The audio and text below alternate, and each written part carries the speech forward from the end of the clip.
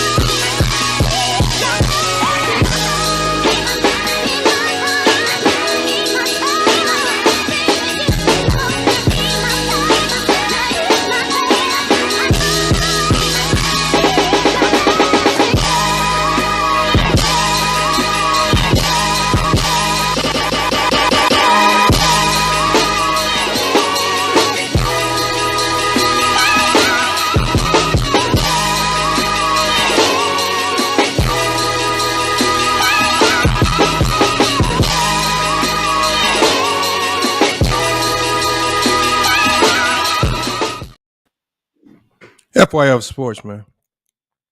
It's Lamont, man. We back.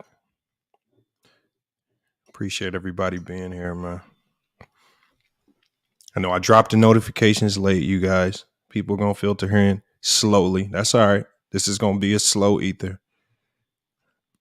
All right. We got plenty of time tonight to get to this. And just to get to the, to the root cause of what's really going on here in all this basketball talk. We got plenty of time to get to it. And we're going to be bringing you guys up to talk about some of these things. Salute to Michael Matroki, man.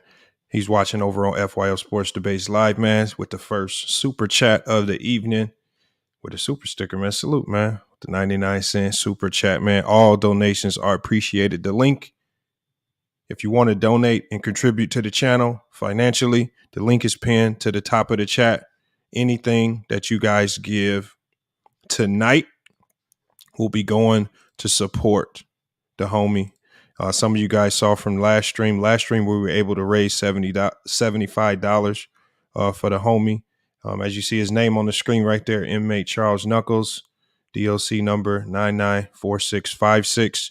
You guys can either hit the Cash App. Anything that you send will be going over to support him on his books as he looks, to better himself.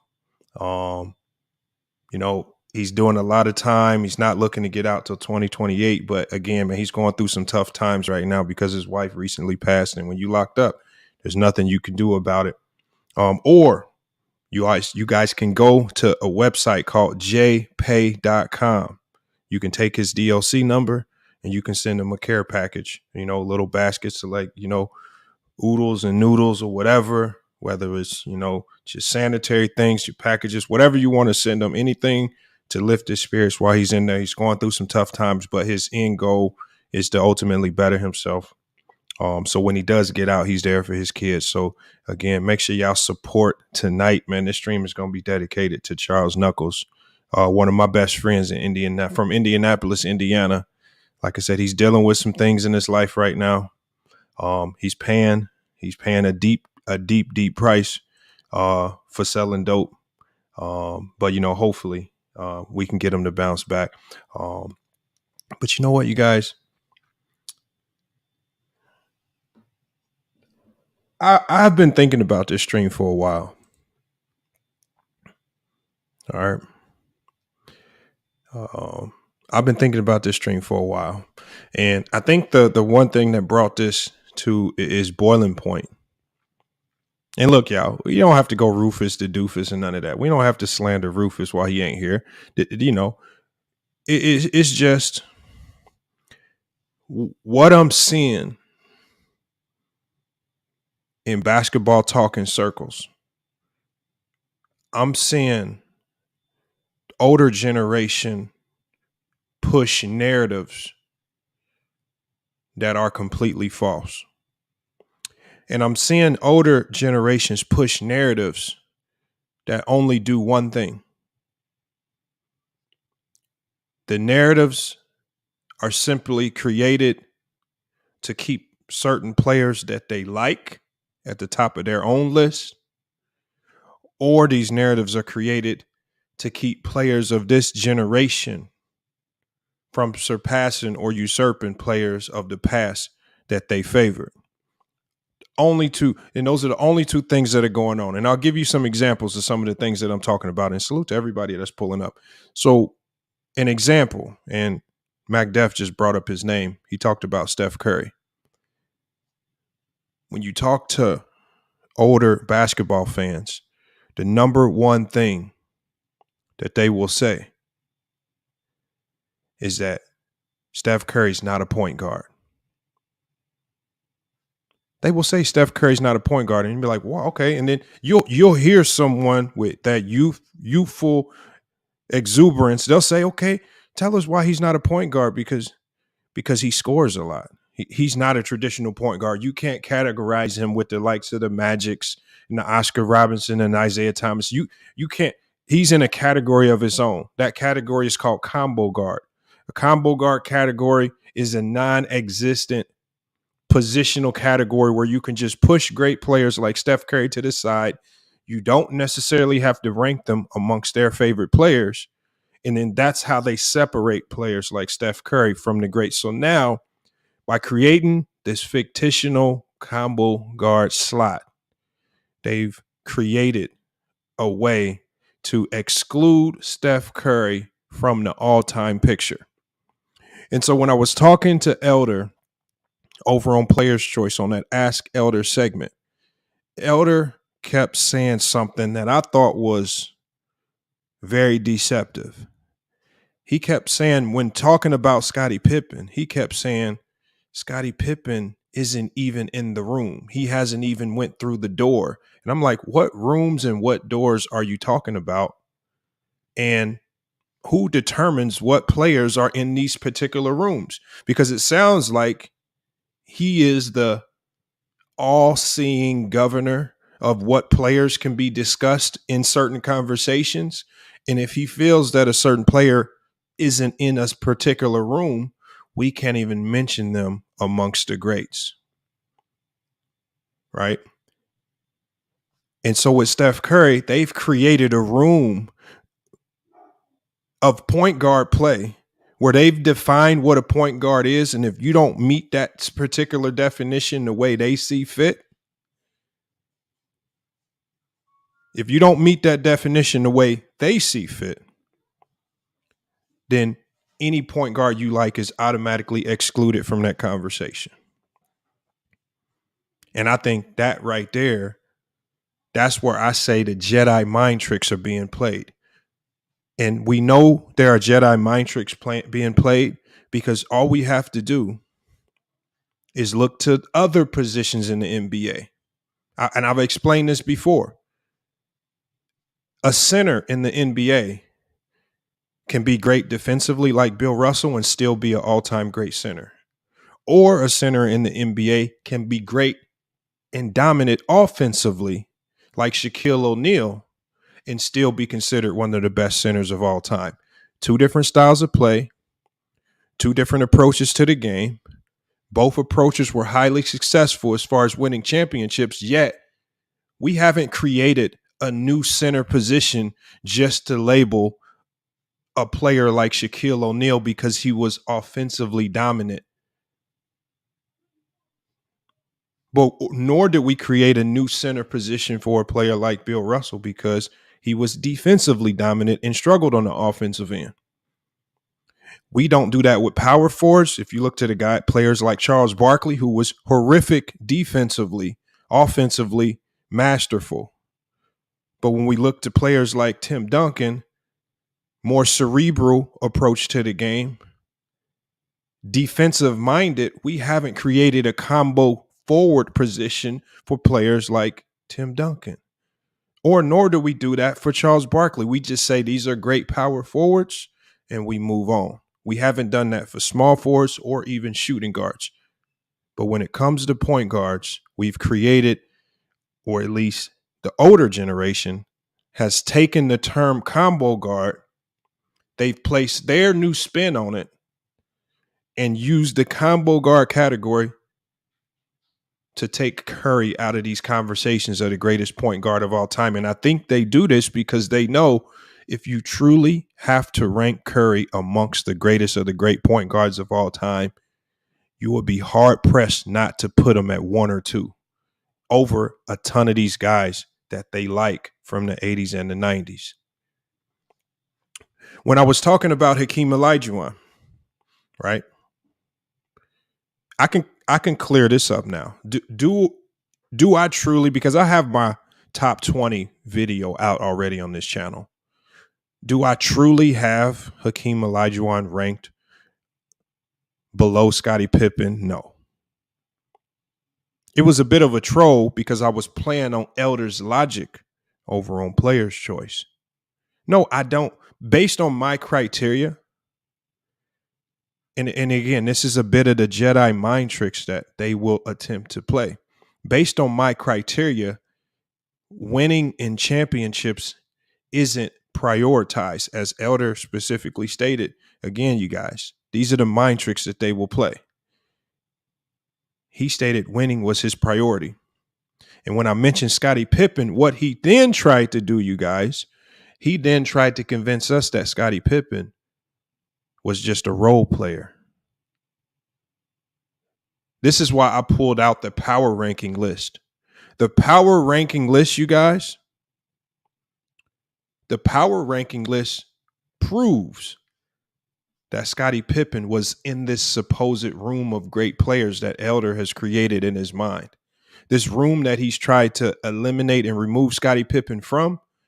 Well, if you look at the power rankings say Scottie Pippen was a top 10 player of the 90s, which means he's in that room to be judged along with Hakeem Olajuwon. And then if you look at what Scottie Pippen was able to accomplish throughout the 90s, all right? I want everybody to just look at it like this. Let's eliminate what they did team-wise, what they did winning-wise.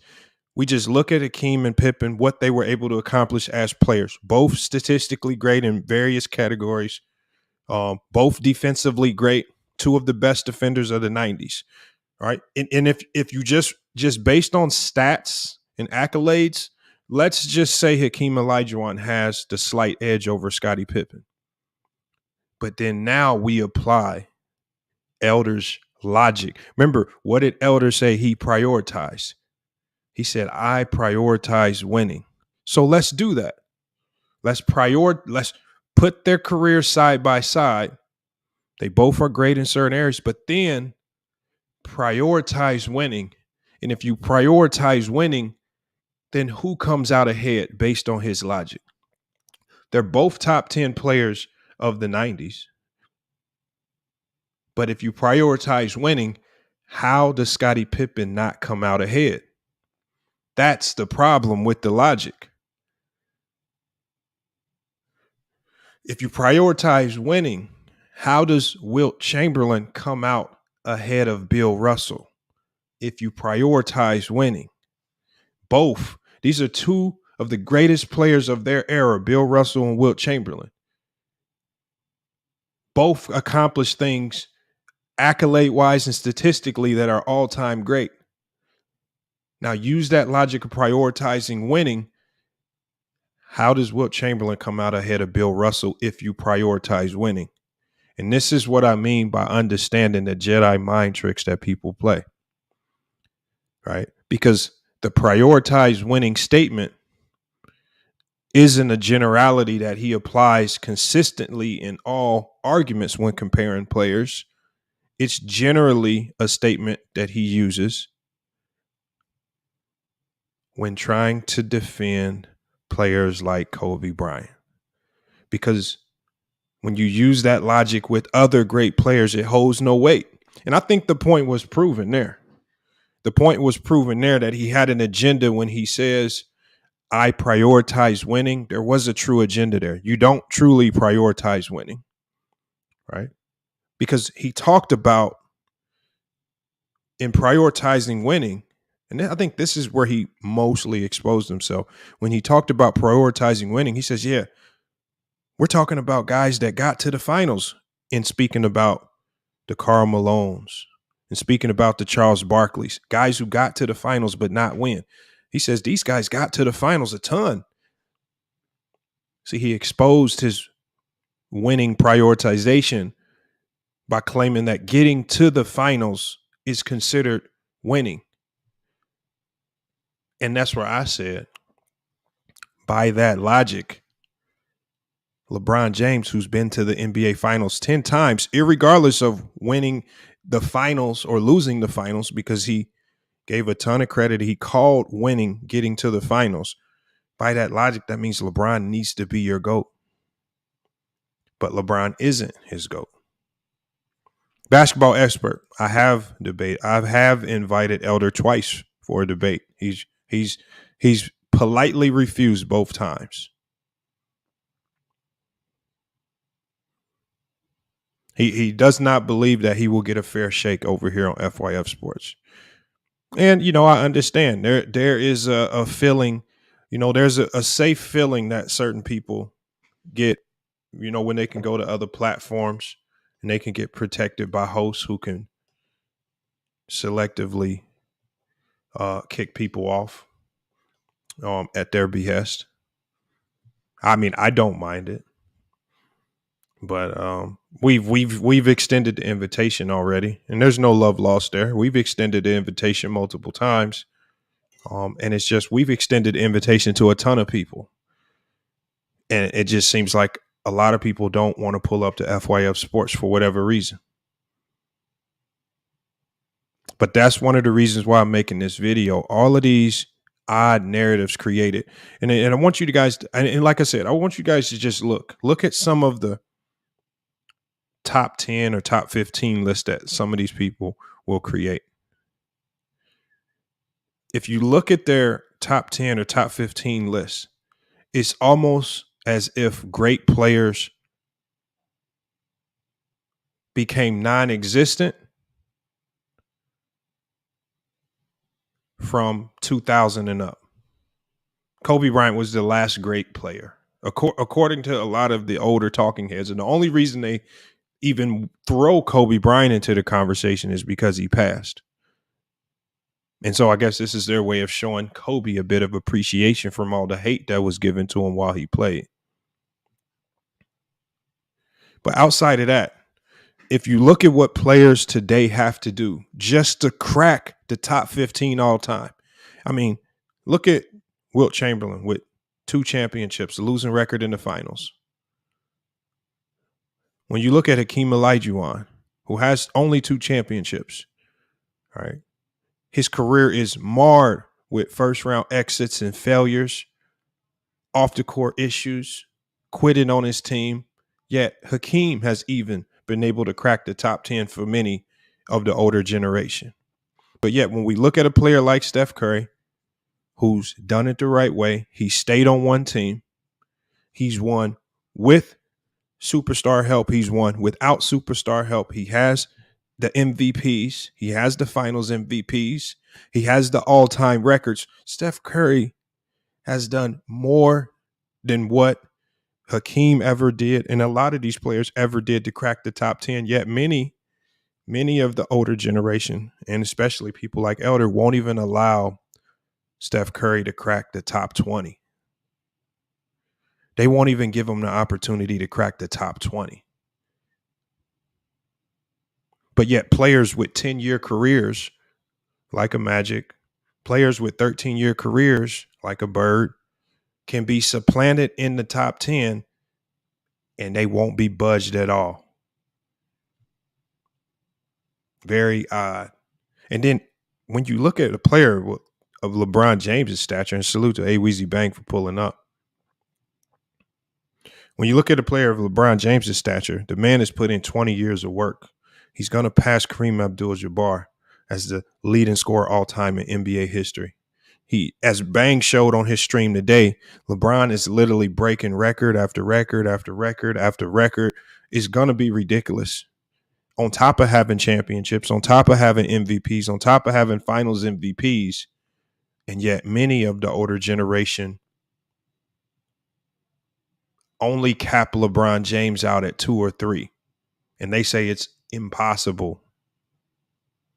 And when you talk to elders sneakily playing the Jedi mind tricks once again, just to cater to the younger fan base by saying that, oh, I'll only label LeBron James as the GOAT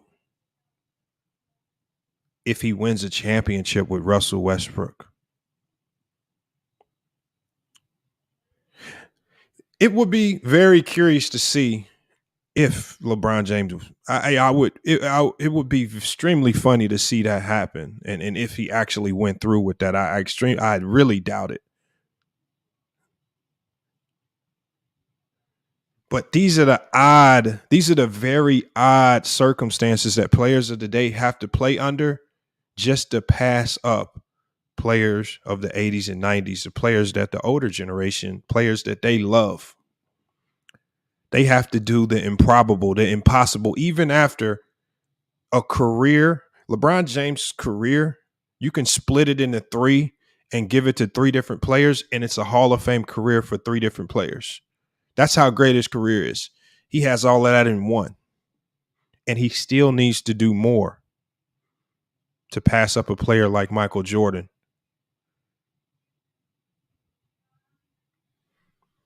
Jordan was great, you guys. Look, let's not take away from what Jordan did. What Jordan was great. But like Shaquille O'Neal and even Dirk Nowitzki, they're saying, look, man, we're running out of, this is what Dirk said. Dirk said, I'm running out of reasons to keep Jordan at the top.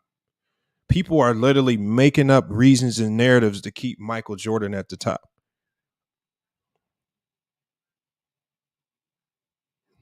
Sad.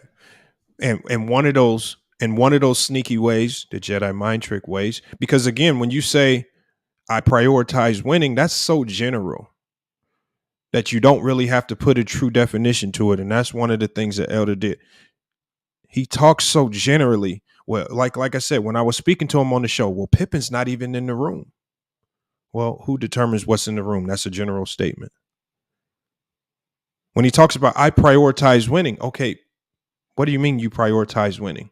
Is it only for your favorite player? But what do you mean by prioritize winning? Is it just getting to the finals? Is it winning the finals? Is it having a winning record in the regular season? Is it winning a record in the playoffs? What is prioritize winning?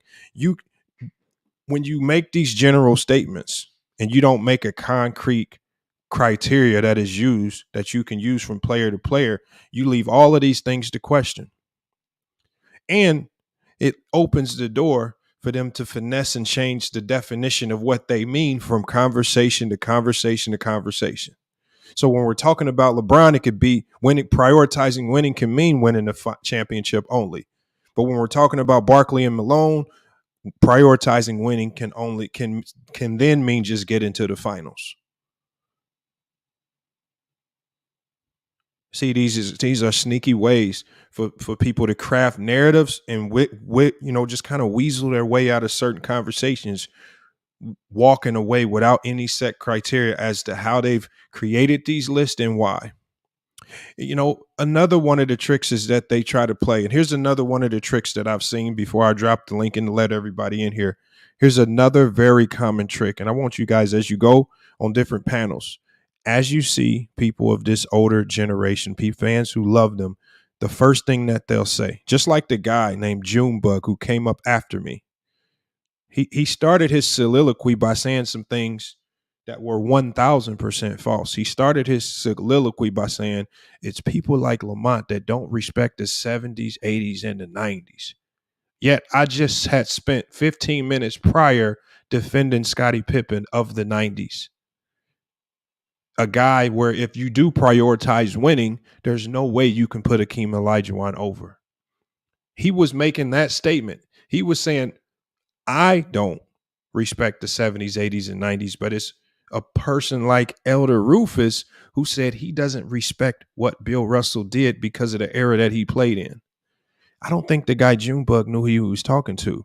See, I have Bill Russell in my top 3 because I don't discredit him for the era that he played in. But see, people like that guy by the name of Junebug, the Jedi mind trick was already working on him. He went up there only to kind of kiss up to Elder and sound like a fan as opposed to come with real talking points. The guy named Junebug, I compel you to actually pull up, if you're listening or if you ever see this, to one of the streams, because I want to know where you got these thoughts from as far as me not having any respect for the 70s, 80s, and 90s.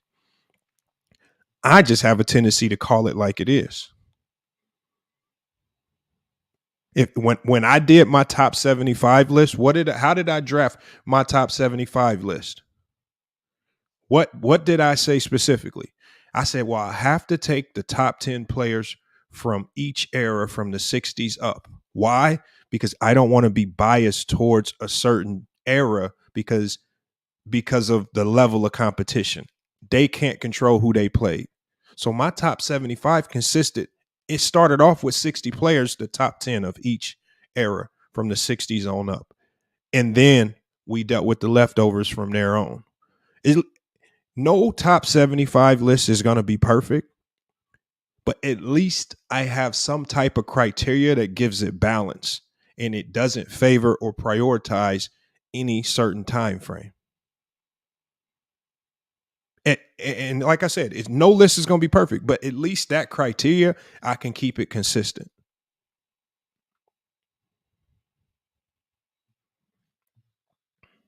We got Pootie Smooth in here. Pootie Smooth in here just keeps cooking. I'm assuming Pootie Smooth is in the comments crying about LeBron James when this is not about LeBron James. So Pootie Smooth, I want you to understand today that when you come in today, you're going to have to come in with real basketball takes because we're not talking about LeBron James today. You're going to have to find a way to break from that Jedi mind grip that people like Elder have on you, and you're going to have to start thinking like you understand the game of basketball, Pootie Smooth.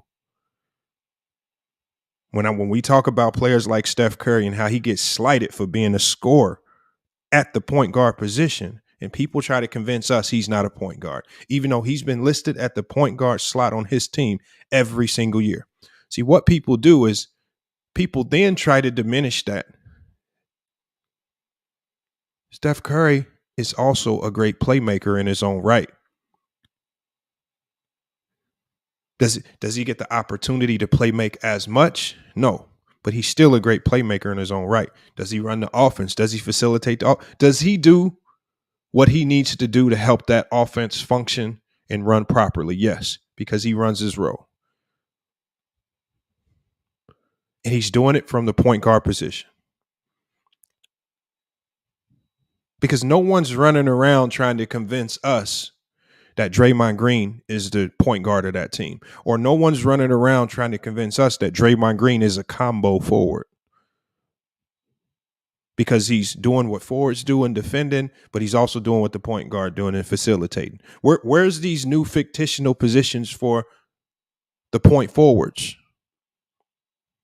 What was the newly crafted and created position for a player like Grant Hill? When Manana comes into the league, he's going to be over 7'4". What fake position are we going to create for him? Look at Keith Cunningham. He says, "Really? Yeah, I'm really. These are all myths, you guys. Steph Curry's a point guard, you guys. That's a fact. The fact remains is that Steph Curry's a point guard. Anyone that runs around and says that Steph Curry is this weird combo guard, no. Put him at the position that he's lifted at and rank him from that point forward." And look at Chief Scottie says, Scottie was the first point forward. Okay. But when we rank Scottie Pippen, what position do we rank him at, Chief? I don't care how you define his style of play, because point forward is just a definition of his style of play. It's not his position. His position is small forward. When we rank Scottie Pippen, we rank him with small forwards. And with LeBron James, it makes this even more difficult. Where do we rank LeBron James? With small forwards? But he's also one of the best facilitators in the league. So do we rank him with point guards? What do we do? What do we do? Or what's going to be next? Are they going to create a combo forward hybrid slot for LeBron James just so they don't have to rank him? What are they going to do? Where do you rank him? Just because a player enters into a position and does things from that position that we haven't seen. And you know what, you guys, look, 30 years from now, there's going to be a point guard that walks into the game and does something at the point guard position that we've never seen. And what are we going to have to do? We're going to have to give that point guard credit for what he's doing great and rank him as a point guard based on what he's doing great from that position. We can't create new positional categories just because we don't know how to break down or define what we're seeing. See, the older generation,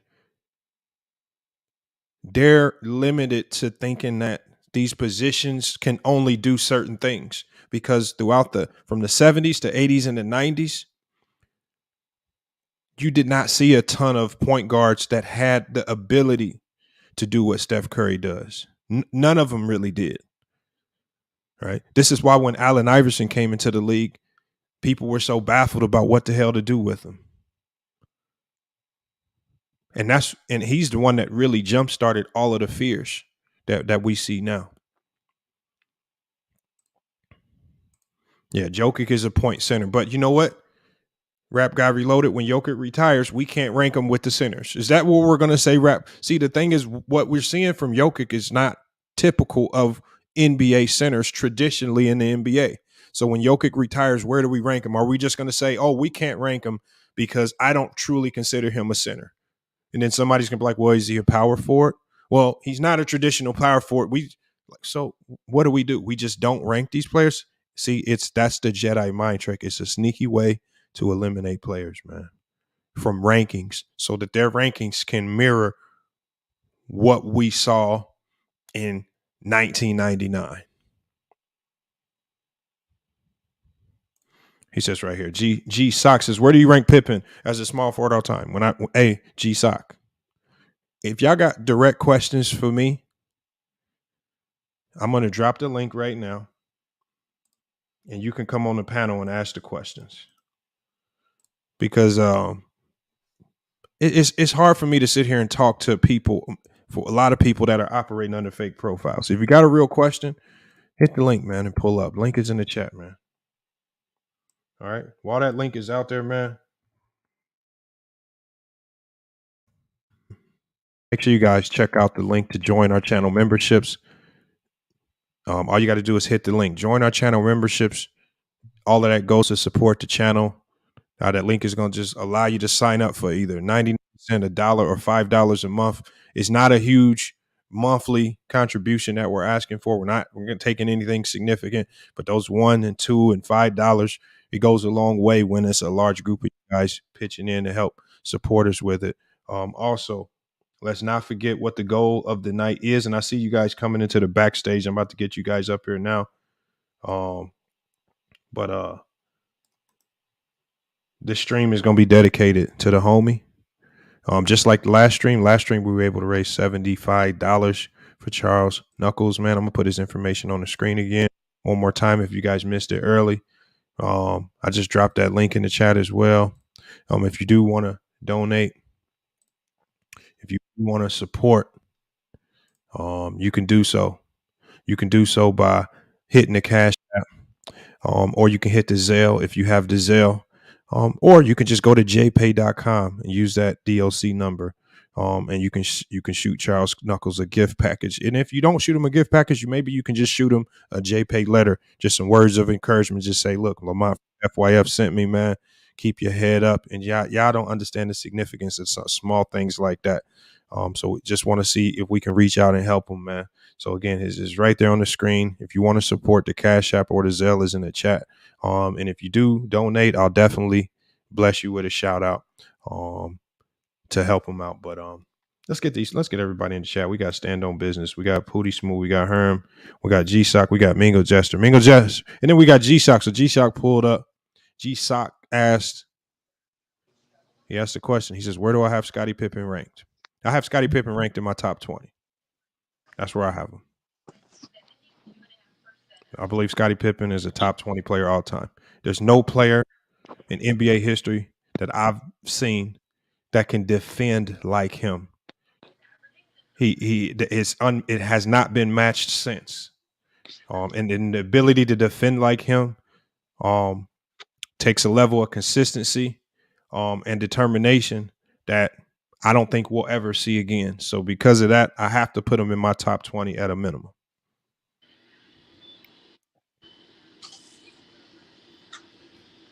Salute, Stand on Business, man. What you got on this, man? I mean, I see what you're saying, but I also understand the other side of it as far as people trying to defend these other players' roles. But what Jalen Rose said to Skip Bayless is what I found. I think position is just for novices to follow the game. To me, I think they need to do away with the technical point guard, shooting guard, small forward, power forward, and center distinction. They just need to do 1 through 5. But like I struggled with that before, but I agree with what you're saying now because it's like just because Steph Curry isn't a traditional point guard as far as he doesn't set the offense up like he did with Mark Jackson when Mark Jackson had him running a lot of pick and rolls. He's more off the ball playing a more traditional 2-guard role. He still guards the point guard and he's still listed as a point guard. So it doesn't make any sense to try to create some makeshift position to rank him. Whereas if you're doing that ranking wise, but I see what people say when they say he's not a top 10 point guard as far as playing the traditional point guard role, but you can't really do that. You got to rank him based on the position he guards. To me, you are who you guard. Here's my number one pushback on that. See, the funny thing is back from the 50s and the 60s to the 70s, the point guard role was completely different. It wasn't until the 80s came around that we started seeing a ton of guards like Magic, and he kind of set the tone for the point guard position being that common position utilized to facilitate and run the offense. Offenses in early basketball weren't necessarily ran through point guards. They weren't the ones to set it up. That's just how the game changed.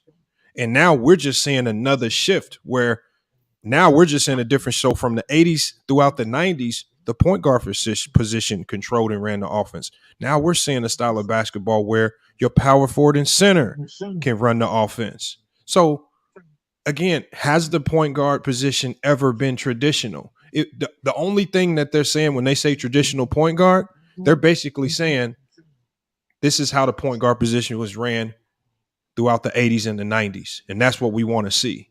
But they don't like talking about what the point guard position was in the 60s and 70s because nobody's going to look at Jerry West and who played point guard position. He played shooting guard too, but he played it different. He was a scorer. He was a scorer from that point guard position, just like Oscar Robertson was a high volume scorer from that position. I think people try to use that traditional point guard crap.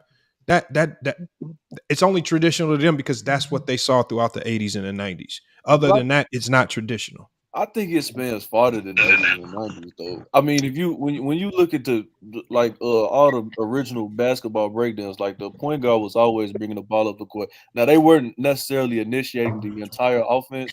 Like they horn sets have been around since basketball's beginning. Yeah, they'll come in, get a horns, get a ball to the elbow, and then they run to the wing. But so yeah, you're always gonna have that. My thing is, I mean, it's at the end of the day, bro, you are the position that you guarded. If you can't be a shooting guard if you're not guarding a shooting guard on the other end. To me, it's that simple. Mm-hmm. Like I said in the past, if you go watch some of these older games, you're going to see Elgin Baylor bring the ball up. We saw Wilt Chamberlain bring the ball up. We saw Bill Russell push the ball up. And like I said, all we're seeing now is the game transition to how it was originally played when it first started, when we saw bigs bringing the ball up more so than just the guards. But let me get to Mingo Jester. Mingo Jester pulled up, man. What's good, Mingo? What you got on this, man? Well, I mean, what y'all talking about? Y'all talking about like positionless basketball? You said, what are we talking about again? Say that again. Yeah. Y'all talking about positionless basketball? Hold on. Somebody has an echo here. I don't know who it is. I think it's Keith Cunningham. So I'm going to go ahead and mute him. No, we're not necessarily talking about it's positionless basketball. I don't, that's terms that can change from coach to coach. Some coaches play positionless, other coaches don't. That's not really, it's not really a common theme throughout all basketball circles. It just depends on the team that you have. If I got a team and I got 3 7-footers and they all dominant, well, hell no, I'm not playing no goddamn positionless basketball. We might play of a more traditional style, depending on who we going up against. If I got a team full of all guards and forwards, well, shit, we might have to go positionless and 5-out sets, and we might have to defend more zone, things like that. So positionless only is based on what you got to work with. That can change because not all coaches go positionless. So, yeah, because my thing was the reason why I asked that question because of what Guy said. Buddy had said if the shooting guard don't guard a shooting guard, then you're not a shooting guard. My thing is in this game, like today's game, if they switch everything, so you might have the point guard guarding the center, or the small forward guarding the point guard. You see what I'm saying? That's why I asked: is you talking about positionless basketball? That's why I asked that question. But that's not your primary. That's not going to be their primary assignment. And everything's not going to be a switch. Like if a point guard switched on a center, bro, that's going to be for a very small period of time. Not necessarily because they switch. Most of these teams switch everything, literally. Bro, but even if you switch everything, you're not finna be guarding no center for no long, extended period of time, bro. You're gonna switch as soon as the ball rotates, bro. You're gonna get back to who you was guarding. Yes, not in today's game. Not in today's game. Today's game is very different from back then. Bro, you're not about to see no point guard guarding no center for no. You see it all the time on multiple possessions in today's game. For an extended period of time, you're not. Yes, on multiple possessions. That's because they switch everything every play. Nah, bro. I disagree. Do you actually watch the games? Yes, bro. Okay.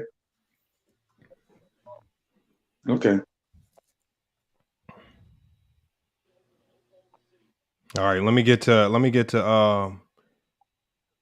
go ahead and just get to G-Sock. G-Sock pulled up, man. I just want to hear his thoughts on everything that we talking about. G-Sock, what you got on this, man? I'm just going to listen to a bunch of stuff. I kind of agree with what he said. Mingo just talked about. But the thing about it is, I understand what he mean by the way basketball is played nowadays because you are switching everything. And just because you play the shooting guard position don't mean you have to guard the shooting guard because now everything is cross-match according to matchup. So you might have a point guard that guards another player's shooting guard, or you might have a shooting guard that guards the other person's point guard.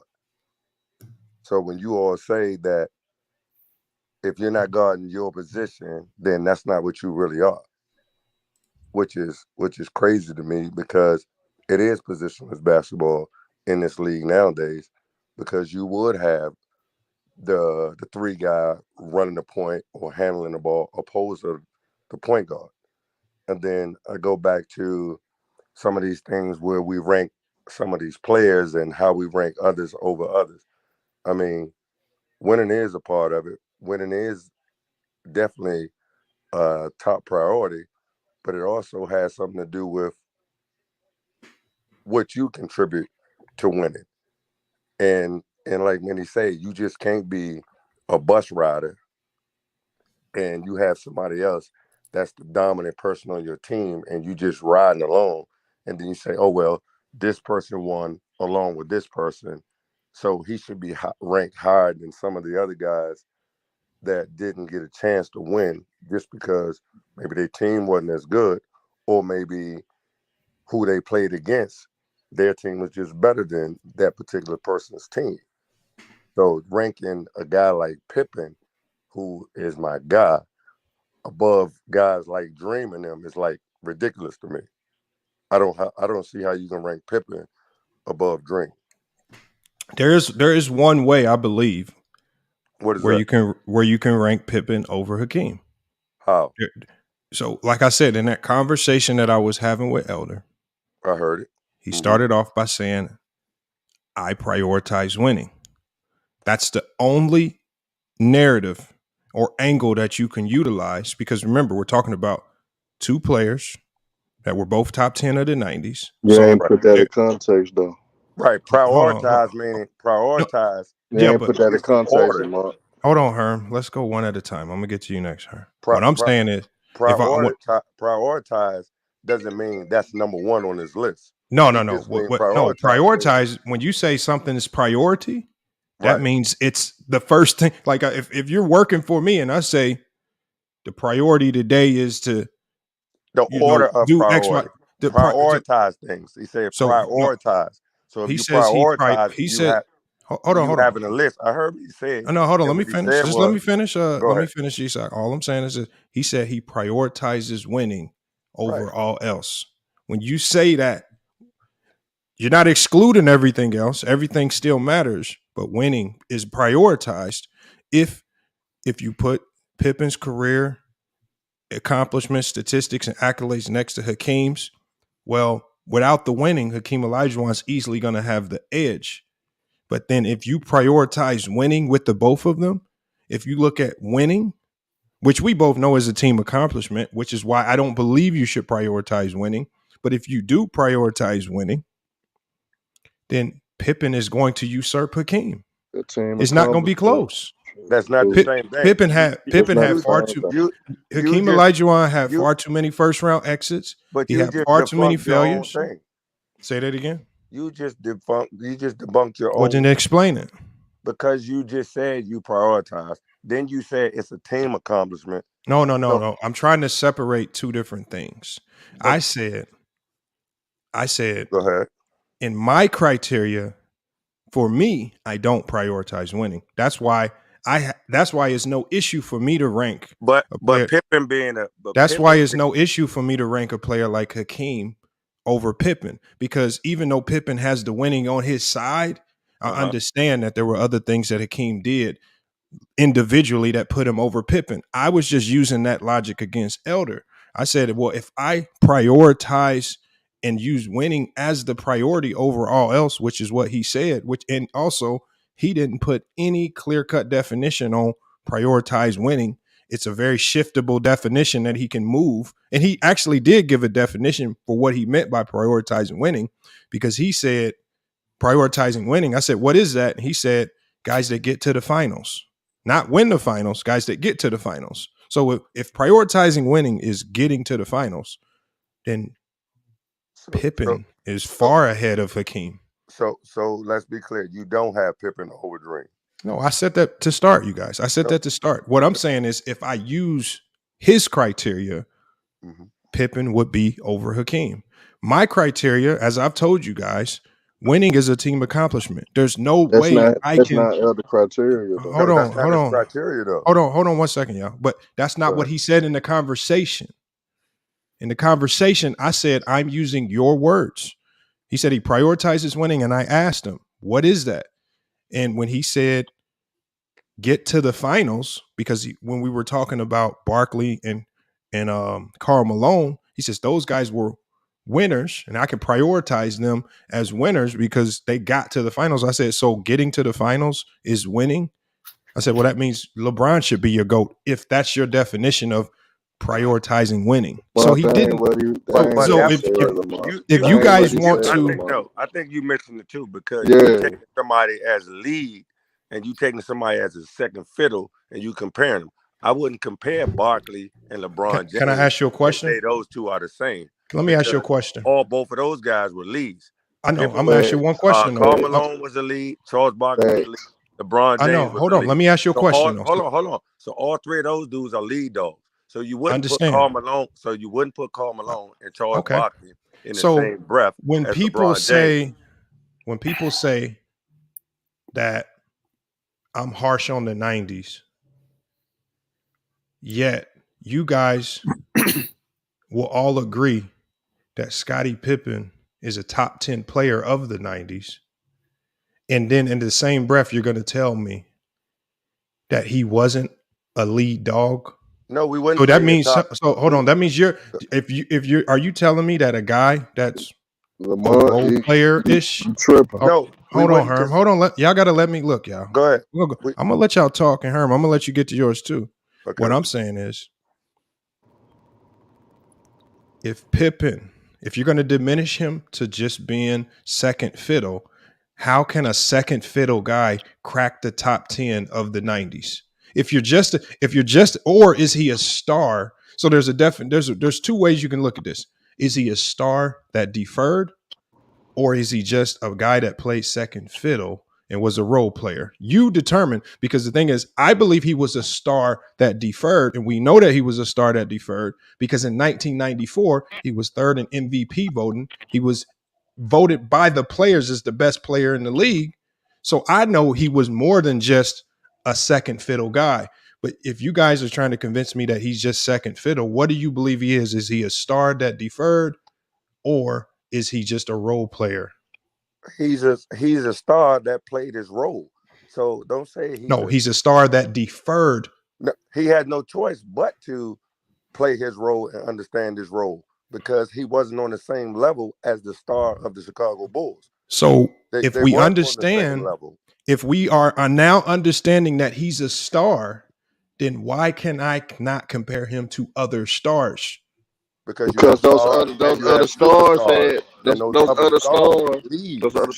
lead roles other than Scottie Pippen. Okay, but when he got the lead role, and when he got the lead role for a year, he did well for a year. But then what happened the next year when he had that same role?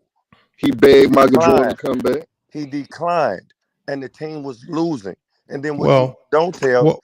First of all, that goes to no. What you all don't say is, and I love how you always say, "Oh, well, the Bulls won 55 games."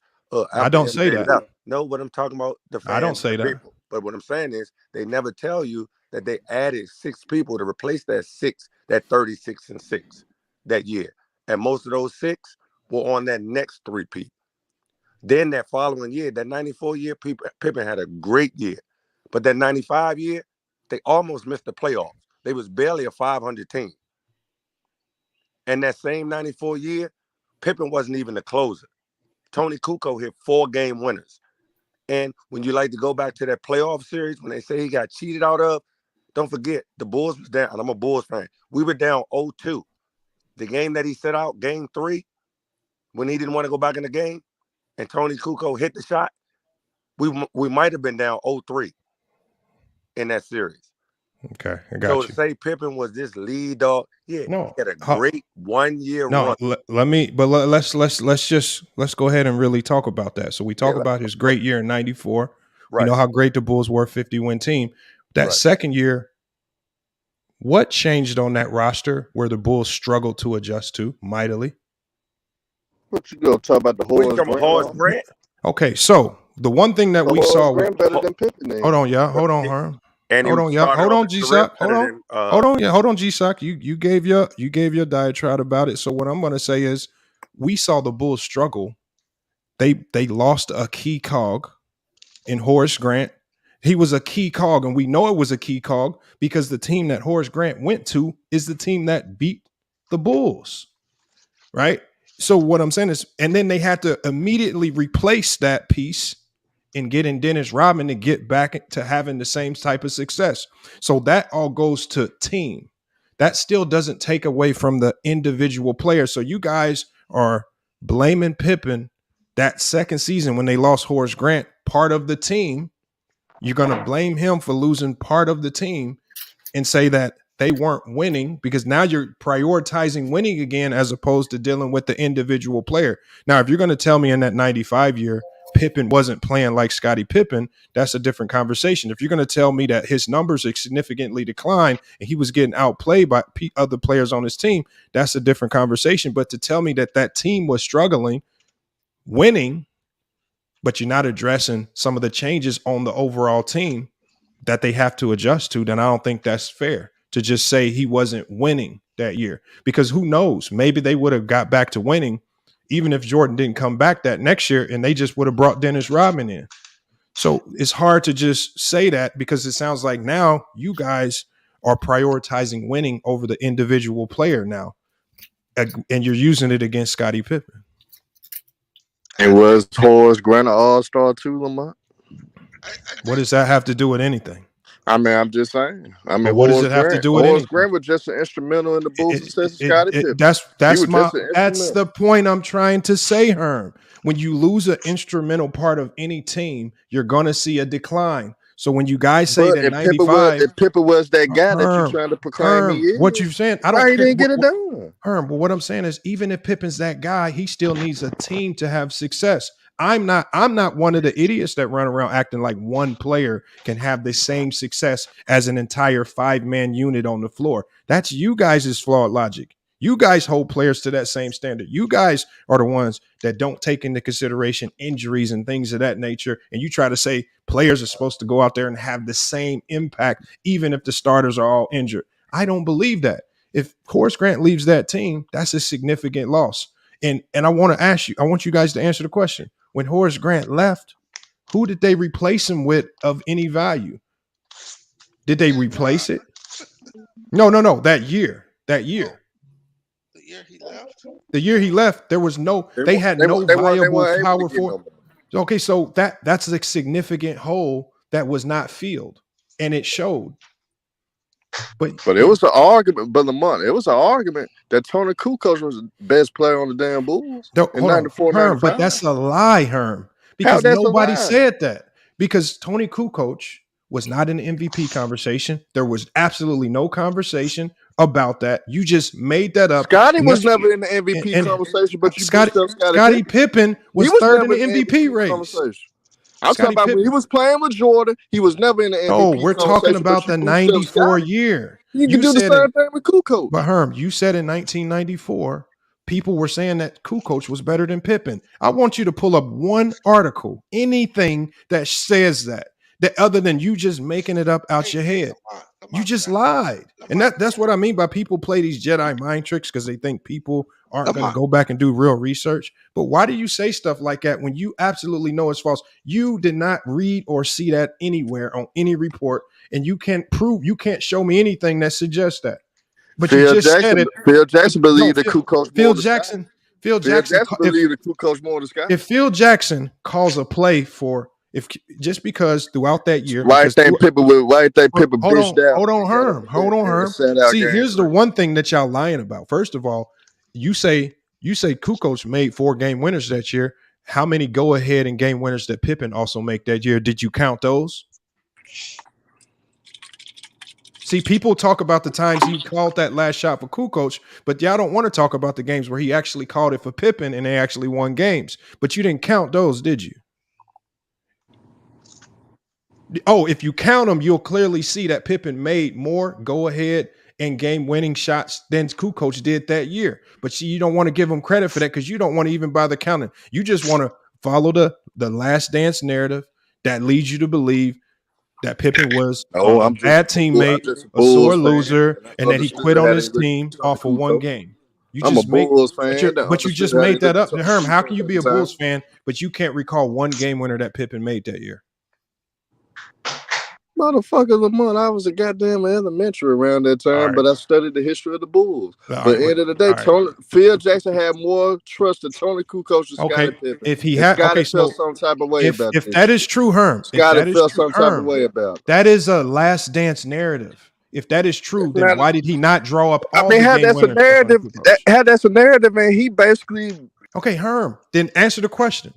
How did Scottie Pippen end up making more go-ahead and game-winning shots that season than Tony Kukoc if he always went to Tony Kukoc when it mattered most?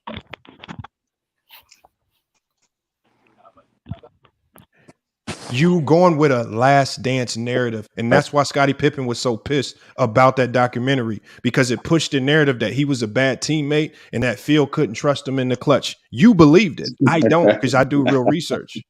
Come on now, Lamont. Now let's not act like Scottie Pippen didn't sign off on that documentary either. He didn't sign off on Nah, it. yeah, Lamar got a So how point. the hell they used him then? No, so it's called editing, bro. When you become part of something like that, you don't know what's gonna be used. I guarantee you he didn't know that was gonna be. But here's my question, right? Regardless of where you think Scottie ranks or what Scottie is, I'm not. I agree. He's not better than Jordan, and that's not up for debate here. But if we're going to use him and say he's a role player and go with that logic, then we can't turn around and put Kobe up there either. Oh God. No, I'm just being serious because I'm just listening, and yeah, Kobe did take over his own team, but Kobe's viewed as having won 5 chips as a main guy, right up there with all the other main guys. That's just not the case. I'm just saying so you got to be careful with our arguments. Scottie Pippen had much more responsibilities than Kobe Bryant. Hey, I'm not getting into no argument like that, bro. I'm not trying to argue. I'm just telling you, bro. Trying to say is when you push a narrative to one player, you can't then flip it for somebody else. That's all I'm saying. Facts. So we don't gotta say that Scottie is Mike. We all know that's not the case. But we can't make Scottie Robert Horry either.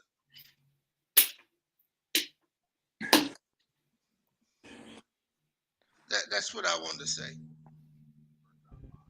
And defense wins championships. That's the part that kills me. Like, people be so convenient when they want to use their argument. Like, Scottie's value defensively is really what set him apart and make him an all-time great. They want to diminish him because he wasn't lighting shit up on the scoreboard. But if you ask those players who he guarded, I bet you they tell you that Scottie Pippen was a made contributor to those championships. That's facts.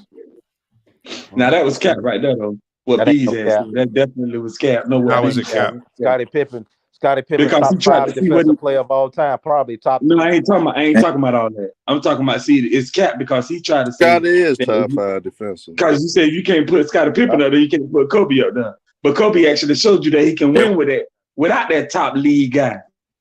Scottie Pippen never showed that. You missed this point though. The point he was making is that Kobe's people that are fans of him, they give him credit for those 3 where he was playing more of a Scottie Pippen type role as if he was the number 1. He didn't play a Scottie. He didn't play a Scottie Pippen type role though. Well, the score was almost right there. He ain't played but you talking about from scoring input wise. But if you talking about impact on the game, yes, he did, bro. Yes, because Kobe defensive impact. I'm not saying Kobe's defense wasn't good, but I'm saying Scottie Pippen's impact on the Bulls was just as much as Kobe's impact on the Lakers, bro. No, it was more. And he did it more efficiently. Nah, well, Scottie had a more well-rounded game. I mean, like Lamont alluded to earlier, and shout out to everybody on the panel, my bad. Like Lamont alluded to earlier, Scottie was probably the best perimeter defender of all time. I mean, when you really break it down. No problem. He was a better assist person. He was a better rebounder than Kobe Bryant, so he actually contributed more. Most people just focus I disagree with all that. Well, can I finish what I got to say? You can disagree all you want. Go ahead. I don't give a fuck. Go ahead. Whatever. Like I was saying, I think we all can safely say that Scottie Pippen was the better defender. He would defend the best players on the opposing teams, which freed Michael Jordan up to score those 36, 33 points per game that he was scoring. It was a lot easier when he had Scottie Pippen in there. That's just a fact. Correct. Like, y'all can take it however the hell y'all want to take it, but that's the honest to God truth. And shout out to Showtime. Herb, you was in there. I went in there and jumped on this debate talking about Luka, and I got bombarded by Kobe Bryant fans and really couldn't express how I really wanted to put out what I had to say regarding Kobe Bryant. And I was a Kobe fan. I watched Kobe just like everybody else did. But I'm not going to sit and lie because he died, propel him into standards that he don't belong, because that's not the case. Like, Kobe Bryant was a notoriously selfish player. That's what that mamba mentality represented. And in the team concept, I don't reward selfishness. Facts. So y'all can sit here and try to cap for him and do all this stuff. Hold on, just let me get done with my whole thing. Go ahead. Because I look at the player efficiency ratings. Kobe Bryant is all the way down at the bottom when it comes to elite level players. The creme de la creme, so to speak. I don't see him even listed in, where is he at? 19th? No, let me see. Hold on. Kobe Bryant. Kobe Bryant is ranked 29th, so he's not even in the top 20 in player efficiency rating. Like, all that type of stuff matters. You see, y'all disregard all these numbers and then just look at his points per game. But in his points per game in the finals, Kobe Bryant is one of the lesser performers in the finals. Like, all of that stuff matter. Even when y'all say he got his own team, he still got his own team, but he still name me the Kobe Bryant moments in the finals. Like, you can name Michael Jordan's moments in the finals. You can name LeBron's moments in the finals. You can't name one Kobe Bryant moment in the finals. Yeah, again. These guys have moments, plural, more than one. So when you break down his career in whole, yes, he was a great player, but let's not negate the fact that he did play alongside one of the most dominant forces in NBA history. And I'm in a stream being told that Shaquille O'Neal really didn't do shit before Kobe joined them and all this stupid ass shit. So now everybody diminishing Shaquille O'Neal just to pump up Kobe Bryant, which is the stupidest fucking shit I ever heard in my damn life.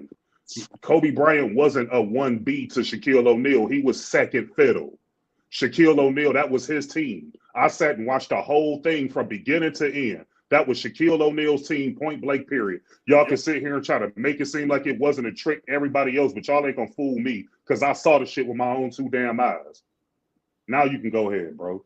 Nigga, first of all, you lied twice. I ain't lying about because you said Kobe didn't have a hold on. Because you said Kobe didn't have a moment. First of all, he won that game 4 in the finals with Shaq fouled out. That's one moment. Then the second moment was when he grabbed those 15 rebounds and played excellent defense on those guys. That's another moment. So you lied about that. That's number one. You're the only person that USFM and MacDef, the only 3 people on the planet that know that. Yeah, that ain't no nah, you lied though. Don't try to change the fact that you just lied. Hold on, sir. Don't try to change the fact that you just lied. I'm That's not number lying. one. Those are not moments. Yeah, you did. Yeah, you is lying.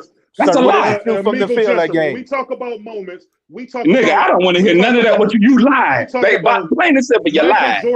That's plain and simple. We talk about moments. We talk about you lied. Michael Jordan's That's shot. plain and simple. We talk about LeBron's also, he is right, Mingo Jester. Mingo Jester, he is right. He is not right. He a liar. Mingo Jester. He is not right. That's a lie. Mingo Jester. What Khalil is saying is this right here. When man, come on, Lamont. Don't try to explain that to me, bro. He lied. Plain and simple. Well, that's why we're going to explain it right now. So what he's saying is when we talk about real playoff moments, we're talking about nice real playoff moments. Man, get out of here with the cap. All right, Mingo, you don't got to get emotional. But what you don't no emotional, but y'all. All right, hold on. Like, again, bro, y'all don't have to just like panic. Just let people get their thoughts out. I'm not talking about your mama or something. Everybody go on these weird diatribes and stuff. Just let people finish their sentence. All I'm saying is, what we know as true playoff moments are things like what he just said. Jordan's shot against Utah. Things like that. The LeBron's block against Golden State. Those are true playoff moments. To tell me that a Kobe playoff moment is him grabbing 15 rebounds in a playoff series that he was playing horrible in, and you try to convince me that the thing is, if you're going to give Kobe that, well, you know Scottie Pippen has 1 million of those types of games. 1 million. Like if you're talking about grabbing rebounds, like Scottie Pippen has. First of all, you'd be hard pressed to find the finals where he played bad in, or even a playoff series. But he has a ton of those games. So if you're going to handpick 3 of those Kobe games and say that this is why he's not a second fiddle to Shaq, well, then that definitely makes Scottie Pippen not second fiddle to Jordan, because he had a ton of those games, far more than what Kobe had. Hey, Lamont, that's cap. Because what about 2001? 2001 Western Conference Finals. That's still one series. Western Conference Finals. I'm talking about the finals. I'm talking about that's still a few games. The main stage.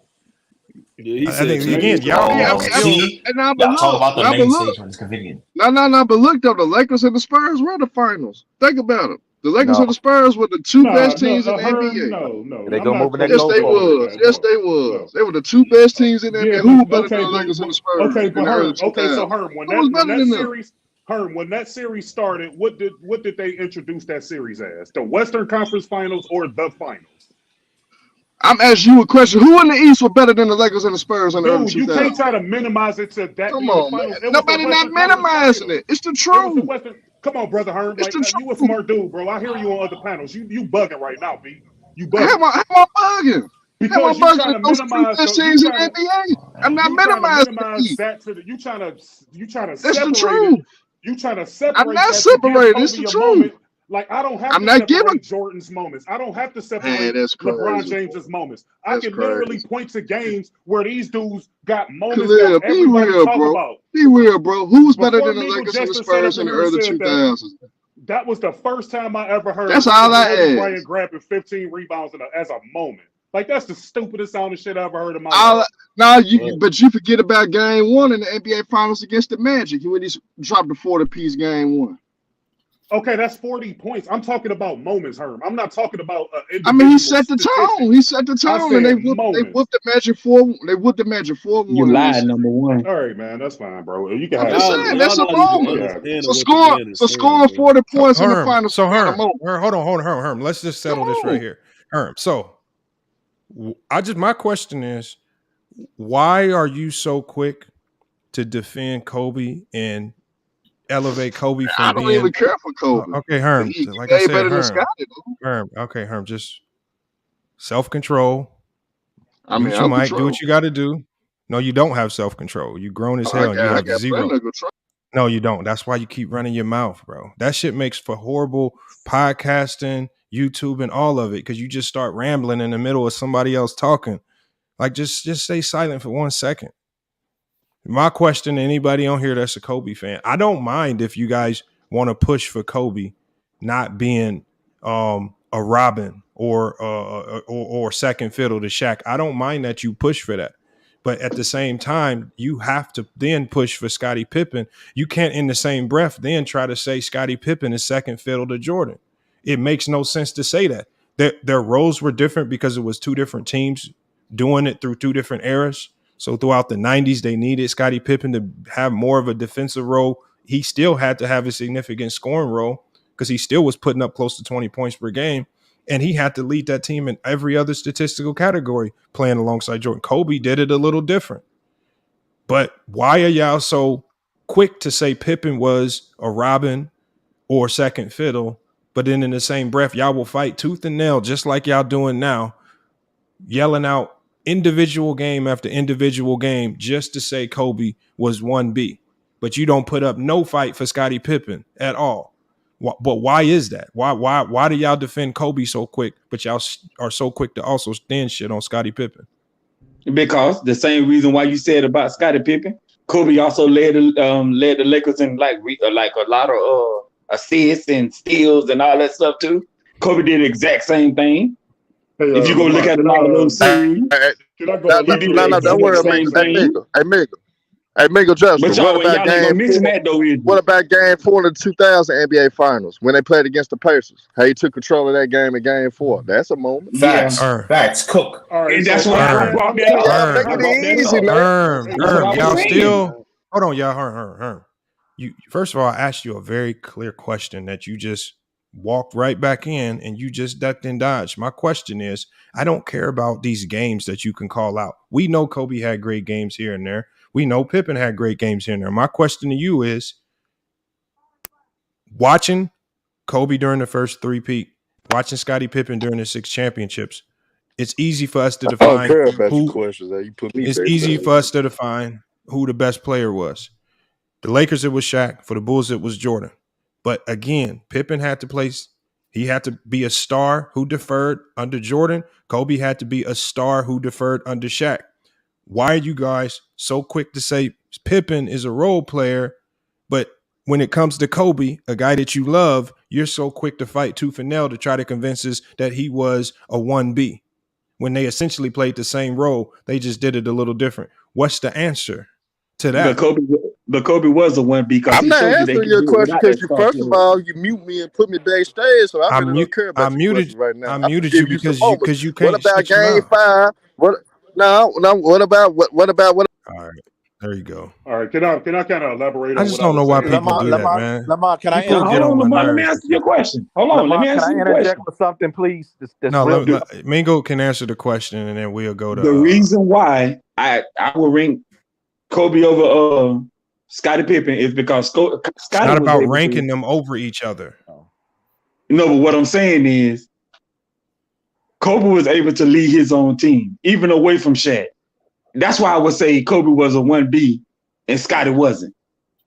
Because Kobe showed you what he can do away from that number one option or that number one player.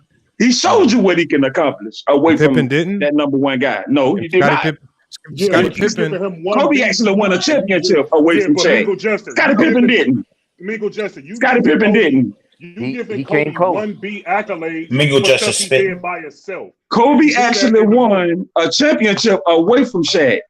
Kobe, Thank you. Scottie didn't. Thank you, Mingo. Lamont, Thank you, Scottie Mingo. didn't. Okay, so hold on, Mingo Jester. So basically, what you're saying is, up until the point where you saw. So basically, this is what you're saying. You're saying you considered Kobe a role player up until the point where Shaq left, and then you were able to see him do it without Shaq. No, hold on, Mingo Jester. Mingo Jester, you just told me. Go ahead. You just said out your own mouth, Kobe did it. He says, you said Kobe was able to win championships as the lead guy, right? Mm-hmm. So if that's your reasoning, that means up until the point, because while he was with Shaq, he hadn't shown you he could win championships as the lead guy. So he didn't prove this to you until after the fact. So are you telling me up until he actually proved that to you, that means you thought he was a role player? No. Okay, so what made him not a role player while he was with Shaq? Because it couldn't have been that he won championships, because he hadn't won championships as a lead guy during the first three-peat. He did that after the fact. So you're using what happened after the fact to try to label him during the first three-peat. Why is he not a role player during the first three-peat? You hadn't seen him lead anything up until that point. Because what of what made he was him a doing role before. player during the first three-peat? Is it because you just don't want to? Because is it just because your feelings say so and you don't have a real answer? Because your answer talked about what he did after the fact. Because the same thing you use for Scottie Pippen is the same thing Kobe got. He led the league in assists. I mean, he led the team in assists. He led the league in the team in steals. All that, like the same exact thing, you know. And then some of those series, he led the team in points. Hey, Mingo, you just made his point, bro. Right. Exactly. You just don't even made fucking his know it. point, and you don't even know it, bro. Don't even know it. Listen at what I'm saying. I understand what you're saying, and I get what you're saying. But my thing is, my whole argument of the whole situation is Kobe was able to prove that he can do without that number one option. Okay. Which was Shaq. But the Exactly. point, that's my whole point of the whole situation. Hold on. My point wasn't if Kobe was ever better than Scottie Pippen. We all know he's not. My point is that when you make the stance that Scottie Pippen is a role player, then you have to make Kobe a role player. No, you don't. Hold on. Yes, you do. Because you don't. No, and I'm gonna tell you why. You can't have a standard for one and not have the same standard for the Scottie Pippen never led the Bulls in scoring. Mr. Mingo Jester, let me explain. Bro, let me finish. Thank you. Mingo cooking. Scottie Pippen never led the Bulls in scoring. Bro, Scottie Pippen led the Bulls in a lot of categories. I said scoring. Okay, so if you can't be great if you don't score. You're a role player if you don't score. That ain't what man, Bees, you know what I'm talking about. Don't play crazy. You know exactly what I'm talking about. What I'm talking about, bro, is not who's better. I'm talking about when you make a statement and you make a standard for one player. Oh my God, man. It applies to all of them. Hold on, y'all. You can't switch your arguments, bro. Lamont, that's all I'm saying. Hold on, let me address this comment. Look, y'all. Chief says Ticket is calling you out. Chief, I'm live. I'm running a show. What I don't know what, like, I can't wait to see one of you guys at work, working, cutting carpet or whatever you do. And I'm going to be like, I'm going to go say, somebody's calling you out on a podcast. And I want to see if you guys up and stop what you doing to go hop on somebody else's live. Look, y'all, I'm over here working. And also, you guys, if people want to speak to me, your opportunity to speak to me is now. All you got to do is click the link and pull up. I don't, like I said, I'm not, all you got to do is pull up. Why do I need to stop my whole show just so I can go to another man's podcast who's had me blocked for multiple years?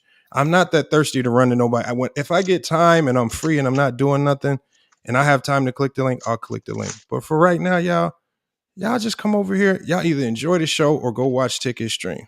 But right now, I'm not about to stop the presses because somebody say they calling me out. If they really have an issue, they would click the link, which we know is a ton of people that have an issue with clicking the link over here at FYF Sports. There's a fear of that because they don't have the control over here. They can't control it. So like I said, I'm live right now. When I'm done, if I have time, I'll go over there. Right now, I don't have no pressing desire to go run to nobody's channel because they supposedly calling me out. Y'all got to stop with that nonsense. It's not that serious. And if people really wanted to have a conversation, it's easy to get a hold of me. My phone number is on Facebook, right? You can easily text me. You can reach out to me on IG or you can click the link. The people that y'all say want to have a conversation with me have done zero of those.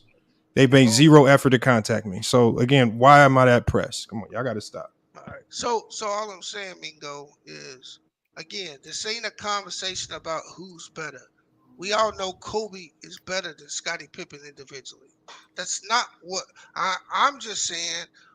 When you say one of the best players in the 90s is a role player, when you make that statement, then you got to apply that to everybody else. So that's why I said be careful how you apply stuff to certain players, because players you like, if you keep it unbiased, fall under that same narrative.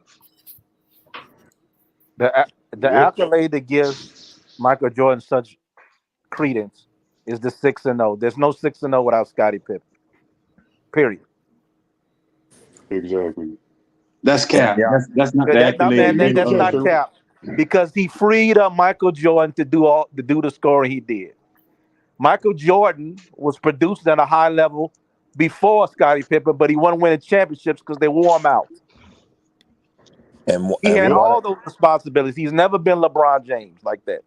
When Scottie Pippen took over the leadership role as far as playmaking and being the lead defender and rebounder, and that's when the Bulls took off and won the 6 championships. Try to ask Michael Jordan somehow. He'll tell you that. Hold on real quick, bro. Grady Jackson, I see your little comment there. I know. How many years was Phil Jackson coaching as an NBA coach before Michael Jordan? Fucking bozo. Now I'm gonna go into my Sturdy. Yeah, but Phil Jackson actually did have a championship. It was outside the NBA. Yeah, that's why I phrased it. But he did have a championship outside of the NBA before coming to the NBA. As the NBA. So, Mingo Jester, real quick, just to kind of reiterate what I was saying, to go into more depth. Kobe Bryant played in 37 games, and this is the point that I was telling you about. I was trying to get you to understand, and he played in 37 NBA Finals games, right? Out of those 37 games, Kobe Bryant only shot 50% 4 times out of the 37 NBA Finals games. He shot less than 35% or less in 13 of those games. So where's these big moments that you keep talking about? You know, and a lot of those games, Shaquille O'Neal getting double and triple team. What'd you say, Beans? I said, hey, and salute to Herm in the Cash App. Yeah, I appreciate that, Herm. Let him finish what he's saying. I can't hear you because somebody else start talking.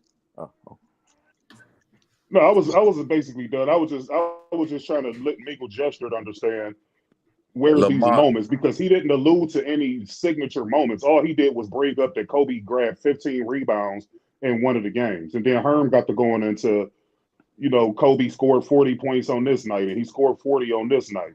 Well, he probably didn't shoot 50% because at the end of the day, when you score that high volume of points, your efficiency is what really matters. And like I stated, in the 37 games that he played, he only shot 50% 4 times out of 37 games. Shot 35 or lower 13 times. Wow. So where's the moments at? And you can go look this up. I was sitting here researching while y'all was talking because I wanted to drive my point home to Mingo Jester, who made me out to be a fucking liar, which is not true at all. So you show me where I lied at. Man, listen, like Lamont said, I think Lamont stated this in one of his videos when he said Kobe had to shoot a lot in order for the offense to work. I think Lamont said that. I think Lamont said that. Well, I don't want to lie on Lamont. Didn't you say that? Phil Jackson. I don't want to lie on you. He said that Phil Jackson encouraged him to do that because that's what made it work. Yeah, so just because Phil Jackson gave him the green light, that don't excuse the fact that he shot poorly from the field and he only averaged 25 points per game. And y'all sitting here telling me he a 1B?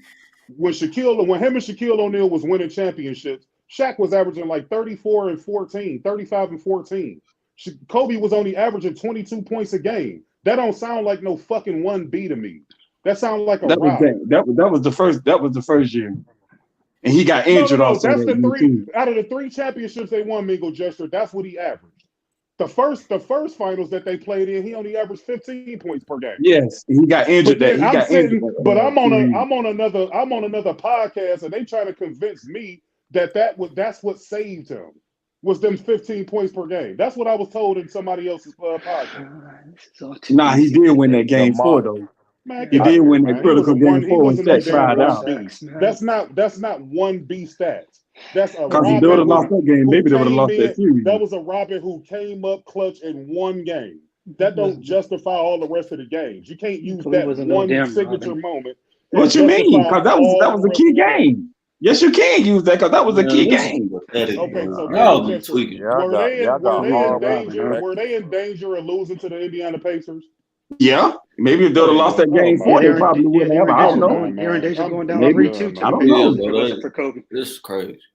I'm done, bro. Yo, I can't. Let me say a couple things. First of all, to answer your question, the reason why they talk about Kobe how they do versus Pippen, because Kobe was the closest to Jordan as far as likable, his mannerisms. So likable. That matters into how y'all look at players and media and how narratives influence you guys. Yes. Shaq could do no right with Kobe. He was the closest to Jordan. So even in your minds, whatever happened to Jordan, whatever happened to Kobe, he still, the way he shoot, it was the closest thing to Jordan. He can have a bad game 7. Hey, Kobe still saved the day. Nobody gives Ron Artest that credit. But with Kyrie, he made one big shot with LeBron. Y'all gave Kyrie all the credit. You see what I'm saying? It's different. No. How many scoring titles did Kobe Bryant have? 2. You talk about scoring titles? No. Let me ask you a question. How many scoring titles do he have? I just said 2. How many Michael Jordan have? How many Michael Jordan have? You said he was like Michael. How many Michael Jordan have? His mannerisms, the way he so that creepy ass thing.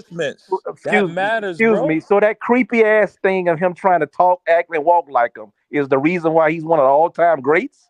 No, I didn't say. Did I? You say said that? it's mannerism. Do you know what mannerism means? Listen. I'm saying how you look at the player. Oh, Kobe is an all-time great. Now let's not do that. We're not going there. He said mannerisms. Do you know what that means, bro? Listen, yes, but we're not going there.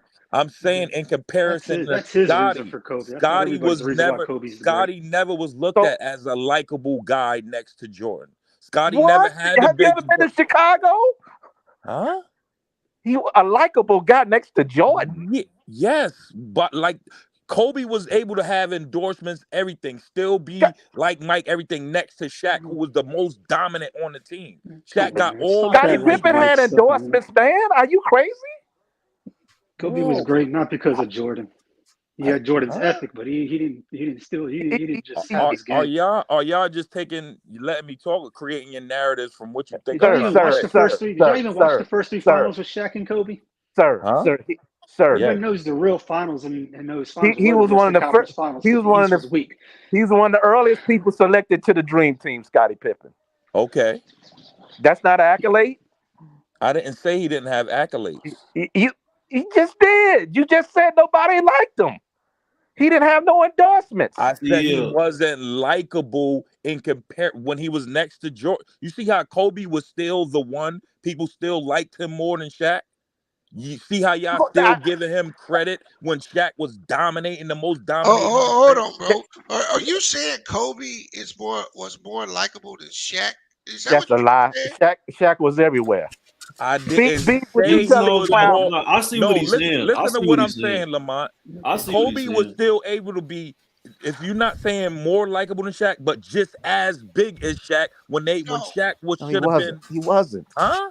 Are He you Yeah, he wasn't. serious? was. Look at how I y'all think Yeah, talking he about was. it Yes, he now. was, man. Yes, he Shaq Look how was. y'all Shaq talking ain't about it Still all have now. platinum all-star records. his Hold second on, year as It's CL. All-Star an and All-Star team. argument of who Hold was up. I leading that. think I get. Yeah, one at a time, y'all. One at a time. I think I get Lamont, what you're if it trying to wasn't, say. look how people argue now. Y'all Hold on. can't even say Shaq. I brung up a thing on another podcast about Shaq getting the MVP all the time. You know what they said to me? Well, Shaq had the favorable matchup. He should have dominated. That's what y'all Well, say. Because Kobe no, didn't that's still not what Isn't I that lose. said. true? It's true, No, isn't it? I'm not talking about you, Lamont. I'm just talking. No, That is true in the No, finals, no. though. I No, it that's see. not is. true. I In see. the Because everybody finals, know it that is. whoever won the Western Hold on. Conference is going to win I those don't know what to finals. do And that's next. where Kobe shined the most, I is in the think I Western see what Conference you're finals. saying. You're basically saying Kobe was able to have his own persona, even though he played Nobody next thought the to Yes, Sixers were And going so to win. Nobody with thought the that, Nets were going to win. with that, I will agree with you. But to say that he was as likable, no. Kobe never got the media push that Michael or LeBron got. I didn't say Michael LeBron. We talking about Pippen, brother. That's what I'm saying. So when we say Kobe was just like Mike, I'm saying no, he wasn't.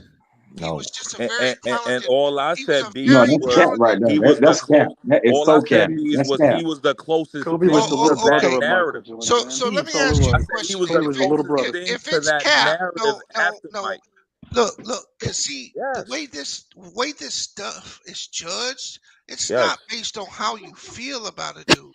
It's based on jersey sales. It's Right. based on TV ratings. Right. It's based on the ability to sell. And Kobe never sold anywhere like that, bro. No, ain't close. That's cap. Nowhere. It Hey, ain't cap. hey, Bees, can I That's ask you a cap. question? Because Kobe was locked Lamont. all Not over after there in Colorado, China and right? everywhere. That's After cap, Lamont, Colorado. man. please. That is Bees. so All cap. I'm Kobe had saying Just that is quick after question, after Colorado. Mike. fellas. Hold on, Just y'all. One at a quick time. I want to hear the Lamont. question. What's the question? Lamont, pull up Michael Jordan's endorsement money in the 80s and 90s. For what though? Because he's Yeah, that's sitting what up I'm there. saying. The argument is Kobe was on par with Michael Jordan as far as I didn't endorsement. say That's that. not what All he's I'm trying to saying, I say. did not That's not what say he's trying that. to say. That's not what he's saying, But CL. Nobody's on par with Jordan when it a comes to. segment I of get some. no. Yeah, I but get that it, even is though. irrelevant too because endorsement money when Kobe played Exactly. was much greater than it was a shit ton more players were getting endorsement money around the time Kobe started to rise. More shoe deals. Having a shoe deal when Jordan played was extremely rare. So I don't really want to compare stuff that don't really mean Hey, nothing. Bees, can I ask you a question? Yeah, go ahead, bro. Who had the greater impact on the Lakers franchise, Magic Johnson or Kobe Bryant? That's easy.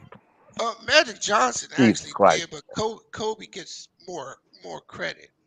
Kobe gets Exactly, more love. Bees. They You love The Kobe arguing brother my more. who point said that's again. easy to answer. Who Hold who on one would you second. say?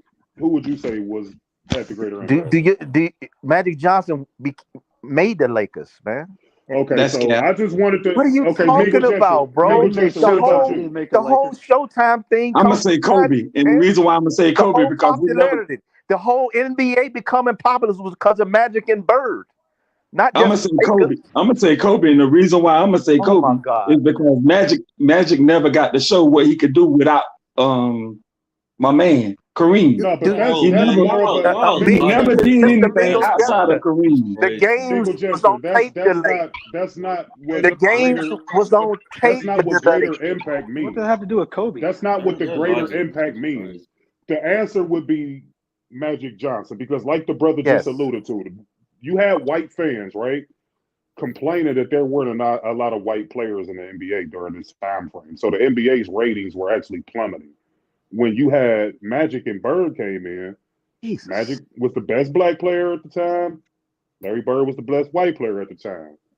So those two literally propelled the NBA into where Jordan took it and made it global.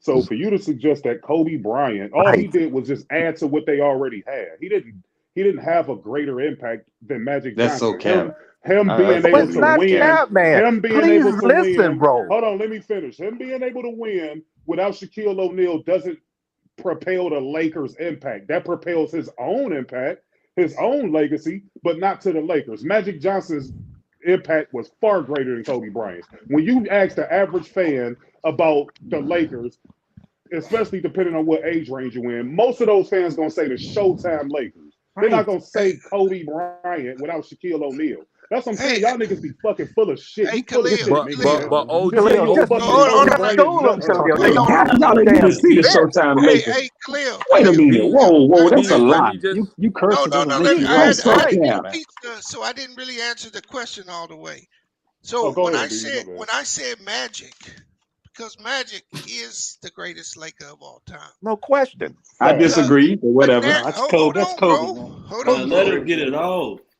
The narrative that Yeah, it y'all gotta switched, let people get the they. narrative that it switched to Kobe didn't happen until Kobe was losing. Nobody was in 2011. Nobody was running around saying Kobe was the greatest Laker.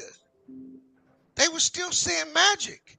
Yep. It wasn't until right before Kobe retired that Jenny Buss said he's the greatest Laker. We got to give him this big contract, and they pushed the narrative at that point, and it's been accepted by the masses. But during even when he won his 2 championships in 2009 and 2010, nobody was making that statement. Magic Johnson made this statement. And Bees, you arguing my point. This is the new media. If something a narrative, if it's likable, if people just run with and passing away, it boosted it even more. No disrespect to Kobe, but this is how people get swayed by just running with that. And all I was saying with the Kobe versus Scottie Pippen never was privy of none of that. Kobe always was when it came to that type stuff, bro. I'm telling you. Here's another bullet to that proverbial resume. Magic Johnson was an icon. Magic Johnson was an icon in the black community in the 70s and the 80s. I'm talking an icon. Everybody was a de facto Laker fan who was black. Hold on, y'all. I think we got way off the topic of the show. We talking about my Magic. bad, bro. I just wanted to say that Kobe versus Magic and impact, and that's not where we were going with it today. No, it's not. I understand with the point y'all were trying to get. What was your original point, Lamont? My point is, if we are going to talk about Kobe, it's a question that Herm struggled to answer. I don't know if Mingle said he wanted to answer, but people was over talking him. My question is, I understand what Kobe had to be when Shaq was there. He would, to me, I define him as a star who needed to defer for the team. Just like Steph Curry was a star who needed to defer when KD got there. Just like Scottie Pippen was a star who needed to defer with Jordan. And players do this for the betterment of the team. Yep. Hold on one second, Loyalty. Yeah, go ahead. I'm saying players do this for the betterment of the team. Now, we saw what happens when a player gives a little bit of pushback and wants to play outside of that role. Then you have the 04 Lakers. When you have one player who is a star but can't and does not want to defer, then we see a complete meltdown to that degree. So that's the problem. So when you're talking about Kobe, I give him credit. He's a star who had to defer to Shaq. But why are people so hesitant to give Pippen the credit that he deserves as a star who had to defer to Jordan? And why do we know he was a star? Because when Jordan left in 94, he was an MVP candidate. Just like when Shaq left, Kobe immediately arose to being the star that he was. It's just Kobe just had a little bit more time to show what he can do when Shaq left, as opposed to Pippen was toward the tail end of his career when he left Jordan and joined the Rockets and then the Blazers. So why are people so hesitant to give Scottie Pippen his just due? They want to elevate Kobe as much as they can. They give him credit for all 5 championships. Yet Pippen can't get none of that. Pippen can't get no top 20 consideration. He can't get nothing from nobody. He's just a guy that plays second fiddle to Jordan, just like Elder said. Elder compared him to a Robert Horry. Oh boy, Crazy. wow. What's been in final moments though? He's been in 6 finals. Do you have at least one finals moment? Yeah, well, that's a good question. Do you remember finals moment? You can't name one. I bet I can. I bet I can. I bet I can. I bet I can. I bet I can. I watch all of them. Go ahead and tell me. What was his moment? We'll start the one where Portland, where Michael Jordan gets set on the bench. No, he didn't get sat on the bench. He rested. He rested to start the first. See, that's the fourth quarter. He got one at a time, y'all. One at a time. You keep lying. That's some lying ass. Bro, what did I say? See, the problem with people like you, bro. The problem with people like you every fourth and second quarter. You're not even listening. You only listening to respond. I said when Michael Jordan sat on the bench and you took off. You should play the tape back and hear what I said. Was they not losing that game? Who brought them back in that game? Well, you wonder who hit the shot to give him the lead? Jordan did. Jordan hit the shot when he got back in the game. When Jordan was sitting on the bench, Jordan came in and they took the lead when Jordan. Hold on, Jordan finished and Jordan did what he did. He closed the game. See. Am I lying? Rider, bro. Lamont, am I lying? Who closed that game 6? Lamont. No. Shifted the Lamont, did I interject? Game Michael 6, Jordan got benched. Talking about that Portland game. Michael Jordan got benched. When Pippen had like 8 points, like I said, he had 8 points to lead the comeback, and Jordan came in and he closed it out. No, Michael Jordan got benched. He finished with 10 points. No, Pippen did not finish with 10 points that game. No, Jordan had 10 points in that fourth quarter. Bro, Jordan, because he came in and he closed. But Michael Land, you know, we played the whole game on this channel, like from start to finish. So for the people to act like we didn't actually watch what unfolded, what was going on in that game, Jordan was playing a bit out of control. He was shooting a bit too much, and one of the assistants suggested to Phil Jackson, we need to bench Michael Jordan. He took that advice. They benched him. And Pippen and the bench unit led the comeback. They were down big that game. And they led the comeback. They took the lead. And once that bench unit had a better grasp on the game and they actually had the lead, that's when Jordan was able to come back in and help them close. Watch it again. Then Jordan hit the shot that gave him the lead. That's how I All right. They was down 18 points. Jesus Christ, man. We watched the whole game. We watched the whole game. Who watched it with you? Who on this panel watched it with you? I watched the game live. Everybody. I watched it live and I watched the game live. They did not take the lead when Jordan was on the bench. Yeah, they did, bro. Yes, they did take the lead. Wow, boy. Lamont, for context, they went on a 14-2 run in the fourth. And Jordan got in, then it went to 30. When Jordan, look, I'll give him credit. Jordan got in and he came back down to earth after getting benched and he helped them close that game out. But the comeback run was done by Pippen and the bench unit. That's a fact. And I got another game for y'all. Game 2 of the first finals. When they put Pippen on Magic Johnson. That changed the whole series. Yeah, it did. I mean, like I said, man, like I don't even really like. He had 33. But the thing is, CL, we don't need to talk about Pippen's moments.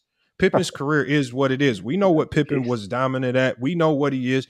We don't have to regurgitate his great games just to prove to people that he. The thing is, I know, and I think most people in here know that he was a star. And here's either the two facts you have to accept.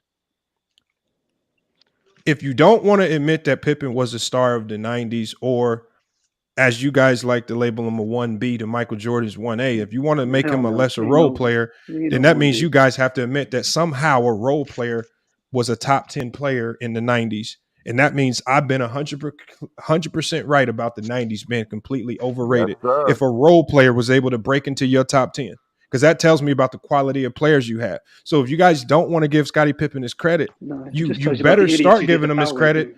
Otherwise, it's more than just the power rankings. You can go to literally any poll ranking players in the 90s. Need to go any poll. Hold on, Michael Land. Wasn't a 1B. Michael Land. Hold on, Michael Land. I don't care how you slice it. I don't care how much you cry. I don't care all these things. Pippen in the moment was a top 10 player. Pippen being ranked after the fact has been looked at as a top 10 player of the 90s. And if you want to try to act like he wasn't, then you just lying to yourself. And on top of the fact that any guy that damn near wins the MVP by himself and leads his team in every statistical category. I want you to tell me any other player in the 90s that did that. He was the best small forward in the 90s. No questions. This dude said that he was not a 1B. Did you just say that? So how does a guy who leads outside of points, Scottie Pippen led the Bulls in the finals in rebounds, assists, blocks, and steals. So everything else was led by Scottie. What else do you want a 1B to do? If he ain't a 1B, what is a 1B then? Especially in this game. Listen to Lamont. They forget this. How many players in today's game who was a Robin who's been healthy for 6 championship runs or just healthy to a star for 6 straight years? You can't probably name one. Who's the best this year? Probably Jaylen Brown and Tatum. Think about Pippen next to like a healthy LeBron or his championships. Are you kidding me, bro? They never lose. It's not about the ifs and who else we can put him next to. I like to judge him based off what he did in his career, what he was during the moment. Yeah. Like I said, when I was over on Players' Choice and I pull up that link for the power rankings, I only use that link for the power rankings to show proof that on a year-by-year basis, Pippen was widely regarded as a top 10 player in the moment. Not after the fact, after we see things. The power rankings, people understand that power rankings come out before the season even starts. So before some of these seasons even started, people were looking at Scottie Pippen saying, yeah, that's a top 10 player. Whatever happened during the season, whatever you think of whatever might have unfolded, he was on a year-by-year basis looked at as a top 10 player. But all of a sudden now, people got issues now. No, they only do that shit. Hold on, y'all. Hey, y'all, hold on. Let me give one more shout out. Salute to Stacey Jones, Stacey Jones came over here from Ticket TV. Stacey Jones, I'm live right now. My link is in the chat. If people really want to have a conversation with me, they will click the link. Otherwise, it's just free promo for people like you to come over here and give me an additional view. So I take the free promo, but if you really want to have a conversation with me, I just compel people to stop running. I go all over the place clicking people's links and pulling up to their channels all the time. I'm live right now. Unfortunately, I can't do it. I appreciate you coming over here, giving me another view, but I take the free promo all day. But somebody calling me out, I'm not highly pressed to go address somebody that has the basketball IQ of like a 4th grader. And again, I've said this from time to time. He can't talk basketball with me on no level. If he really wanted to have a real basketball conversation, they would come over here and really try to cook. There's a reason why people don't come over here. They click the link. My link is right there. Nobody's blocked. You can easily pull up. So Stacey Jones, I want you to copy and paste the link that I put in the chat. I want you to take it over there to Ticket TV's channel. I want you to paste it over there and say, Lamont said, click this if you want to talk to him. That's how simple it is. Other than that, Stacey, that just tells you if people are calling me out, but yet they scared to come click the link and talk to me, then like I said, that just tells you their character. That's not me. I've been blocked over there for years. Like I said, I'm not going to be in a rush to go go to somebody's channel that had me blocked for over 2 years. So like I said, y'all need to settle that with him. But my link is available to anybody that wants to really come cook. If you really have something to get off your chest, and they would click the link. I don't care what you got to say or not. So again, I appreciate y'all coming over here. Thank you for the extra views. But if y'all not clicking the link yourself, or y'all not telling him to click the link, then what you really doing? It just sounds like a ton of people are extremely scared to have a real conversation with me, especially over on a platform that I control. I wonder why. And the sad part about it is the person that I cook the most, which is Kwame Brown, at least he had the balls to come over here after making some video about me and clicking the link and at least having a conversation. So you got to give him a little bit of respect for at least coming over here and clicking the link. It's not too many people that's willing to do that. Most people just run to their own platform and cry and hope that I come over there where they can control the atmosphere. I'm not that desperate to pull up on somebody's panel. If they really want to talk to me, it's very easy. I keep repeating this. For the Ticket TV fans that pull up over, thank you for the viewership. I appreciate it.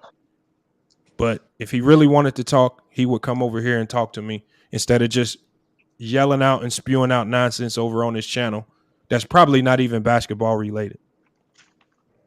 But we can get back Stacey, to the you better be conversation. a Stacey. He said, "No, Bang. I'm not falling for Bang. Y'all know I'm gonna have a basketball conversation with anybody, but that people like I said. I see you at the gas station. I'm gonna tell you to stop. I'm gonna tell you to get off the goddamn cash register and hop on the StreamYard. I want to see if y'all stop. Come on, y'all just say stuff. People don't really want to have a conversation with me. They want me to go to their platform so they can give the optics that they cook me because they can control it, yell, over talk, kick me off whenever they want. Outside of that, if you come over here and you can't control the narrative, and then you really get ether, because I'm gonna put you on the big screen, I'm gonna let you rant and rave, and then I'm gonna cook you after you done talking. And that's what's gonna happen. That's the only thing that's gonna happen, y'all. Hey, Lamont, but I want to challenge still the thing about the moments with Kobe, because it's interesting that the first thing guys said when I said, do Scottie got any moments? The first thing guys said is that he led the comeback against the Blazers in the final. But they totally disregard what Kobe did when Shaq fouled out the game. Like that wasn't a moment. That's one. Also, we talking about moments. When Kobe and Allen Iverson got into a trash talking match in the finals, before that happened, Allen Iverson was cooking. The remainder of that finals, Kobe Bryant was helping out defend Allen Iverson, and he didn't have such a good shooting percentage. So we talking that about was Ty Lue, but keep going. And Kobe had 36 in Philadelphia. exactly. So we talking about moments. Also, this the one game. I'm getting ready to land. The one game that they won against Detroit Pistons came off a Kobe Bryant game-winning shot. I bet y'all forgot about that, and I land right there. No, we didn't forget about that because they got their ass beat. That was a losing effort. Yeah. Man, wait a minute now. We're not going to talk about losing effort because most of LeBron moments came in losing effort. This is the problem with people that defend Kobe is y'all can't put Kobe on the island by himself and critique him.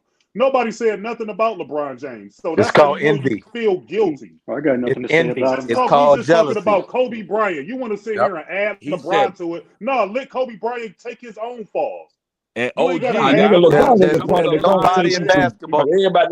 talking about everybody. That was a lot. Nobody talked about LeBron more than Kobe. It was a whole basketball LeBron James' name. LeBron hasn't been mentioned in an hour. You the one who just bought him up. But maybe I wanted to. Yeah, because you can't take shit by your. Hold on, y'all. One at a time. Hey, Khalil, let me reiterate again. Nobody was the object of what I said wasn't to quantify Kobe, how good he was. I was simply saying that the logic that Herm was using, when applied across the board, encompassed Kobe. Right. Yeah. That was the point. It wasn't to say Kobe didn't have a great career. Kobe's not legendary. I'm not saying that. I'm saying people need to be careful with their logic, because if your logic works for this guy, but you got to apply it to that guy too. Bees, I got some logic that they can't even put Kobe in the class with LeBron with. That as a one in moments, because you said Moses' moments came in losses. Kobe never averaged a triple-double in the finals or led both teams in all stats and had to be a number one and win. He never game-winning block, had to lead as a one. He never did what been down 3-2 on the road, have to come back and win when he's the number one, even with Wade and Bosh not produced. It's been a lot of things. Kobe and he never blew a 3-1 lead. And he also never came back from a 3-1. So LeBron got moments on top of moments on top of moments. Kobe Bryant, that's what I'm saying. King KO. LeBron got moments out from. Hey y'all. Can't name that many LeBron moments. King KO, let me say one thing for you. The biggest shots. Hold on, Michael Lynn, and hold on, Loyalty. Bro, the man. Kyrie Irving made the biggest shots in LeBron's career. Look, I'll tell you what LeBron's biggest moment is. The first one is the block. The second one is what he did in the playoff series against Detroit. I ain't never seen nothing like that, bro. Yeah, none of them made LeBron's biggest moment. I've never seen nothing like the top two, what he did against None Detroit. of those are LeBron's biggest moments. Don't forget about Boston. Don't forget about Boston. No, I don't, because I don't want to get into this back and forth about Kobe and LeBron. It takes away from the conversation. The conversation is about why Scottie Pippen can't get the credit he deserves. Nigga, Kobe, Scottie Pippen always get the credit he deserves. Michael Jordan himself said there is no Michael Jordan without Scottie Pippen. But regardless of what anybody else said. Arrogant in his own right. Then why regardless don't of what anybody else said. Hold on. That's facts. Yeah, that's facts. What Bees is saying.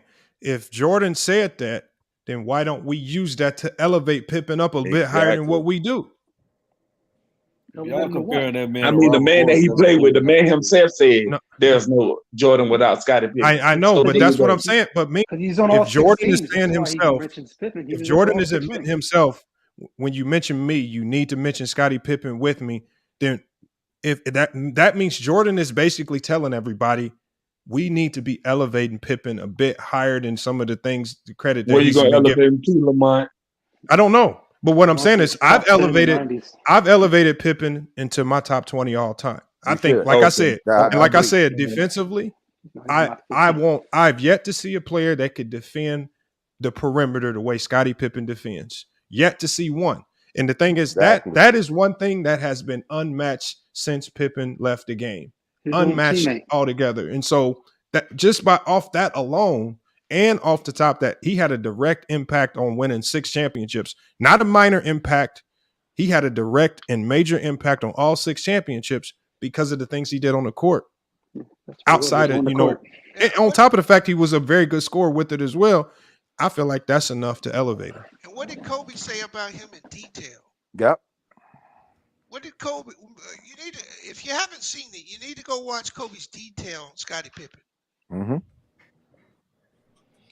And B, something even scarier, you won't find a player like Pippen in that back then or now, bro. The closest that came to it as far as defense and offense, Kawhi a little better on defense, but we was calling Kawhi the claw, the guy who dethroned. Imagine Pippen. Imagine Kawhi never injured. Like, you feel what I'm saying? Like, Kawhi wasn't the playmaker Scottie Pippen was. Huh? Kawhi I'm not saying who was a better playmaker. I'm just saying, if you want to put Pippen in context as the type of player he was, the closest player you've seen in this game to him was probably Kawhi, like offense and defense. You feel what I'm saying? And look how y'all was saying Kawhi could have dethroned LeBron and how great Kawhi was at a point. You feel what I'm saying? Did Kawhi ever lead this team in block shots? No, but this is what I'm saying, how good Pippen was. His point is still valid. His point is valid. All right. No, it ain't. And he was healthy. We got to be talking about durable. Even KD. KD hasn't even been that durable. And KD's great. He one of the best in his game. Think about a player like Pippen in today's game with that durability. That's crazy. That's unheard. We haven't even seen that in today's game. As good as y'all say these superstars is, and y'all ranking over Pippen, just off durability. And he was durable when he had to guard the best player every night, get rebounds, get steal. He got dirty. Like, come on, bro. So, God, what do you have Scottie Pippen ranked at? What do you have Scottie Pippen ranked at on your list? I know Lamont said number 20. Where you at? I mean, the thing I said in the top 20. I don't have a specific in the top 20 around that area. The thing about the rankings is we not going to put a player who was a Robin in the top 10. That's just something we not going to do. What? What is going on? But didn't Jordan elevate Scottie past being just a Robin? Yeah, no, for sure. I'm just saying, like, as far because there's so many other individual players that just did more individually, so people just gonna go for that narrative. You feel what I'm saying? But Pippen I'm taking him over a lot of people in people's top 10. I'm gonna just keep it that. So is your ranking? So that tells me right there that your ranking system is primarily based on what players do individually. So when I ask you that, then who's your GOAT? No, I'm not. You can't say that, Lamont. You can't say that individually. It's a multitude of things that go with it as far as my rankings. You feel what I'm saying? It's moments. It's when it was time for that player to lead their team. Did they come through in that moment? How many times? What type of pressure was they in? Adversity? All that type stuff. You feel what I'm saying? So who's the GOAT for you, like Lamont? My GOAT is LeBron. Okay. Hey, Mingo, I got Scottie ranked as the 6th best small forward of all time. 6th best. Yep. Okay, but That that ain't small bad. forward. That ain't bad. That ain't bad. Yep. It's a lot of good small forwards though, so that ain't bad. That's a joke. That's not bad. How's that a joke?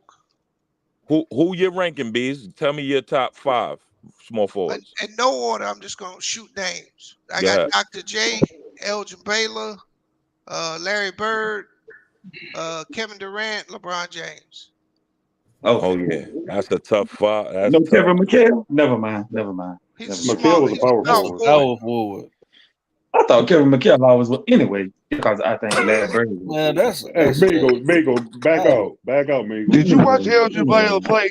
No, Bees probably did. bro. Elgin Baylor's top 5 all time in points. Can know I if he can did or I not. ask you something, Beast? Why do we give Jordan a nod over LeBron with the rings, but Pippen got more rings than all them small forwards? Do he get any nod for that? Yeah, because I don't give people the nod based on rings because Me neither. Yeah. because if you bring rings into the equation, if you're using rings and you don't start with Bill Russell and a lot of other players, then your Sam argument's Jones. whacked. Yeah. Hondo. I just saw a meme the Havlicek. other day, Lamont and Havlicek. Beast. Yeah, Hondo It is had- Havlicek. I don't rank nobody I didn't watch play. Well, that's Hey, stupid. J-Mar, that's a good comment, bro. I agree with that. How you not gonna rank nobody you didn't watch play, man? I just saw a meme the other day, and this is what I mean about the media and narratives, y'all. It said just because a player passed somebody in scoring don't make it better. I think it was like Mason Plumlee or one of them white boys who had more points than Bill Russell. Bill Russell. Because I didn't see it with my own eyes. Huh? Yeah, man, but it's a such thing as called going back and watching it. Like this is the No, age where but you I'm can just go saying, back and I'm watch not going these with games. that, but I'm just but they only saying. have a lot of games of Bill Russell's games. Yeah. No. I'm lying. not saying Bill I'm just Russell saying. in particular. I'm just saying in general. Just like even with MJ, for the people that's 25 or less, y'all can go back and watch all of the games. There's plenty of platforms or ways For sure. to go back Yep. and watch these games. Just go to Stats YouTube. don't win championships. But you can Not watch just all the YouTube, Jordan Mingle. games. You Bro, got other y'all be avenues saying of some watching it. retarded stuff, bro. Hey, let me You got tell. other Hey, Rap Guy Reloaded. I don't think there was never a Kobe versus Pippen debate. What the debate actually was because I think anybody with a brain knows that Kobe is the superior player to Scottie Pippen. We're not debating who's the better player. That's illogical. That's illogical. What we're doing is we're saying we understand what Kobe was when he had to play under Shaq. We understand that. But we also need to understand what Pippen needed to be when playing under Jordan. But why are people then labeling Pippen as a permanent role player under Jordan, not understanding he was still a star and still a top 10 player in his era? But when it comes to Kobe, everybody's understanding it, and it just all comes. He understands, we understand that he's a star, but why we give Kobe the pass, even though he was a role player, but we don't want to do the same for Scottie Pippen. Exactly. You know why. So, Lamont, I'm gonna ask you this How many question. times did then, Michael since you Jordan said that. come into the season out I'm- of how many Michael Hey, Jordan I see you in the chat. Hit the link. Pippen goes, Anti. hey, Pippen, I'm gonna ask you this question, then, Lamont. I'm gonna ask you this you question. gotta lead the team until Jordan gets to the Bro, shit. if you hear somebody talking, Because Kobe wasn't a role player. Well, since you said that, Lamont, what you just said, I'm gonna ask you this question, then. Yeah.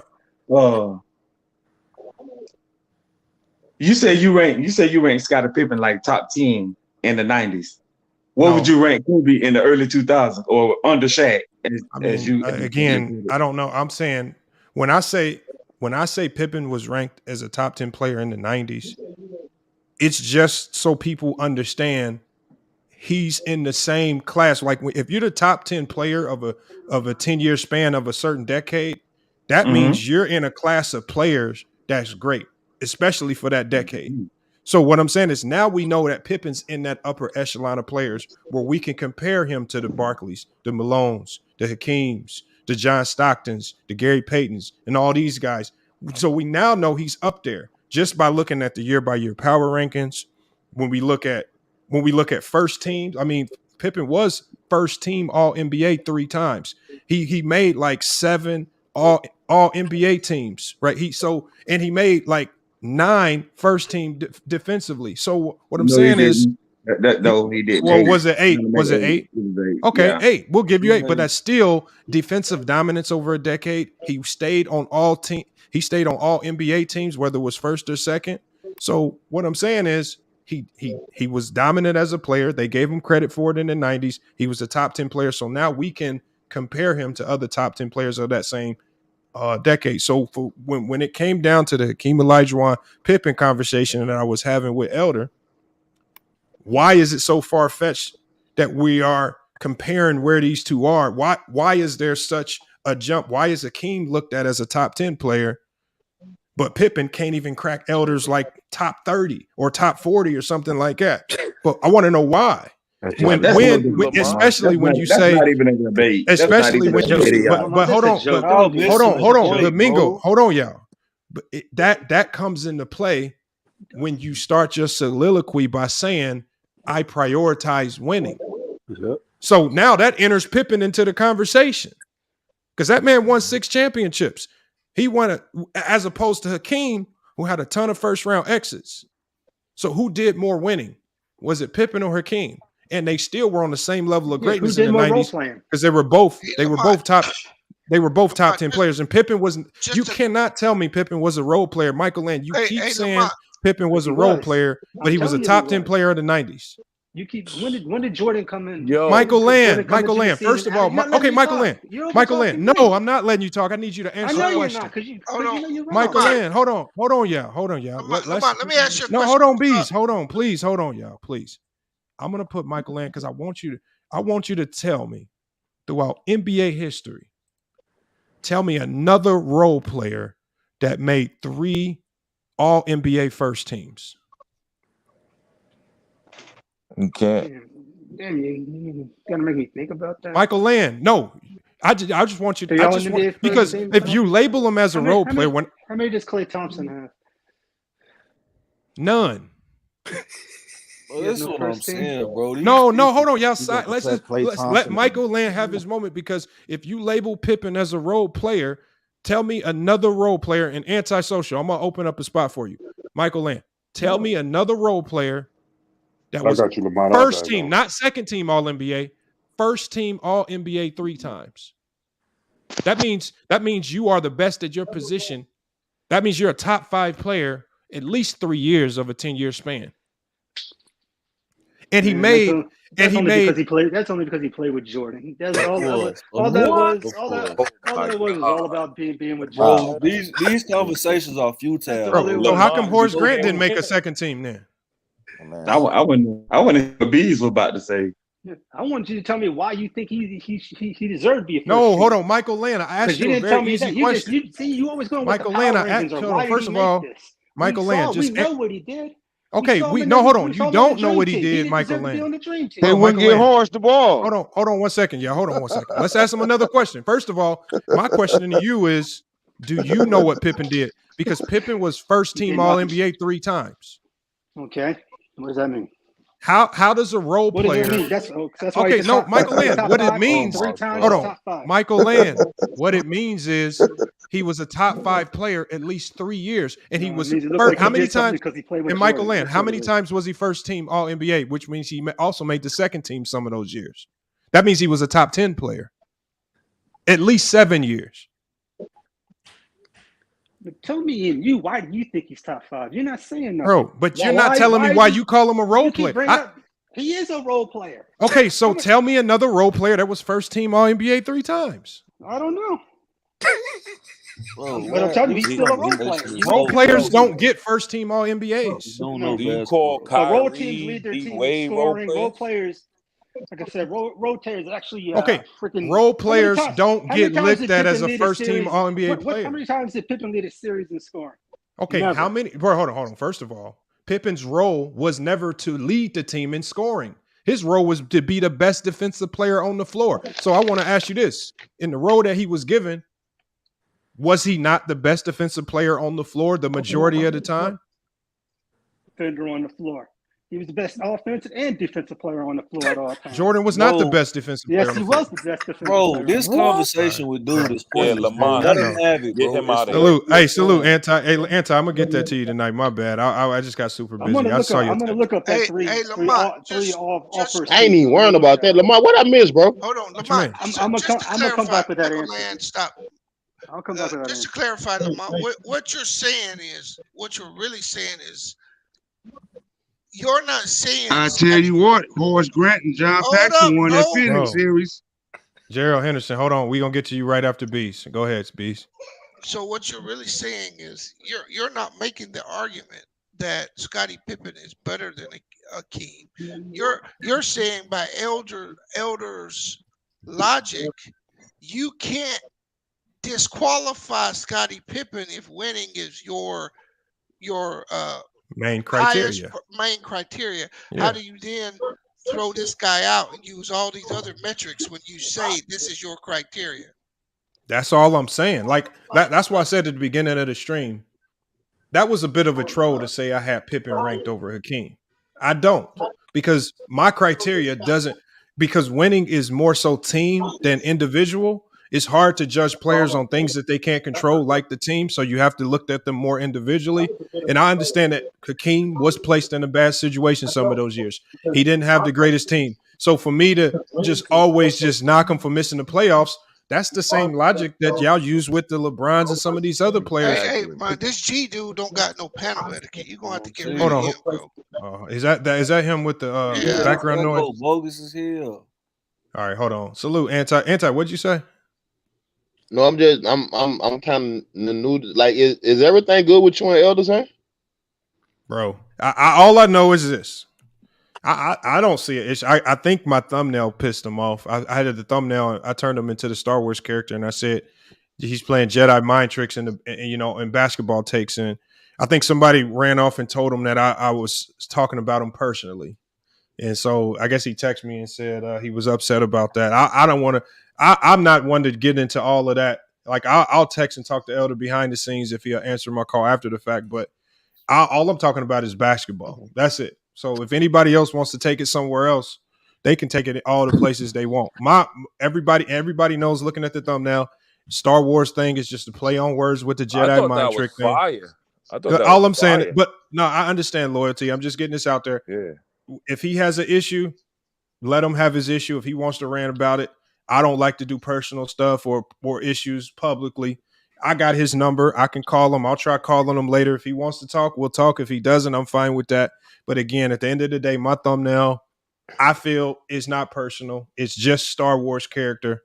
It's just a play on words with the Jedi stuff. And if anybody want to take it farther than that, then that only thing I can do is say, if I hurt your feelings, I'm sorry. But it's not deeper than that. And I would assume that there are probably people in his ear trying to make it deeper than that. But that's not my problem, though.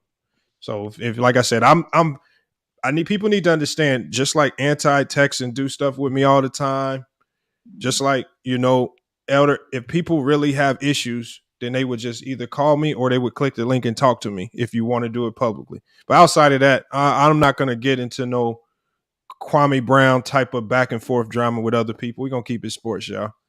And that's what it's always going to be. Dope. Yeah. Wow. But no, there's no beef. But, I thought the thumbnail was creative, though. I liked it. Yeah. That's what drew me in. Lamar. Oh, Legend Winning said, let me in. Hold on. Legend of Winning. Are you in the chat? I thought y'all was on a panel together. Hold on. I got to kick somebody out. Legend of Winning just text me. No, you don't. It's enough room. You can just let someone. Yes, it is. Hold on. I'll drop off. Hold on. Let me text him back.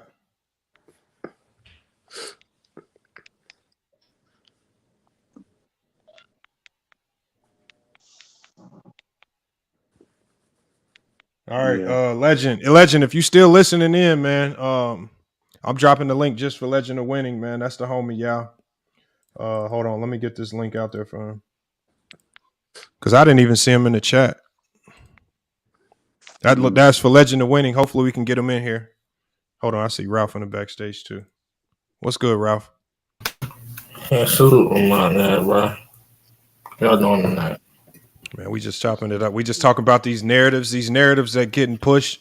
Like I said, I started this off by talking about Steph Curry. I think the whole thing that a lot of these people are doing with Steph Curry, trying to not categorize him as a point guard, just so you don't have to rank him with Magic and them other guys, because we know that he's gonna shoot past them, and it's gonna be Kane Marco.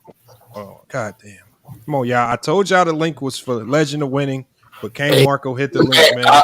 When he come in, I drop out. When he come in, hold on. I don't know if he's in. Hold on. Let me see. Yo. Whenever you're in the back. What's good, Kane Marco? What you got on this? Hold on. I'm going to have to call him real quick to make sure he's...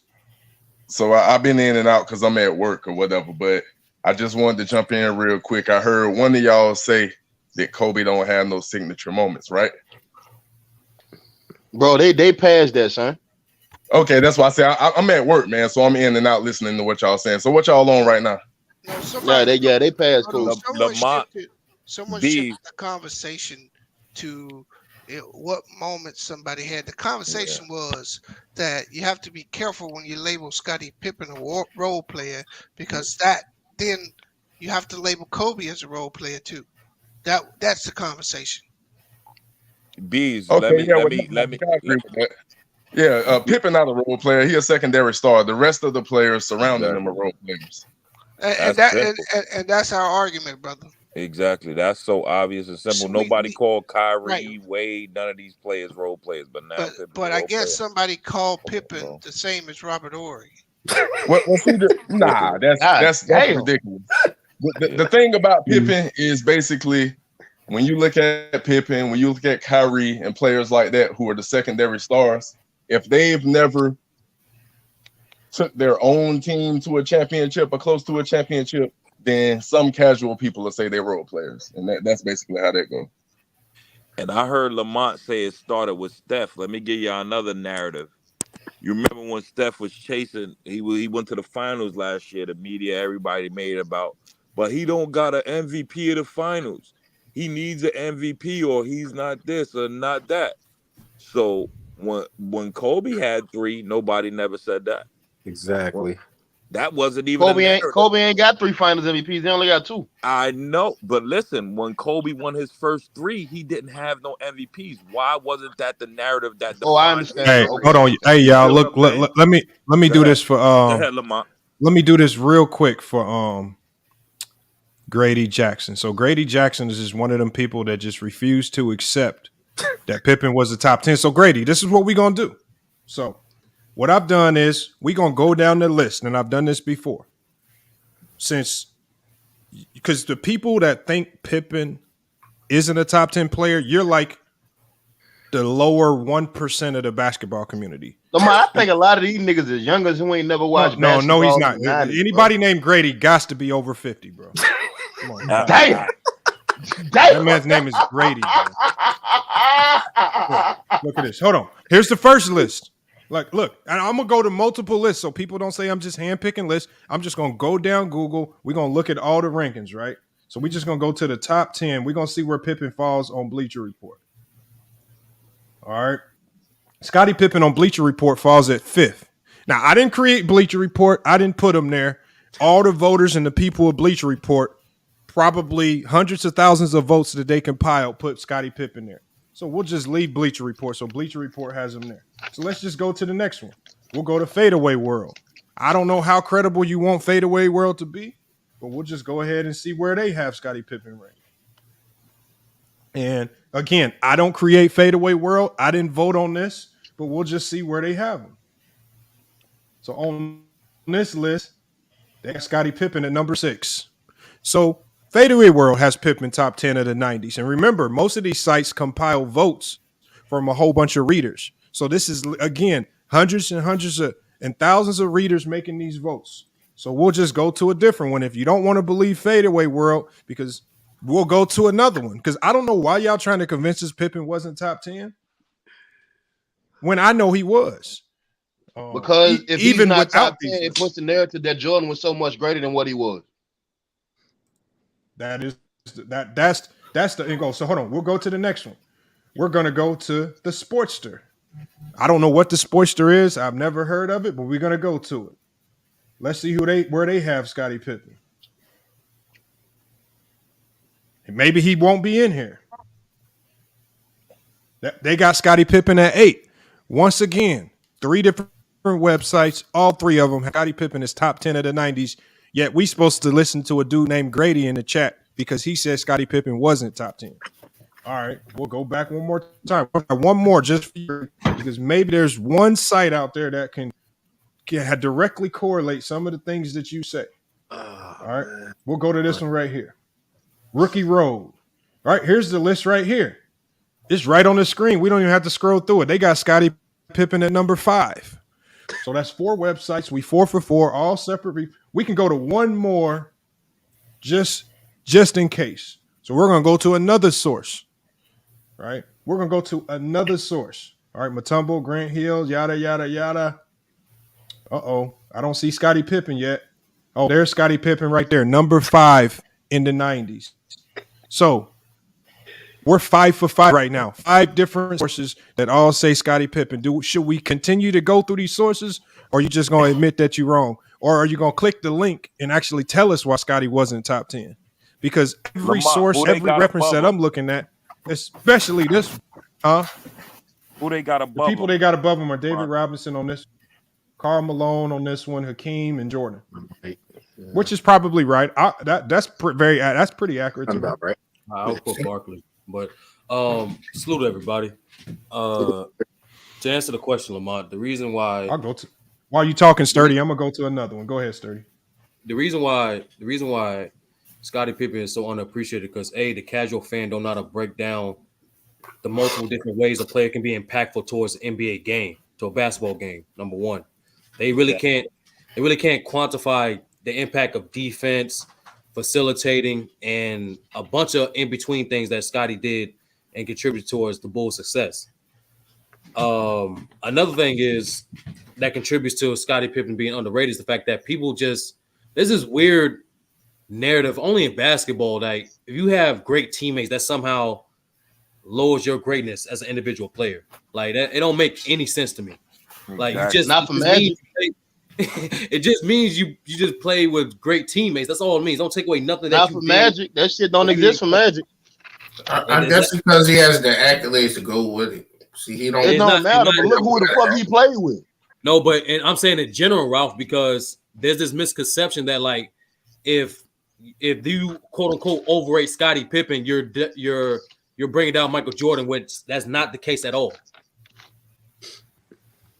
And I think those are. I think the last thing I think this most underrated point is Scottie Pippen's game, unfortunately, isn't marketable, isn't publicly digestible to the casual fan. Thank you.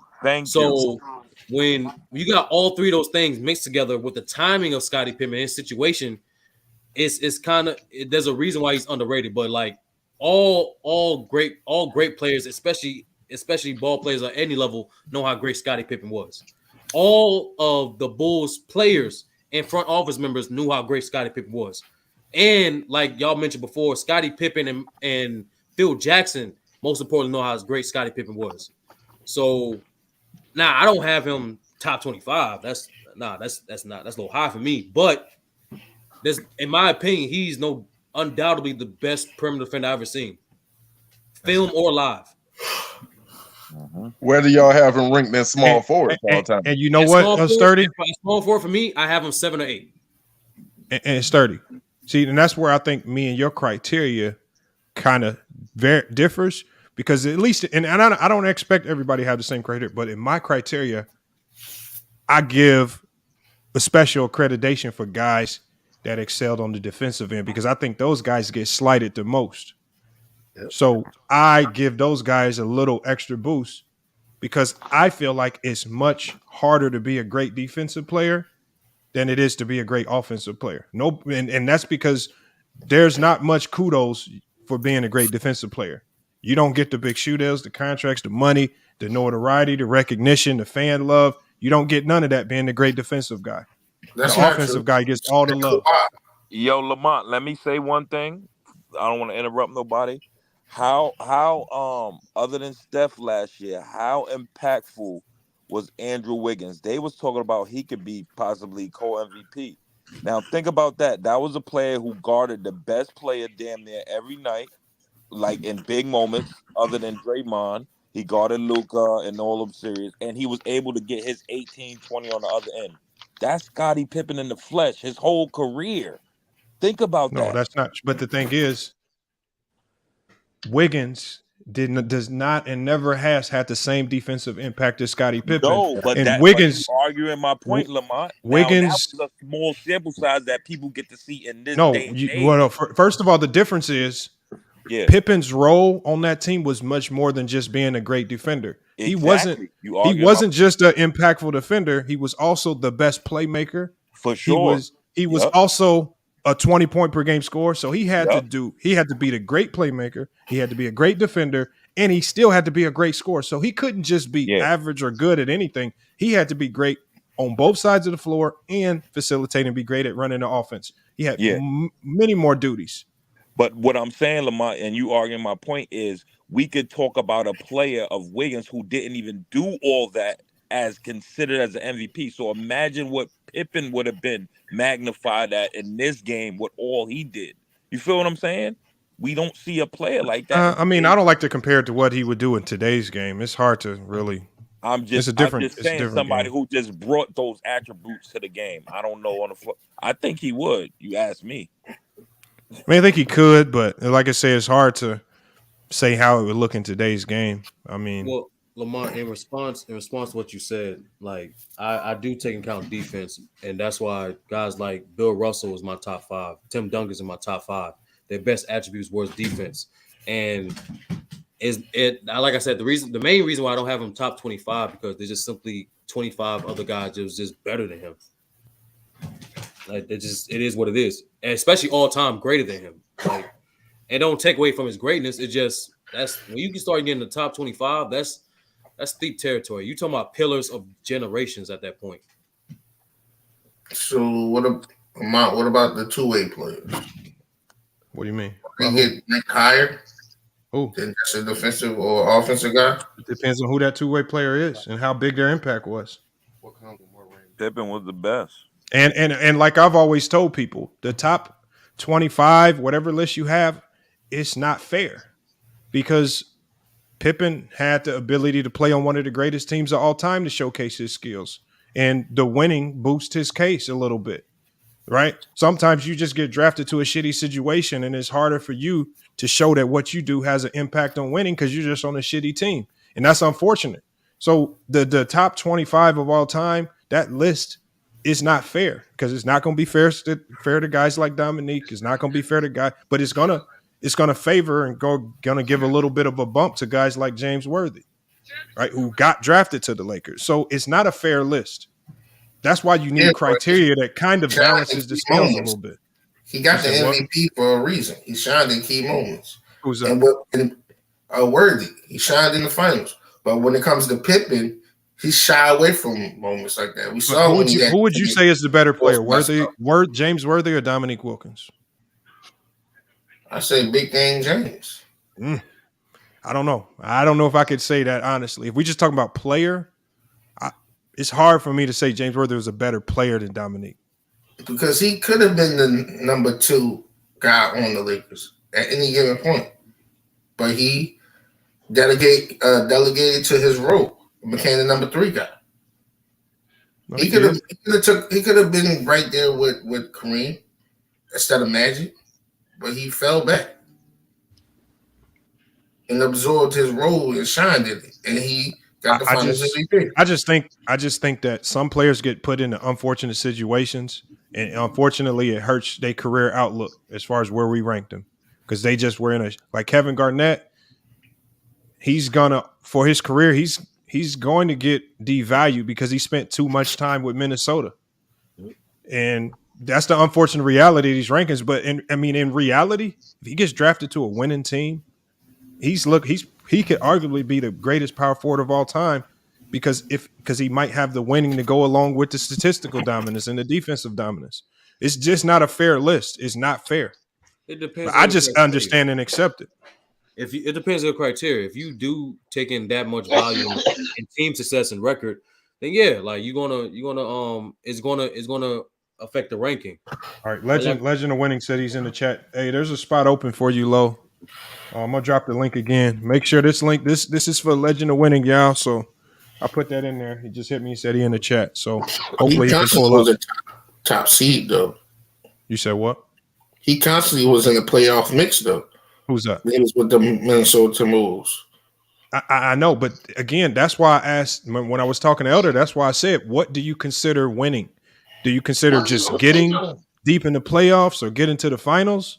Like, what do you consider winning? Because if just getting there is considered winning, then like I said, you need to have LeBron as your GOAT because he's got there and he's won more than anybody in this league. Salute, Lo, man. Appreciate you pulling up, man. I don't know what aspect of this piqued your interest, man, but what you got on this conversation, man? Man, the Scottie Pippen love is out of control, man. Oh, it's out of control, man. Hold on. Hey, we got a Scottie Pippen. I didn't know. Hold on. This could be a good head-to-head debate. Hold on. One of these days. Gosh. I got to put Lo. I got to put you on the big screen for this, man. If you're going to bash Scottie Pippen, it's not bash. Do it on the... It's not bash. No. Where do you have Scottie Pippen all the time? That's the main question. I have him in my top 20. Oh my God! Stop. Why? Man, that man is not a top 20 player, bro. He's an amazing player, top 50 for sure, but top 20, bro. He's not a good enough player to be that high up all time. Him as an individual player is not. I agree with what you're saying though about the whole inconsistencies with like winning bias. Like it gets a little out of control, especially when we take out of context the teams that they own, the roles in which they played, and also like people are very selective when they care about using winning bias and when they don't. And like you just said, like if you're talking about winning, technically speaking, LeBron in the postseason has an amazing track record. So to sit there and to say like you care about winning, but then you don't take into consideration how many times he got deep into the playoffs is a bit like that's a bit idiotic. But in terms of Scottie Pippen, oh my goodness, stop, bro. Now, especially that second 3P. Oh my God, stop. The one thing that I said was this, and I told Sturdy just a second ago. I said my criteria, I give an additional bump to defensive guys because I feel like they get slighted all over the place. I think Pippen, what he was able to do defensively, we've yet to see another player do what he did. As far as on-ball defense and off-ball defense and transition defense combined, that hasn't been matched. It hasn't been matched by Kawhi. It hasn't as good as Draymond is. It hasn't been matched by Draymond. We haven't seen that duplicated. And for that alone, because he's done something that has not been duplicated yet, for me, that puts him in the top 20. For me. But it's easy to do that when you're not the first scoring option, though. Like if you're not having to handle the load offensively, then yes, that's much easier to accomplish. Much easier. So yes, defensively, he's in the conversation for like a top 5 or top 10 defender all time. At worst top 10, right? And I don't think that's really debatable. But you have to be more than just an all-time great defender to be a top 20 player? Man, stop, man. Stop. But to your point, Lo, right? Because I don't have Scottie Pippen top 25, hell no. But you have guys like Bill Russell, Tim Duncan in your top 10, top 15, right? And those guys, they were defensive specialists. In addition, they brought additional thing. They were elite rebounders and underrated playmakers. I can say the same thing for Scottie Pippen. If someone to make that argument, he's hands down one or two the best perimeter defender in the modern day era, period. And underrated facilitator, and honestly, very underrated rebounder, especially for the small forward position. Man, we got. But that's I'm saying. If you were to just simply keep it as, it's hard to keep a guy in your top 20, whatever, and just defensive specialist, which I do agree. But Pippen wasn't just a defender. That's all I'm saying. First of all, not to you, but the dude in the chat saying that, wow, so the top 25 is all about scoring by your logic, Low. No, that's so. The one thing I just hate about this community is that like everything that somebody says, if it's combative with somebody, you then take the extreme take. I never said it was all about scoring. I'm just saying that it's more than just defense, right? Like there's a balance in the level of impact. I'm not even going to address the Tim Duncan thing because Tim Duncan, no. Oh man, Tim Duncan, no. Tim Duncan was more than he was definitely an elite level defender, rebounder. I'm talking about second half of his career. Second half of his career, he's more so. Yeah, but Duncan is like a top 10 player primarily because of the first half of his career. The second half, if that's who Duncan was throughout his entire career, which was what he did in the second half, if that was who he was in his entire career, I wouldn't have him as a top 20 scorer. But a top 20 player, excuse me.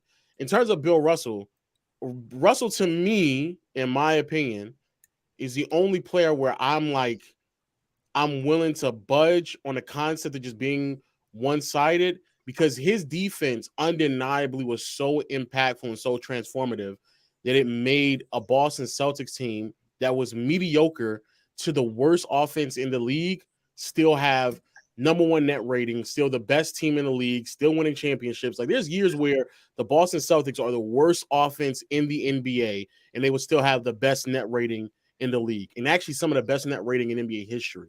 So like that's the level of impact that Bill Russell had. And then as soon as before he got there, they weren't winning. When he got hurt, they didn't win. And as soon as he left, they didn't win either. So you can like clearly see the impact. And then they changed all the players around him from Bob Cousy all the way to the John Havlicek era.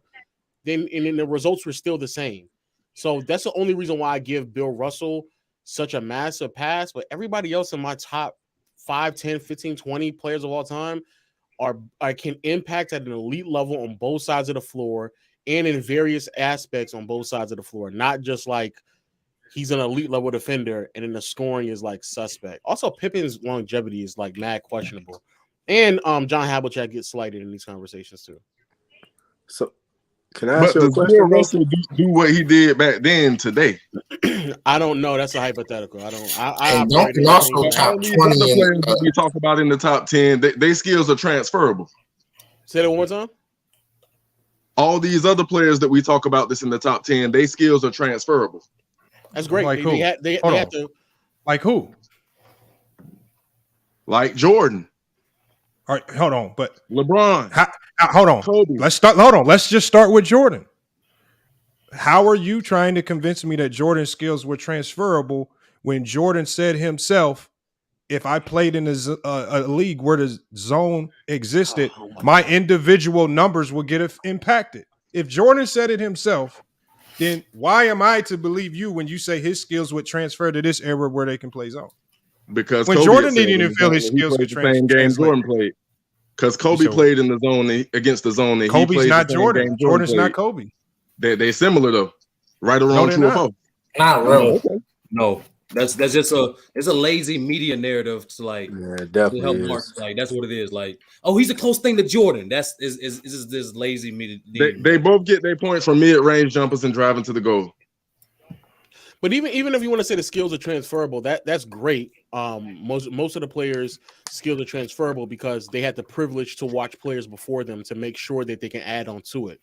So I much rather the level of innovation that Bill Russell had to present to the game is way more impressive than somebody's skills being transferable after watching 70 years of footage to determine how to play basketball correctly. You being the first, really one of the first legit stars and how to define winning aspects of basketball that we still abide by in today's league, that's way more impressive than somebody watching 70 years of footage. Sorry. And for the guy in the chat that said Jordan played against zone in college, well, then go look up his college numbers and tell me if he was offensively dominant in college. Exactly. You killed the zone thing, though. You killed the zone thing. You killing the zone thing. I'm just saying. Hold on. I'm just saying. The guy in the chat said Jordan he did play against zone in college, and he only averaged 17 points per game in college. Yeah, but they don't really play zone in today's game. They play a lot of matchup zone. They play a man-to-man matchup zone. Yeah, they play a different variation. Mm-hmm. Yeah, but there's enough floor spacing in today's game to where, like, if you had said the 2000s, I can somewhat rock with you. But in today's game, there's enough floor spacing to where I see way too often where somebody's off on an island by themselves. But Lo, I just talked about this on my last stream. Does every team in the league have good floor spacing? Like the Lakers at the beginning of this year, they had atrocious floor spacing, and why? Yeah, but they had bad spacing because they didn't have proper shooters. Fair enough. They didn't have you only have spacing if your team has the players. But how many teams are like that though? That's like that, and you know what, Lo? That's in every era of basketball. The Houston Rockets had spacing. Why? In the 90s, because they had shooters around Hakeem. Yeah, for sure. Record breaker Right? shooting. So what I'm saying is, and no matter what era you play in, as long as you got shooters on the floor, you're going to have good spacing. That's consistent through every era of basketball. Yeah, but in today's league, it's way more common to have ample floor spacing. Well, there's just more shooters. It's more shooters around. So in today's league, I would think Jordan would be fine. You said the 2000s. I do think there'll be some slight struggles, but in today's league, no.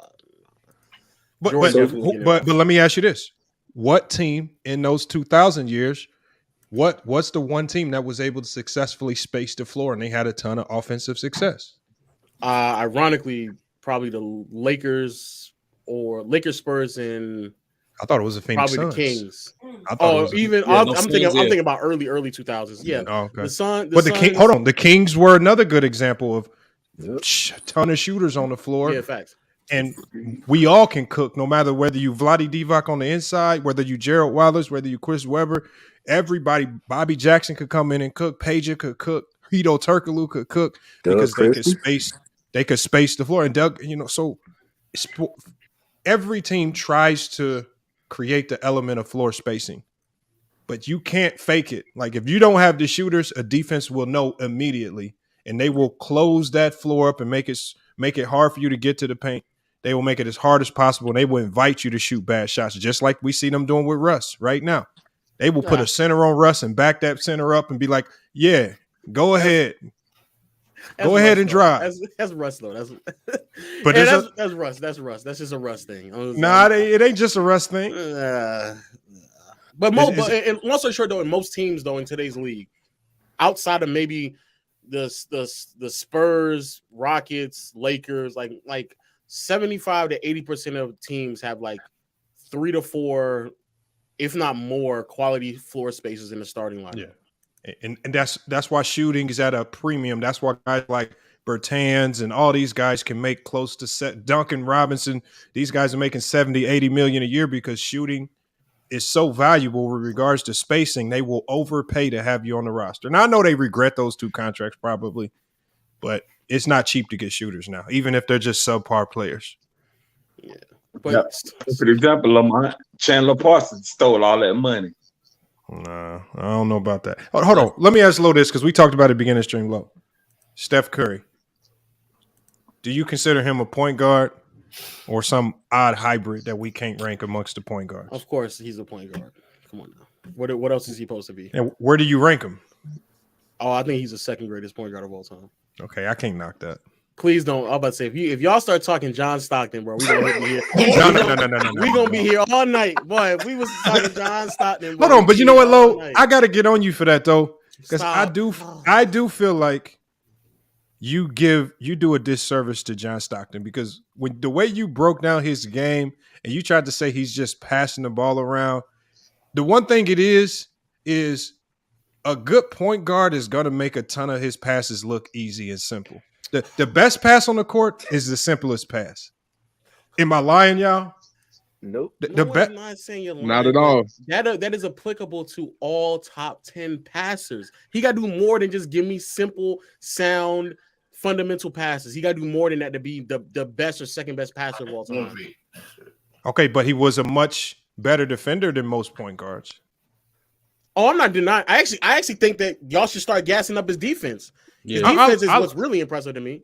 Yeah, his defense was great, especially on ball.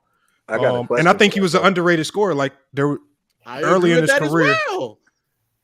So what I'm saying is he has everything you need plus the passing.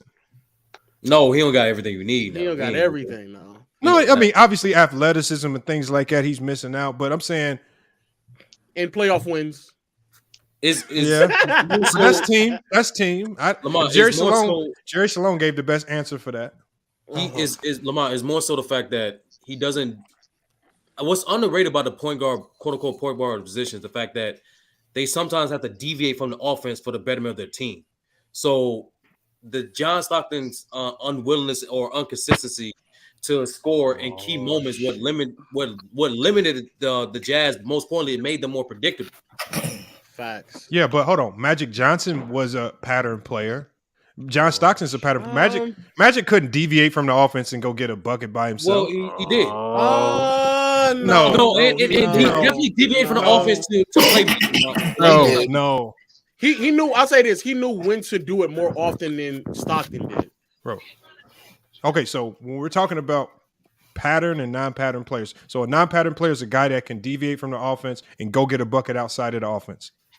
Y'all telling me Magic was ISOing guys on the perimeter at the end of shot clocks going to go get buckets? No, that's not what nobody said. No, I don't think he had a post game. Yeah, I'm gonna say he could post up. But that don't make you a non-pattern player. And he's underrated finisher. That don't make you a Devin Booker like scorer on the perimeter, or a Trae Young type scorer. Magic was all NBA as a shooting guard, bro. He could play without the ball. We stopped it. No, he was masterful in the open. That's not what I said. Transition. I said he was not the guy you're gonna throw him the ball at the end of a shot clock and say, "Go get us a bucket."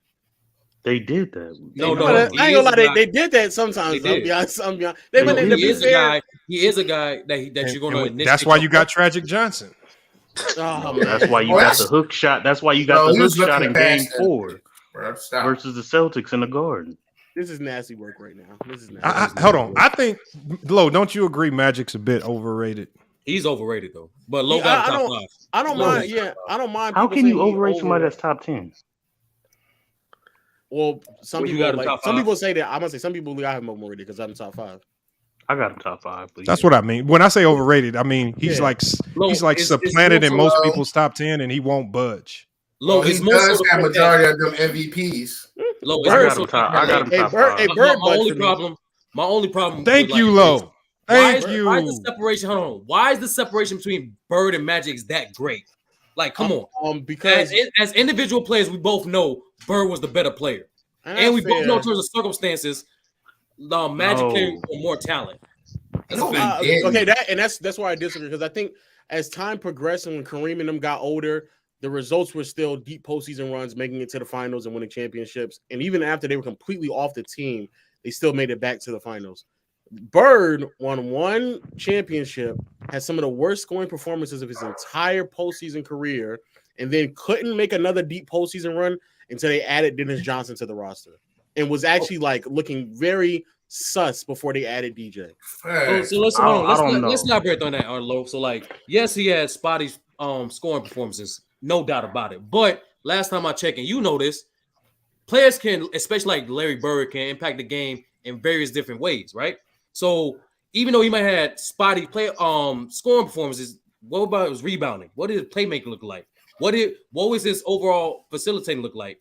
Did that really change? And the fact that he won a championship without I'm not gonna say without a great point guard, but without a Hall of Fame caliber point guard like a Dennis Johnson should tell you something, especially at an early age of his career. And the most underrated fact of Larry Bird's career is the fact that when he got drafted, before that team won, I believe, less than 30 games. Only him and Cedric Maxwell was addition to that roster, and he won 60 games. Well, it sounds like Cedric Maxwell should receive way more credit because he don't want to find Cedric Maxwell was a beast. What that means mean? I'm just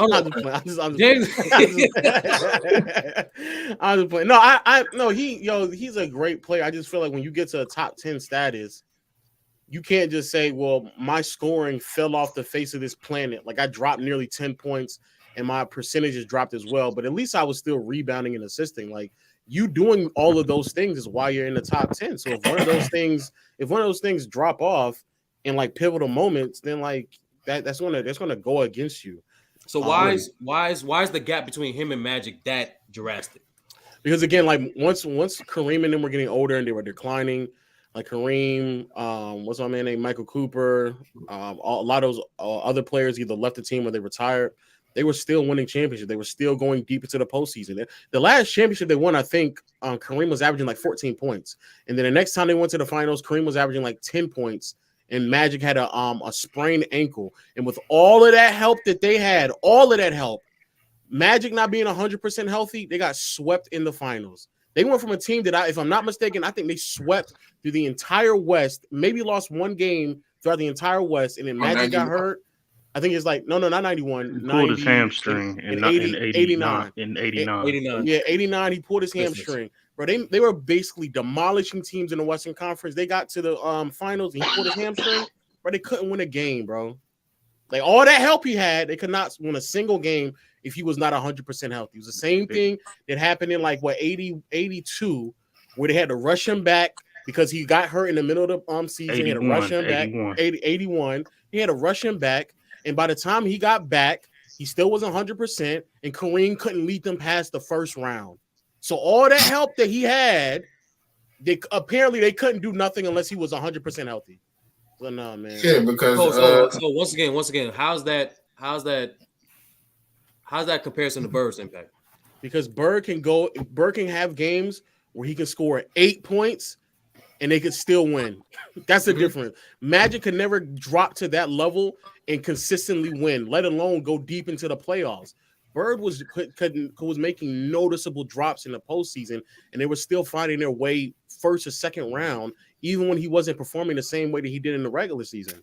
Scoring is that level of value? Like, is that much of value to close that gap? Even though he was a better scorer than Magic, even with those playoff goals early in his career, not during his prime, majority of his prime, he was a better rebounder. Even though Magic was a better playmaker, Bird was not that far from him and was a better defender. And let's be honest, like I said before, from a collection of talent throughout the majority of their career, Magic did play with more help. Let's not play with more Hall of Famers. EVPs and defensive players years come off the bench. Like, what we doing? No, I'm not saying he didn't play with more help. I'm just saying by the time we got to 88, all that help was averaging 14 points. Like Kareem was not. He was done. He was done. No, that's what I'm saying. I'm not just mentioning Kareem. There's also Bryant, Scott to replace Scott as well as Cooper. Don't forget in the early with Cooper was 31 by the time Cooper was on the brink of retiring as well in 88. Like they were I'm talking about throughout his duration of his career. I'm not talking about like I do agree with you. Towards the end, like towards the late 80s, Magic was no doubt the best player on that team and by far the most impactful player, arguably in the entire NBA, even including Jordan. What I'm saying is in comparison to Bird, that's not that far different from Bird. Especially Bird's peak might be higher as well. Well, I'll ask you this then, Sturdy. I'm not denying if you say Magic's greater or Bird is greater. My question is why the gap is that drastic? I'll ask you this. From 87 to 91, 5 years, Magic was like the best player on his team, the number one option. Is Bird's peak better than Magic from 87 to 91? Yeah. Context, please. I don't think so. Why not? I don't think so. What's that? The man was averaging a double. The man was averaging a double. He went to 4 finals. No, 88, 87, 88, 89, 91. He went to 4 finals. He got 3 MVPs in that time span. In a 5-year time span, 4 NBA finals, 2 back-to-back championships. I don't think Bird's peak was better than Magic from 87 to 91. I think that's highly debatable. You can definitely debate that. We're talking about a man that was averaging 12 assists, 13 assists throughout playoff runs. Like that's crazy. So you wouldn't say Bird's 84 to 88 isn't comparable when you won 3. It is comparable. I'm trying to compare. I think Bird's peak people consider Bird's peak from 84 to 88 higher than whatever Magic did. But I'm debating that it's definitely comparable. But by it being comparable to Magic's 5-year run, you can definitely say that Magic is better than Bird because their peaks are comparable. But before that, Magic was still winning championships. He was beating Larry Bird, and he was still winning Finals MVPs while Kareem was still in his prime, in the decline of his prime. 80, 82, Magic was still winning those Finals MVPs. Well, that goes both ways. When Kareem won at 38, but in regards to Bird, what he was doing for that 4 years, you said give a 4-year stretch to 84 to 85. He's averaging 27, 10, and 7 on 50, 40, 90. And obviously shot 50, 40, 90 twice. And obviously, that's 4. Well, hold on, y'all. We derailing from the show topic. Go ahead. We just completely derailed. Man, no, I got a lot of stuff to say about Kobe. I got to come say. No. It's not even just about Kobe. Like, again, if we're going to talk about Kobe, we're going to talk about him in the context of. No, it's actually Lamont. It's actually related to the topic we was talking about, like the gap between Magic and Bird. It's not that far. relates to the criteria, because the consensus have Magic top 5 and Bird barely in the top 10. Actually, I think Elder. I could be wrong, but Elder might have him a little bit higher than most. I just had to pack up Larry Bird, but hold on, had who higher than most?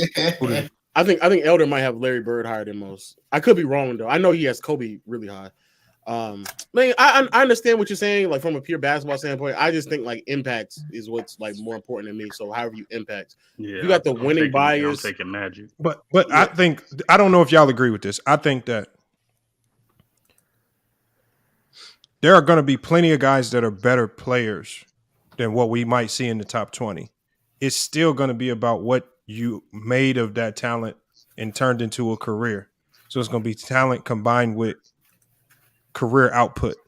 So when I look at a guy like I'm just trying to say like Bill Russell, we can name probably 50 guys that are more talented. But I think what he did with his career, with all the championships and some of the statistical accomplishments, he just made the most of whatever he had. The people knocked Draymond for this. Draymond Green is not very talented, especially offensively. But with the talent that he has, he's maximized it to a certain degree where he's going to end up getting ranked ahead of a lot of guys that might be more individually talented. So that's where I say it's the top 50 or whatever list you have is not fair, because we can say Tracy McGrady and Grant Hill are two of the most talented players of all time, but there's no way we rank them nowhere near the top 20 just because of talent. It's about what they did with their careers too. And I think that's what we forget. I think with Magic and Bird, they made a ton. I mean, whether we call their skills limited or not or whatever, they still made a ton out of their careers with a ton of winning and accolades and all that stuff. So you got to give them credit for that at least. But I just think that for them to still be in the top 10 on most people's list with all of the new players that we've seen introduced into the equation, that's wild for me. I think Steph Curry's easily passed them both up. That is not close. I think he's done enough. I think Steph's easily passed them both up. We know Curry's in my top 10, but he's number 10. Y'all saw my point guard list. I have Steph Curry's the greatest point guard of all time. Yeah, Lo, you got him number 2. That, Lo. Like I need to know that. Like you got Magic. I know you got Magic top 5, Bird 11, and Curry surpassed him. Like I think you have him 9. How does that work out? Bird's longevity is questionable. And then again, I just think that he wasn't impactful. He wasn't impactful enough to aid them in winning championships until he wasn't impactful enough to win championships and make deep postseason runs and put up consistent production in the playoffs until they gave him another quality playmaker. He was already on a team with Kevin McHale, and then Kevin McHale started to emerge and go into his prime. And then when McHale was in his prime, bro, low key underrated player, like just drastically underrated. But Bird was clearly better. But continue. No, Bird was. I'm not trying to even debate if Bird was or was not like the best player. But like Curry just won a championship and was like historically great as a performer in the finals against the second best defense in the league. And bro, the roster was just, it wasn't even the same. Like the punch that like Klay Thompson had was not the same. Draymond, the league had really caught up to who Draymond was, especially offensively. He wasn't the same that he was back in like 2015, 2016. Iggy's not on the roster anymore. Shout out to Iguodala. He did his, Wiggins, without a doubt. But like that team was not as great as a lot of other teams that certain players have been on, and he still let them there. Now, and I'm gonna be honest with you, when it comes to Curry, in another like 2 or 3 more years, when he starts putting more years under his belt for like longevity, bro, like I know he gonna keep passing people. Like, let's be clear. And Magic is 5 because once more, when it comes to like immediately came in impactful. I think he was impactful like as soon as he touched on touchdown to the end of his career, essentially. And I understand like the talent that surrounded him, but once more, bro, Kareem was not winning a single thing until Magic got there. And every time Magic was hurt, Kareem still couldn't lead them in deep postseason runs. So as great as Kareem was, nowhere near impactful enough to make the arguments for what people make for him. I think Kareem is overrated. And then, but no, let him finish. Hold on. Shots fired. And then, even if I were to be again very, even if I would be very like optimistic about who Kareem was or like big him up. Bro, at the end of his career, he was averaging like 14 points. He was not the same player. They were still going to the finals. And again, if you thought that he had all that help, I just looked at it, bro. When Magic was playing in the '89 playoffs, they swept the entire Western Conference. They get to the finals. He pulls his hammy, and a team that is supposed to be uber talented cannot win a single game. 2 of which were a blowout.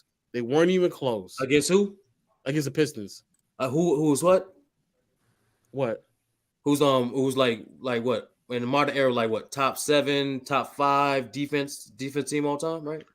The '89 Pistons is a top 10 team all time, and that's great. But if you're telling me that the players that were on the Lakers, go ahead. Let me. No, like literally the Pistons swept everybody. Hold on, Sturdy, man. Y'all comments be ridiculous, man. What happened? Yeah, these comments first. He says F Lamont, F A Weezy Bang, F FYF. FYF and Lamont are the same people, dude. He says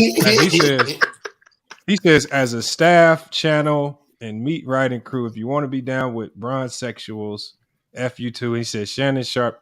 What? This dude is all over the place. Like, we not even talking about LeBron. He just come over here like that be the biggest indictment on y'all, because y'all be jumping in conversations that don't have nothing to do with LeBron, and y'all would just randomly just bring up LeBron, and you say, been on here 3 hours and say nothing about LeBron. Yeah, this is not even about LeBron, man. Now, Don, I will give you the opportunity to hit the link and come up and you can express yourself as long as you're not cussing, but. Man, what is wrong with y'all, man? Like, man, but salute, yeah. FYF and Lamont, we're the same people, man. That's the name of the channel. Stupid. Now go ahead. My bad, Low. Man.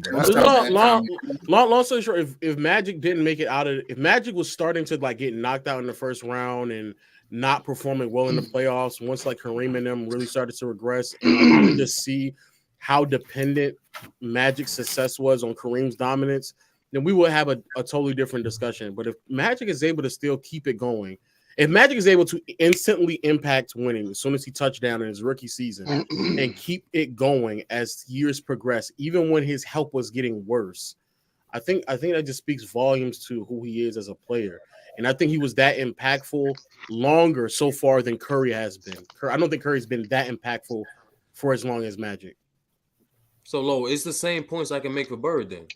Longer longevity than Curry, impactful when he hit the league, like 60 games rookie, it never missed the playoffs, even with different roster changes, with and without Dennis Johnson, he won.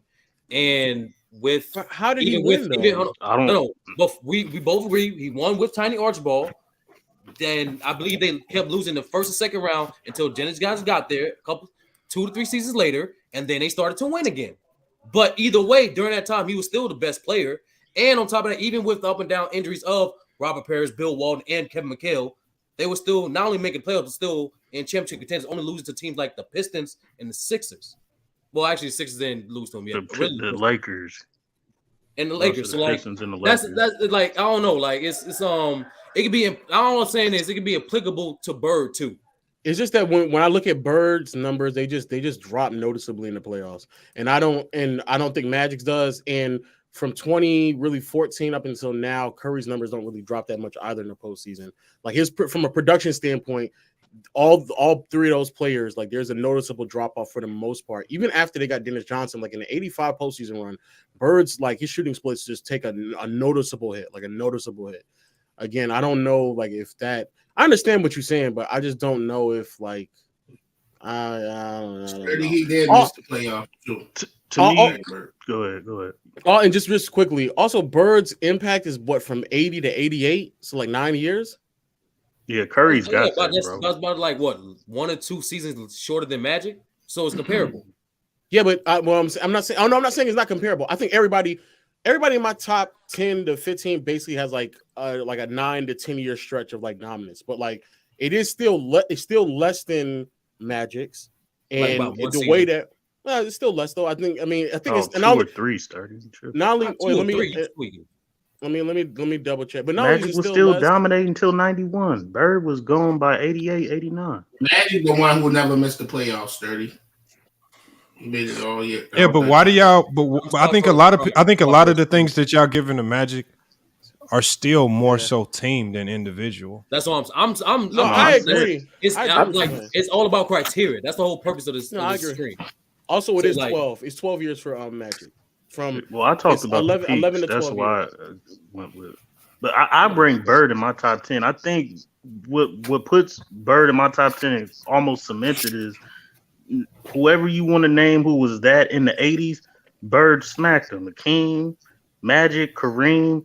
And when you talk about what he did as a rookie, going to the Eastern Conference Finals, losing to Dr. J, and then the next year he comes back from a 3-1 deficit against the 76ers in the Eastern Conference Finals and then wins a championship. I just think Bird has done remarkable things during his career, and he smacked everybody in the 80s who had a name. Jordan, Isaiah, Magic, Kareem, Hakeem, Moses Malone. Everybody got to sit down when it comes to Bird. So to me, he dominated his peers in his competition, the shooting splits and numbers. And I mean, that could go hand in hand with criteria and his great talking points. But that's why I got Bird cemented. He smacked everybody in his air. And the reason why I put Tim Duncan that high too, he smacked everybody in his air. Let me start. Well, he got a better resume. What y'all say, Bird? Hey, hold on. Hey, Beast, hold on, Beast. So Lowe made a very interesting comment earlier. Oh shit! Oh yeah. I think so. He said he believes Kareem Abdul-Jabbar. What you got on that? I heard him, and then I heard him turn around and say Steph Curry better than Larry Bird. I heard all I needed to hear. I was just coming in to say, y'all fellas have a good night. Y'all got it. Some arguments ain't worth having. Yeah, Larry Bird was an animal, man. I don't care how long Steph Curry plays. He's not better than Larry Bird. Why? Why? He's not a better individual player. Period. Oh, but why though? Because he's not. I mean, but what do you like? What exactly? What is it? What is it? Like, what is Break it down. Look, how long Steph Curry been in the league? Has it been like 13 years? 12 years? Like 12 or 13. He just got verified last year. What? He was unverified. Finals MVP make you verified? Yeah, he was unverified. Oh no!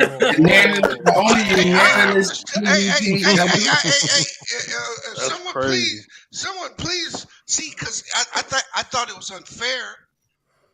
Because I like to look at things different ways. Kobe won 3 rings. There wasn't no MVP. Nobody was saying that about Kobe. Y'all say that all the time. I don't say that.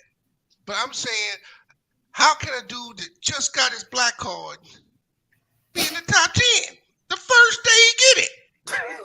Because you're talking about the greatest shooter ever. Because in 2015 he should have won Finals MVP. He played to that level.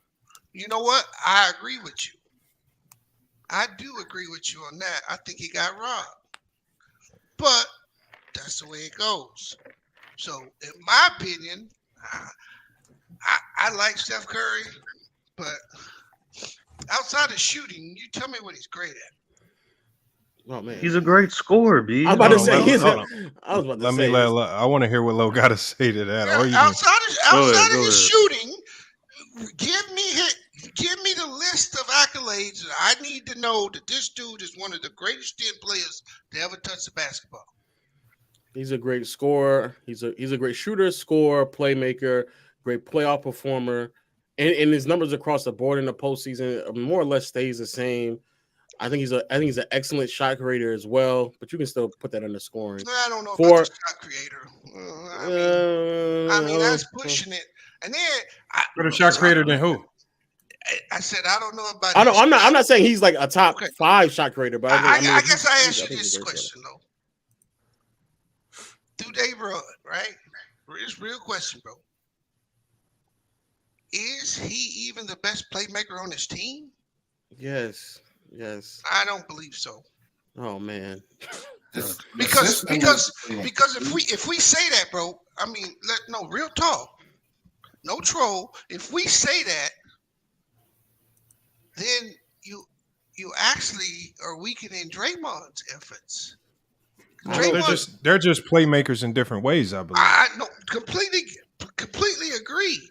But I give Draymond a lot of credit for what he brings to that team defensively, mentally, and playmaking wise. I think he's the best playmaker on that team. Well, you can still give him his flowers as a playmaker, and he still not be the best playmaker on the team. Like you don't have to be. It don't have to be either one of them. It can be two great playmakers on the same roster. I will agree with you that his playmaking is more predicated off his ability to shoot the ball, as opposed to what he does with the ball. It's more about his movement in space. I'll give you that. I mean, he's pretty good at that. He moves people. But top 10, bro, all time. Top 10 all time. Yes. Bro, I gotta wait. Bro, he not better than Oscar Robertson, bro. I don't. Oh man. I just. So wait. So it sounds like you don't even have him like top 15 then. Bro. Ooh. You know what? I gotta give him his due, bro. But here's my biggest problem with putting him in the top 10. If we're just gonna go off a career, is that what you're doing? Or are we saying top 10 individually? Which one you saying? I mean, I do everything, but largely like what did you accomplish? What did you accomplish? So career. Yeah, career.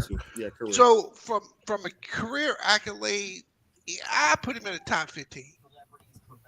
I don't see how you over Bird. I'm tired of low with all this cabin. Every time. Stop. But if you're talking about individual, what's B's good? I got you for the cook this point. I can't put him over Moses Malone. Myself. Oh no! You tell me better player, Dr. J? Yes. B. Stop it. Yes. Y'all see what I'm saying, y'all? You know what? Let me. Okay. Y'all see what I'm saying? No. Steph has to be otherworldly great just to pass up Moses Malone. A time bomb right now because I'm about to do you in because all right. Well, you got to stay with that, right? Because that also means KD's better than all those players. No, it don't. Is. No, because KD better than Steph. KD's better than Bird. No, he's not. No, he's not. KD is not top 20. No, as far as KD ain't top what? KD definitely top 20. Hold on. As far as an individual player, KD's better than Bird. No, he's not. Make them KD not top 20 all time. KD, hold on. Hey, make them, you nasty, bro. I said that. I said it. I don't have him in my top 20. Hold on, y'all. Let's go. Let these go real quick. I said it. I just want to get this. Hold on. B said individual talent. KD is the better KD is superior to Bird. No, we're not talking about Curry. He said Curry. I said Curry. That's Lamont. No, he's not better than Curry yet. He's not better than Curry. Yes. Oh, if you want to use an individual player, fine. Oh, individually, I don't mind it. But what is it impacting? No. What is it led to though? Hey, hold up. That's why I asked you to clarify. Yeah. It's and cool. So when I say individually, I can't put Steph Curry in my top 10, and I name these other players because I'm telling you that he ain't better than KD, and I don't put KD over Dr. J. So probably your top 10. I'm gonna say your top 10 is based off of individuals. Then, like who they were as individuals. I put winning is a factor. His career is a factor. He is in my top 20. But Steph Curry's a top 10 offensive player all the time. See, I can't look at you like this and say. But McDuff, you saying KD not offensive? Hey, hold up, bro. Offensively. Hold up. Let Beast finish. KD's a debatable top 5 scorer. If I did not have Steph Curry in my top 10 before he won a chip in the Finals MVP last year, that didn't change anything for me. So essentially, there's nothing that Curry can do that can put him there because as a player, he's more than likely not going to. As a player, he's done everything a player could possibly do. Let me make sure I say this. Let him answer the question. Absolutely nothing. That's biased. That's just being biased. That's sad, Bees, man. We can bro. I'm saying that at this point, I have enough film on Steph Curry. It's like people that think that LeBron's going to break the scoring record next week and he's going to be the GOAT. There's nothing. He's all. If he's not already, there's nothing that you can show me on film that shows Moses Malone is a better player than Steph. You know what? All these advances in TV and shit, bro. Your eyes. I can play it though. They have pretty good cameras, Bees. I can put it on the screen. I'm 50 years old, bro. Okay, watch this, y'all. We're gonna put up Moses Malone. Like watch your this. age, nigga. I still do them. Whoa, that's crazy. Pause on that. Man, you still do niggas like his age, B. Pause on that, dog. I'm saying I do it, man, right now in 50. Come on, basketball, man. I don't know what he's talking about. What I'm saying is we do. Chicago trying to beat him. Hold on, Rob. I do agree with Lamont that we have to start pulling some of these dudes out and putting some of the new dudes in. I ain't gonna disagree with that. I'm just saying that he can't be the poster boy. No, that's fine, and we just gauge it differently. I'm just saying, if you were able to lead your team to another deep postseason run while losing talent in the process, and then you go to the finals and match up with the second best defense in the NBA, and then you average 31.6 rebounds, 5 assists on basically 50, 40, 90 shooting splits. Like I can't there's only so much. Like what are we saying right now? Hey, Lamont, no way in this is not Steph. Y'all telling me Steph Curry ain't better than this? That's Bees is alone. Hold on, wait, Mac. But see that this is my point. What you're doing is you're using what it looks like to say somebody's better than somebody. But that's what you said. But that's what you're saying. You talking about skills? No, I said y'all said skills. I'm trying to see the skills. I saw this man go up against legendary centers. I saw him play against some of the best centers ever. Who is up against? Hold on, let me finish.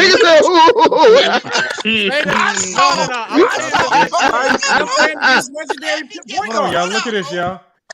He ain't made a bucket outside of 5 feet from the rim. You know what? Lamont, this is nasty, man. Highlights, come on. You know what's nasty? Look at that jumper. Oh my. Oh no, you know what's nasty, Lamont? You know what's nasty? The stop is nasty when Kevin Love clamped up Steph Curry. Play that. I knew you was gonna say Play that. that. This nigga talking about one play. Yo, Bees, you nasty. Hold on. Hey, y'all, hold on, Bees. Hold on 1 second. Hold on 1 second. This is his 1983 season highlights. I haven't seen one bucket outside of 3 feet from the rim. And we talking about Steph is better than this dude? Well, what does that mean? Hold on, Lamont. You're not doing Moses no justice. But Bees, why you not giving credit to the point guards that Steph played against? This is one of the greatest eras of guards that we seen. Hey, bro. They're stacked at every team. Look, you're not giving him credit for his competition either. But no, Aslo. I said if you talking career, that's a different story than individual. I mean, so where Kobe at then? Where Kobe for you? Kobe 11. What? That makes no sense. Yeah, it does. That Bees, bro. That's what I'm saying, bro. Check this out. I'm glad you brought that point. The fact that I do not have Kobe Bryant in my top 10, ain't no way in hell I could put Steph Curry in there. Bullshit. That is a fact. Bullshit. Man, y'all tripping. No, that's consistent logic. That's no. I get that. But if he's talking about who they were as individual players, you getting both sides of the basket with Kobe, both sides of the floor with Kobe, elite level scorer, great defender, great. I believe Kobe's a really good playmaker, really good rebounder for his size, playoff performer as well, shot creation on all 3 levels. Like the amount of skill that Kobe displayed, why is he not top 10? Well, with that logic, Steph Curry got to be top 10. Steph Curry in the playoffs got better stats than Kobe Bryant. But he's talking about. But his argument is individual though. That's what I'm saying right now. Okay. I have Hakeem over Kobe. That's fine. But who else you got over Kobe? Shaq. He laughed. Larry Bird. Duncan. Okay. And you know the other dudes. No, I need you You to say the name. know that? Oh, No. Will Chamberlain, I need you to say Bill that Russell, name. Magic, I ain't Kareem, gotta say LeBron, Jordan. We know who it is. Yo, hold up. Hey, Lo, where you got him ranked at, Lo? Man, Kobe's Top more five. skilled. Man, Kobe more skilled than Magic. So why do you have Magic over Kobe? How about that?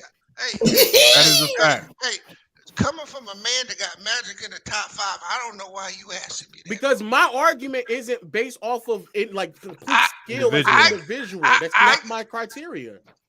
I didn't even say the name Magic, did I?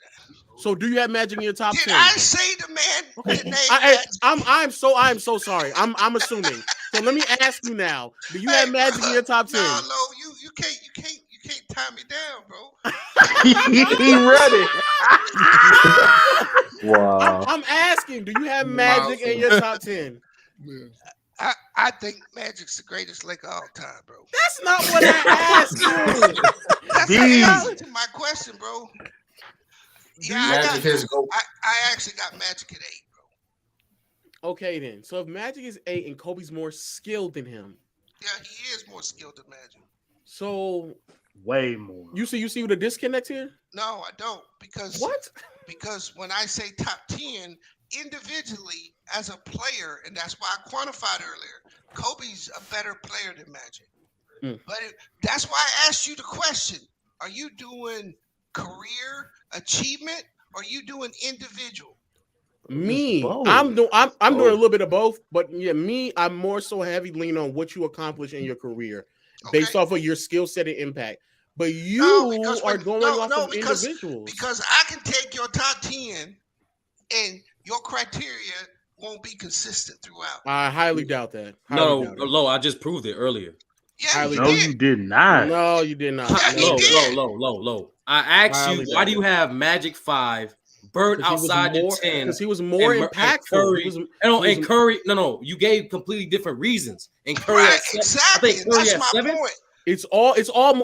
Magic was more impactful longer than Larry Bird was. It still doesn't justify Curry's placement. I think Curry's been more impactful for longer as well. Okay, that's why I came up here. Hold on, wait. That's why I came up here. How? Because you also said longevity played your part, right? Because you look at their career side by side, Bird's got more accolades. Then also you want to compare longevity. Steph Curry just got in the top 50 for points, and Larry Bird every other. Besides 3-point shooting, Bird is ahead of him on every stat total category. And that's great. And Steph Curry not top 50 or top 100 in other stats, and he just got top 50 this year in points. And that's amazing. That's not really the longevity I'm talking about. But he got more accolades. You don't have a long. You don't have a long. You don't have currently. I told you he just got his block on. All right, so wait, let me ask, how you saying Bird from? Yes. Are you saying Bird from 80 to 88? Is that essentially the Bird that we talking about? But we talking their whole career totality. I know, but Bird in 92 was not that impactful as a player. It don't matter. That one season don't the value. I say 90. I say 90. So you say I say 89, 90. Because if that's the case, you got Shaq, and I got Shaq top 5, and I know you got Shaq probably top 5 or 10. But after Shaq left, he was a role player bum. But we don't dock Shaq for that. But I do. I don't have him top 5. That's fine. But he's still a top 10 player. Oh, he's top 10, but from Orlando, but the other half of his career, he was terrible. I know, but from Orlando to Miami, it's like 11 years. It's a huge drop, but it's a huge drop off. You docking Bird for 1 point. Bird has more MVPs, more Finals MVPs, more All First teams, more All NBA teams, more All Defensive teams. I think Curry just passed him in points. Bird got more assists, rebounds, steals. Curry not even top 100 in all these stats yet. Don't get me wrong. I agree. At the end of Curry's career, he will be in the top 10 ahead of Bird. But today, ain't no end. Hey, Lo, I got a question for you, Low Rider. He called you Low Rider. That's OT. He called that nigga Low Rider. The fuck? What's the question? So you got Kobe over Tim Duncan? No, I got Tim Duncan over Kobe. Thank you. But isn't Kobe more skilled? I don't care that much about skills. No. I'm asking. I think yes, he's more skilled. Yes. Okay, because that's the question you asked me. Yeah, he's more skilled. Yeah. Is Kobe more skilled than Magic? Yes. But why would you put Tim Duncan over Kobe if Kobe's more skilled? Because that's not how I judge players. It's a part of it, but it's what's way more in front of it is how you impacted the game of basketball with your skill set and how long you were dominant for, and what did that result into. That is way more important to me. Okay, I'm gonna give you my real reason why I got Kobe where I got him. Here it is. Here's the real. Damn, Bees, I had him in that pot. He in the pot because we got. I got. You saw. Oh, wait, let me tell him real quick. This year will be year 9 for Curry. For for his level of impact, in my opinion. In his career, he was getting hurt. He barely played in the beginning. In my opinion, Bird has a 2014.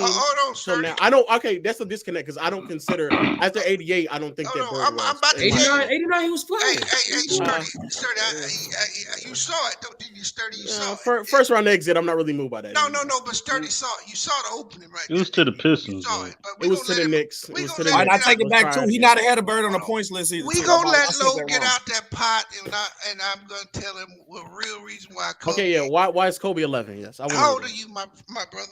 I can't. Oh man, y'all have me telling my age around here, dog. No, I'm 29. Okay, I'm about to be 50, so I'm 49. We know. Okay. Don't lie, old ass nigga. You 55 already. Yeah, you know you got that APP card. I'm about to tell you why. All right, go ahead. I want to hear.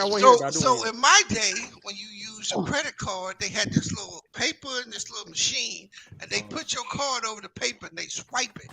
And it would imprint your card to the machine, and then you sign it. I remember that too. You know what I'm talking about, right? I know what you're talking about. And then they had them things called carbon copies. They had a white, yellow, and pink one. Yeah, I know where he going. There was 3 of them, right?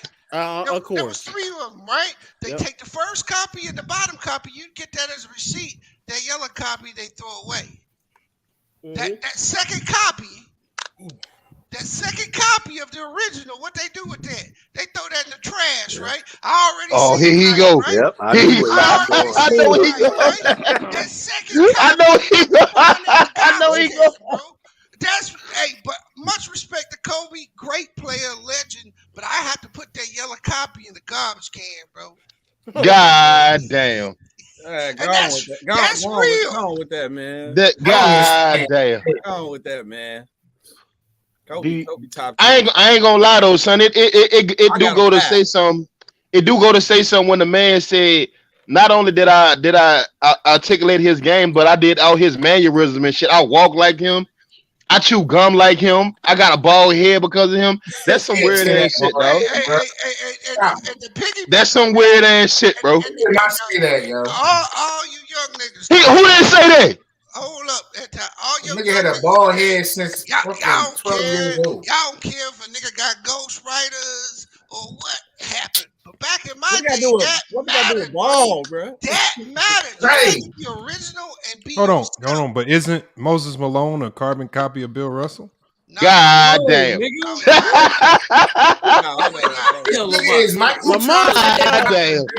trying to get off the nasty. Hold on. Yeah, Lamar be wild. Hey, That's what you're saying. I asked you since I came on. Did you burn your hand on the casserole or something? That broccoli casserole. No, man. No. This was a hold on, let me put myself on the big screen, man. I gotta show you how the damage, man. There's a lot of nigga Pitbull got hold to his ass, dog.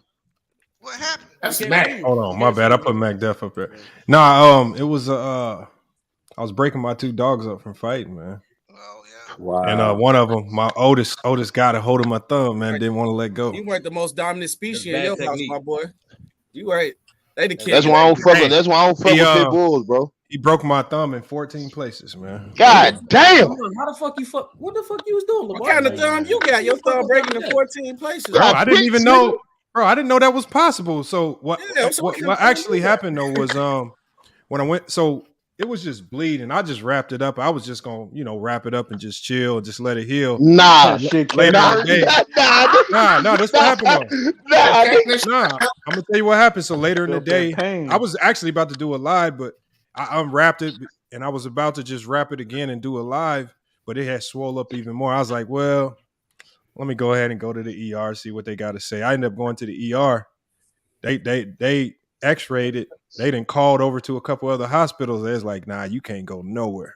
They like, you got to go get immediate surgery right now, or because if they didn't, I could have lost the whole thumb. The bone would have got infected. I'd have been getting the whole thumb amputation. Wow. Hey, anti, don't believe that his wife cooked casserole. Hey, low, don't believe none of the casserole jokes they got. That's all made up, man. Oh, I got the pictures, nigga. I got the pictures, nigga. I got the pictures, nigga. Hey, the way he got it wrapped. He got it wrapped like it's the oven man. That's he got it wrapped. Oh, this man went to hold a on. casserole buffet. Hold on, y'all. I can take it off. Shit, bro. I can take this off. Hold on, y'all. Nah, don't take it off, bro. We don't want to see that, bro. No, don't take that shit off, bro. Nobody want to see that nub ass thumb, nigga. No, the doctor put a metal contraption. It's attached to my thumb from the outside. It goes into the inside to the bone. I can show you if you want to see. God damn, bro.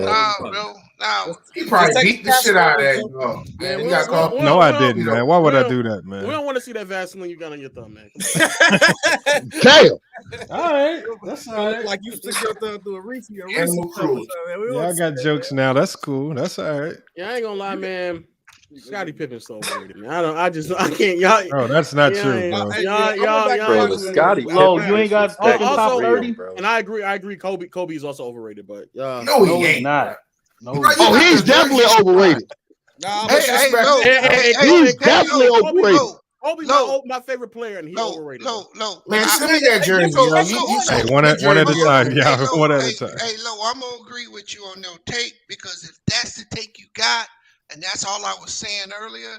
If you gonna say Scottie Pippen's overrated, Kobe falls under the same premise. No, he don't. Kobe was now. Hold up, Lo. Now let me ask Lo a question. Lo, I've been following you on YouTube for a minute, bro. So I know you know your shit. Let me ask you a question. I want you to be honest. Hold up. How much? No. How much of the narrative was pushed that Kobe was a top 10 player when he died, bro? Because I wasn't hearing this shit when he was alive, bro. That's cap. That's cap. Yeah, that's not cap. I'm talking different circles. Come on, he asked a little question. I heard top 10 when he was still playing.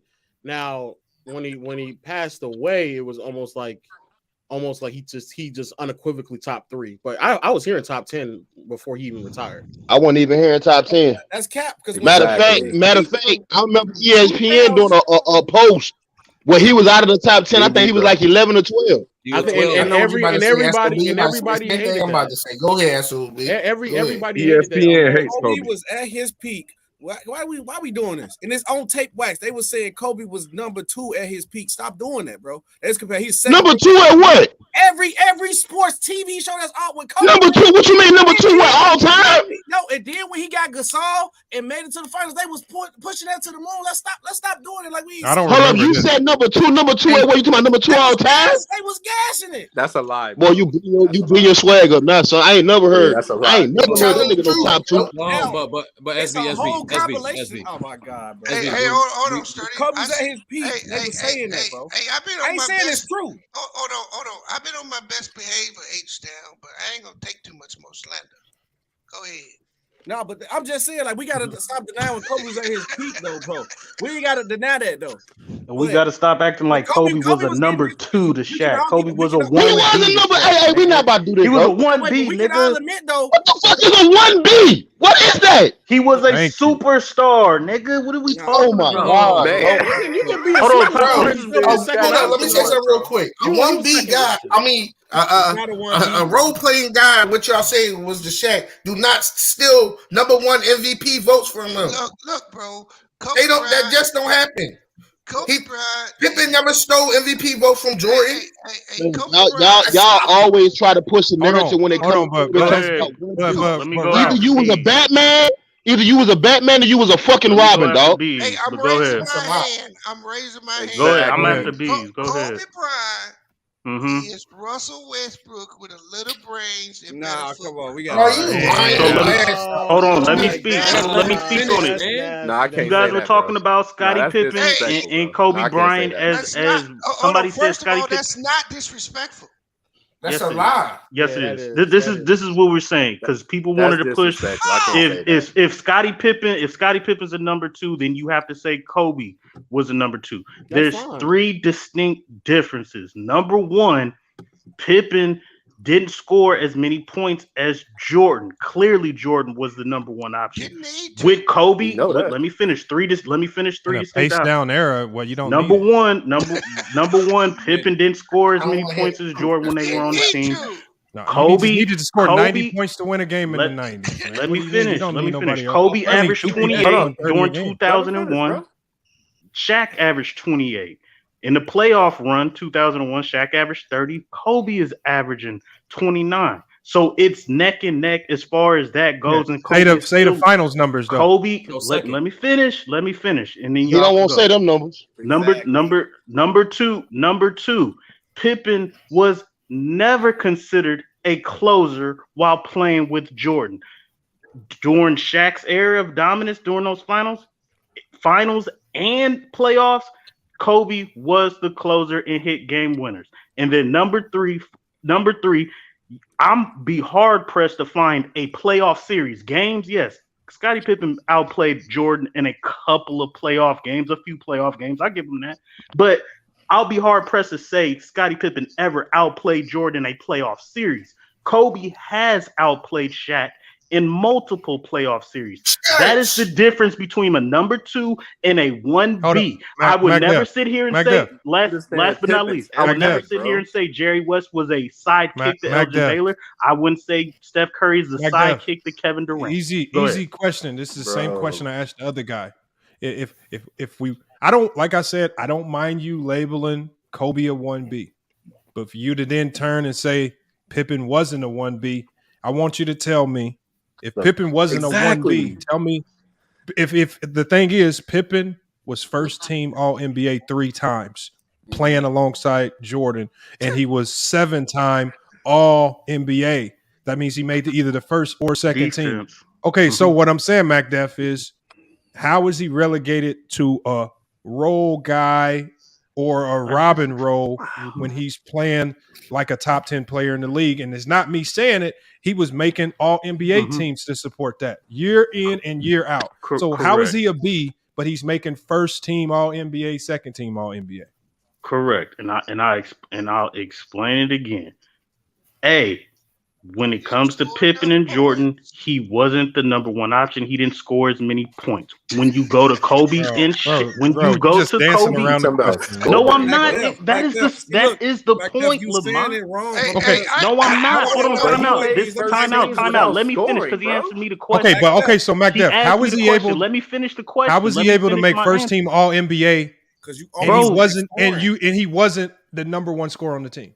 Scoring is not the only thing that make you the best guy on the team, bro. So listen, Scottie Pippen and Kobe Bryant played the exact same roles in that triangle. No, they were both All NBA. They were both all defensive team. Kobe led the team in assists and steals. The distinct difference between Pippen and Kobe was Pippen was averaging 18 to 21 points. Kobe is averaging 25 to 30 points. That is a big difference and a big gap, whether we want to admit it or not.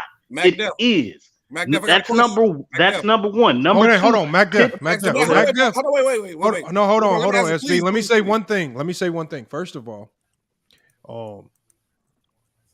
the 90s, just like the 2000s, obviously the 90s was a much slower pace than when Kobe played. The pace was a little bit higher, so there were more shots on goal, more possessions to score.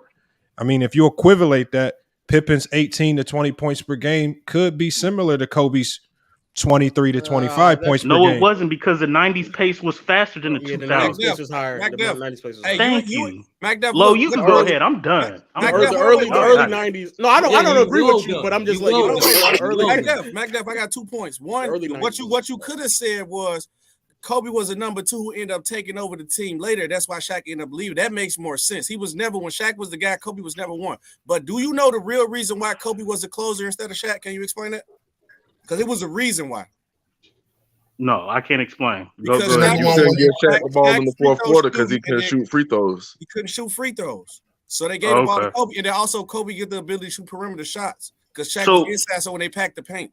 So that was a layup. Great. So was Kobe the closer or not? Kobe was, but then was Scottie Pippen as a 1B, so to speak, was he a closer? No, he didn't average the points, and he never outplayed Michael Jordan.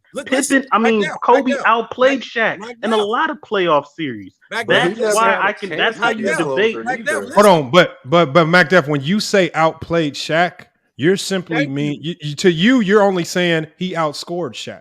You're not considering defense, rebounding, all of the aspects of the game. You're not looking at all these things. You're just basically saying Kobe outscored Shaq, and to you, that's outplaying.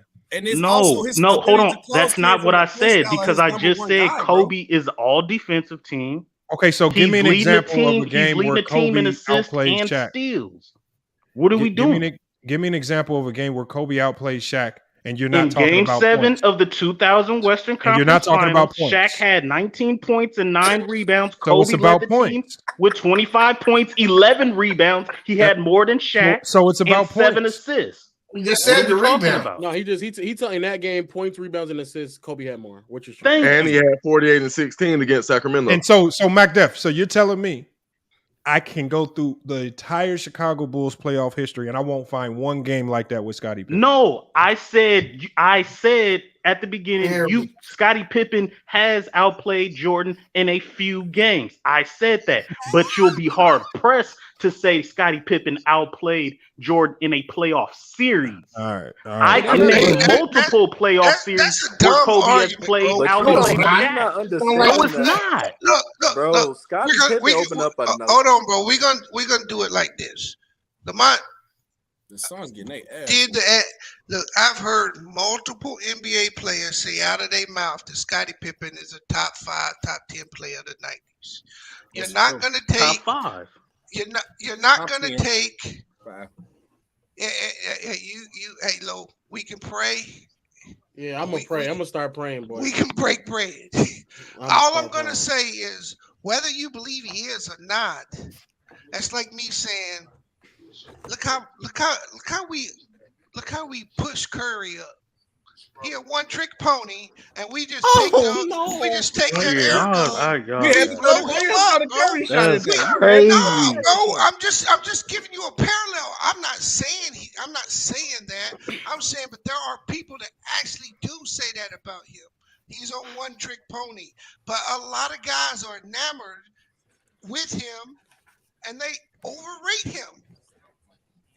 So all I'm saying is Steph Curry is one of the best players of the last 10 years. I can't debate that. There's nothing to debate there. So if you're one of the best players in a decade or an era, you can't be no role player. Oh, I'm not. I'm not talking to you. I'm talking to Mac Def. I didn't say Pippen was a role player. He's not saying that either. Okay. The reason why I think Pippen is just overrated has a lot to just do with who he was as a player, especially like post 95 or 96. Like the fall off is pretty steep for a player that was never really asked to be the lead scoring option for a team. And even though in 98 too, where he played like half the season and still made an all-NBA team. So like stuff like that is like very, very questionable. And then the fact that Jordan was still heavy lifting, and I do mean heavy lifting, in the 98 finals, and they still won, even though he was not the same player at all. He was just nowhere near the same player in 98. Speaks volumes to what type of talent really Jordan was in contrast to what he needed out of Pippen. Okay. I'm glad you brought that up because now I got another question for you, Lolo. Where's John Stockton rank? Oh, he's another overrated one. Please don't get me started on Stockton. So I'm glad you said that because now them heroics you were just talking about against what Jordan did in 98, that wasn't so heroic if all them dudes were overrated. They're all overrated. John Stockton was the second best player on that team, was he not? Okay. So really, you had Karl Malone going up against Scottie Pippen and Michael Jordan. I'm saying Scottie Pippen was. Telling me? No, I'm saying Scottie Pippen was also bad in '98. I'm saying that as well. Both Pippen and Stockton were bad. So in that '98 finals, they just were not the same. So you agree with Lamont? Then the '90 is heavily overrated. Exactly. I think, to be honest with you, I think some aspects of the '90s is a bit overrated. And after like doing an immense amount of research, I look at everybody funny outside of like really Jordan and Hakeem. Everybody else looked kind of real. You know what? You know what? I'll accept that. Then. Shaq played in the '90s. I understand where you're coming from. I guess Shaq. I guess. I got a question, Lo. What's that? Now hold on, before you ask this question, I want to know why what I said about Russell Westbrook and Kobe was so wrong. Because what I'm talking about is their mentalities. The mentality is the same. I guess. I understand what I mean, you ain't say that though. You ain't say mentality at the first time. I said he Russell Westbrook with a brain and better footwork. And a better shot. And better defender. Like it's way more. Better well, yeah. Like, no, it's not close, Bees. Come on, bro. No. Bro, you missed the analogy, bro. I semi understand what you're saying. I'm saying gotta add that to the sauce. I'm saying a lot of people knock Kobe because they say overall his numbers didn't improve from the regular season to the postseason. Overall, he did have seasons where they did, but they say overall, if you look at his regular season, you look at his postseason average, they're identical. And finals. Because he played every game like it was his last. I also hate that ideology for Russ. But what's the question? So you said Bill Russell's defense was transformative, right? Mm-hmm. Is Scottie Pippen's defense transformative? It is, but not to the level of Bill Russell. Are you sure? Because Scottie Pippen, like Lamont said, bro, Scottie Pippen on ball, off ball, transition defense was something like we've never seen, bro. And and he played half the season, and the Bulls are still a top 3 defense. That's in '98, though, Low. I know. That's my point. In '98, even when from he wasn't, '90 to '97, Pippen. And I get that. And but my point is, Pippen's though, the is top that 5 defensive player Bill, all time. Bill Russell's defense. Bill Russell's defense is so impactful that if he was missing games like that, the whole team would just fell apart because it was like there was nobody else to really. But you can say the same thing about the Bulls, though. They didn't fall apart. The Bulls in '98 was still a top 3 defense. I'm saying when Pippen missed those 35 games, the first 35 games of the season, the Bulls wasn't the number 1 team in the East. We weren't number 1. What were they? What, number 2? I think we were top 3, but we weren't. My bad. And we weren't the best team in the league neither. Yeah, but they were still. By the time Pippen got there in like we were like 2 or 3, bro. In the middle of January, and they were probably still an elite level defensive unit. Hey, yeah. Let me give a few quick shout outs real quick because people supporting. Let me put it on the screen here. I actually might just go ahead. My bad. Let me go. Let me salute to Ming. Ming in the Cash App support for the homie Charles, who's dealing with a lot right now. That's gonna be going to support him. Salute to Dex. Salute to Edwin, and salute to Drew. All you guys hitting the Cash App. All you guys commented Charles, so that's definitely gonna be going to Charles. And then we also have salute to Geraldo. He actually sent me an email confirmation that he actually sent a JPay care package to the homie Charles Knuckles as well. So again, salute to Gerardo and for showing support to our homie Charles, man, who's dealing with a lot right now. Hopefully he can come out to be a better person, man. So salute to y'all helping support the homie while he's down right now. Yeah, salute to Charles. Hey, Lamont, who that dude that owed me money, the YouTube dude? Oh, the locker room? Or not, is it the locker room? Shout out to this weak ass nigga in the locker room. I'm gonna report to channel if you don't show up and pay me my money, bro. Yeah, hey, shout out to the weak ass nigga on the panel that ain't paid me my money yet. Nigga named Lamont. Yeah, shout out to the host. Shout out to nigga named Lamont. Hey, all right. I don't got payment plans for y'all right now. Coming right now. Hey, hell no. Hold on, Mac Def. How much Hey, I owe Lamont, you? don't make me go to GCU, bro. Looking for you, You owe me dog. 200, nigga. No, Mac Def. Don't make me come to GCU looking for you, Lamont. Mac Def, Nah, Mac Def, it's about 178 right now. That's No, he ain't paid me no $20. That nigga paid me $1. No, I paid you a day, $1 a day. Hey, Lamont, you gotta stop. Hey, you gotta stop betting, bro. Lamont, bro. Yeah, Lamont, gotta stop betting, How bro. you set the bet and lose and then have a payment plan? Hey, I'm gonna go get. Hey, this. Go get on this panel. I'm about to shut this nigga locker room down. He don't pay my $50, bro. That's all I want from Lamont. You heard? How you gonna be a YouTuber, low, and make bets and not pay? I don't know. Wow. I don't know, man. That's what I'm saying with Lamont. He live right now. Go hop on that Nigga The nigga live right now.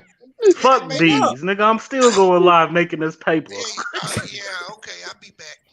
He live with your money on his That nigga Hold on, Mac Def. What was the start of your cash out? They business. Hey, Lamont, you ain't finna send me no dollar, dog. Stop playing with me, bro. Man, he goes, man, I don't know. Yeah, Lamont, bro. Hey, Lamont, stop playing with me, bro. Say this, bro. If you go rewatch, if you go listen to that stream when y'all made that bet, he technically said payment plans if the Cowboys lose. Just go listen to it again. Man, I don't care, bro. You can't. He ain't say that shit with me. He did, bro. He ain't say that shit with me. He did. Go rewatch it. I said layaway. He did. Bro, he didn't say that shit with me, dog. Just a quick fact check. Before Scottie Pippen came back, they had a record of 24-11. That was the third best record in the entire league. The only two teams that had a better record than that team was the Los Angeles Lakers and the Seattle Supersonics. But they indeed had the number one record in the Eastern Conference before Scottie came back. Yeah, like I said, we wasn't the best team. But would they have won a championship? We was like third. Team on the East. Yeah, but the best team in the East though. Y'all at the end of the season, y'all still finished with y'all were still on pace to win 60 games with or without Scottie. Look. D-Lo Cowboys. D-Lo Cowboys. This is what D-Lo Cowboys chooses to say with his comment. He says, "Ticket is looking for you. Where you at?" Well, where the fuck do you think I'm at? I'm doing this. Hey, Lo, let me ask you a question, bro. That was wild. Kobe over Tim Duncan too, Lo. Nah, Lo, let me ask you a question. If Kobe Bryant never got traded to the Lakers and he stayed with the Charlotte Hornets, who do you think he be? Hypothetical. Would he be Carmelo Anthony or would he be a glorified Kawhi Leonard? No. Oh, he'd be better than Kawhi. He'll be better than Kawhi.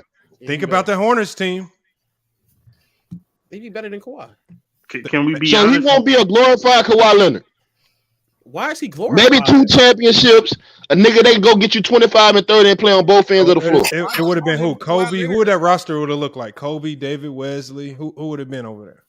He had whatchamacallit. He might not even get no chips in Charlotte. He had Glenn.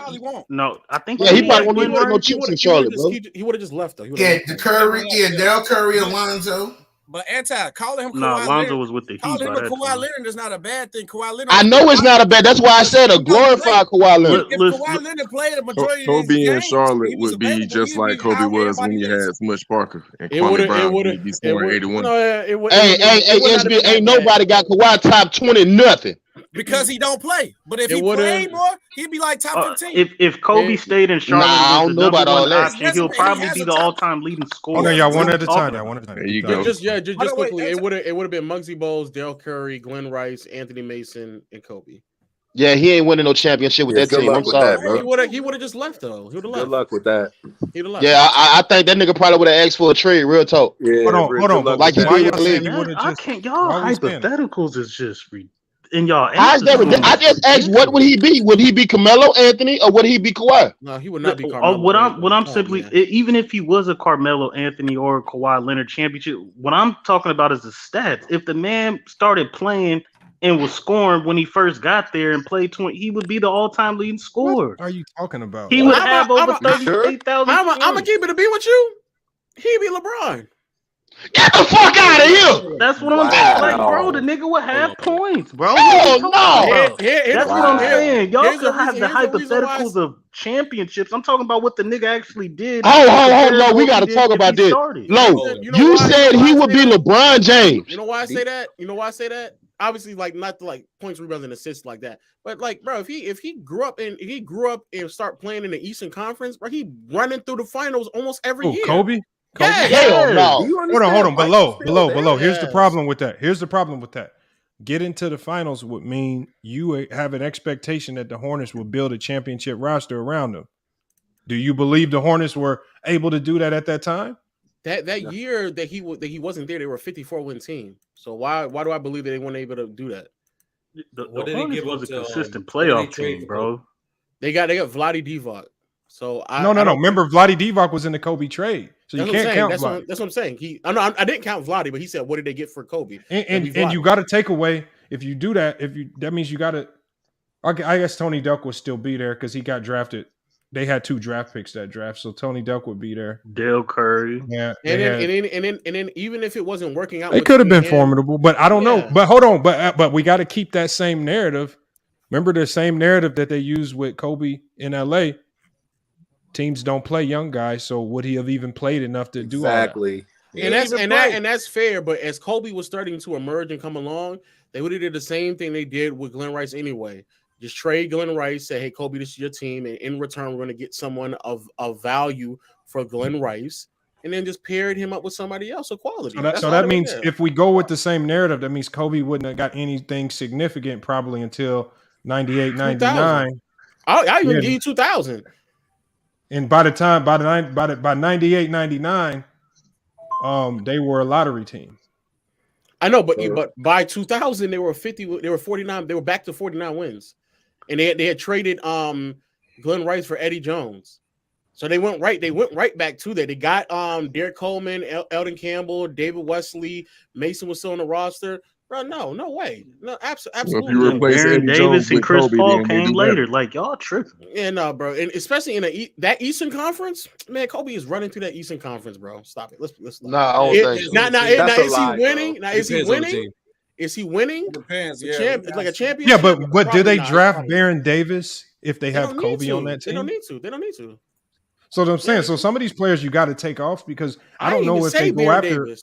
I ain't never said Baron Davis. No, I'm just saying in that draft, I'm saying if Kobe is looking like he's prime and ready to go, do they even draft Baron Davis? Like it completely changes the trajectory of the team, draft picks, everything. If you have Kobe as the main guy on your team, a lot of these moves that they made wouldn't be there. Like, I agree with you. The Glenn Rice trade would have definitely happened, but hey, Lamont, what'd you say, Beast? Hey man, this dude got subscriber only mode. And he got some shit. I can't get on his channel, bro. Can you go over there and tell that man to come over here and pay me my money, bro? What we going? I think I follow when we go in the chat. Hey, Lamont, you owe me $49 more, huh? Hey. You know I got you as soon as this thing, man. My cash out, BEEZ. I got MacDef too. I just been forgetting on MacDef. Your cash app is SB Talk Sports. Say less. Hey, you know what? You get the money. He can send it to you. You can have it. I donated to the dude in jail. The point is, he got to pay. Hold on, who in jail, bro? Hold on, y'all. Y'all got to give him a little bit of respect, man. Respect right here. My homie Charles. No, right here. I put his information on the screen. This my homie Charles, y'all. Hold on, it's serious, MacDef. Hold on, Charles Knuckles. He's right now he has a 16-year sentence for selling crack cocaine in Indiana, man. Somebody put in the chat. Bees want his money. He took. I got. Can I put my cousin in my? I got cousins in jail too. I'm like, wow. I think we all got cousins in jail, nigga. Fuck you. What's up on my cousin books? You know what I'm saying? Shit, my nigga my cousin doing a fair time right now, 7 years flat. Hey, give me the information. Why not help him out?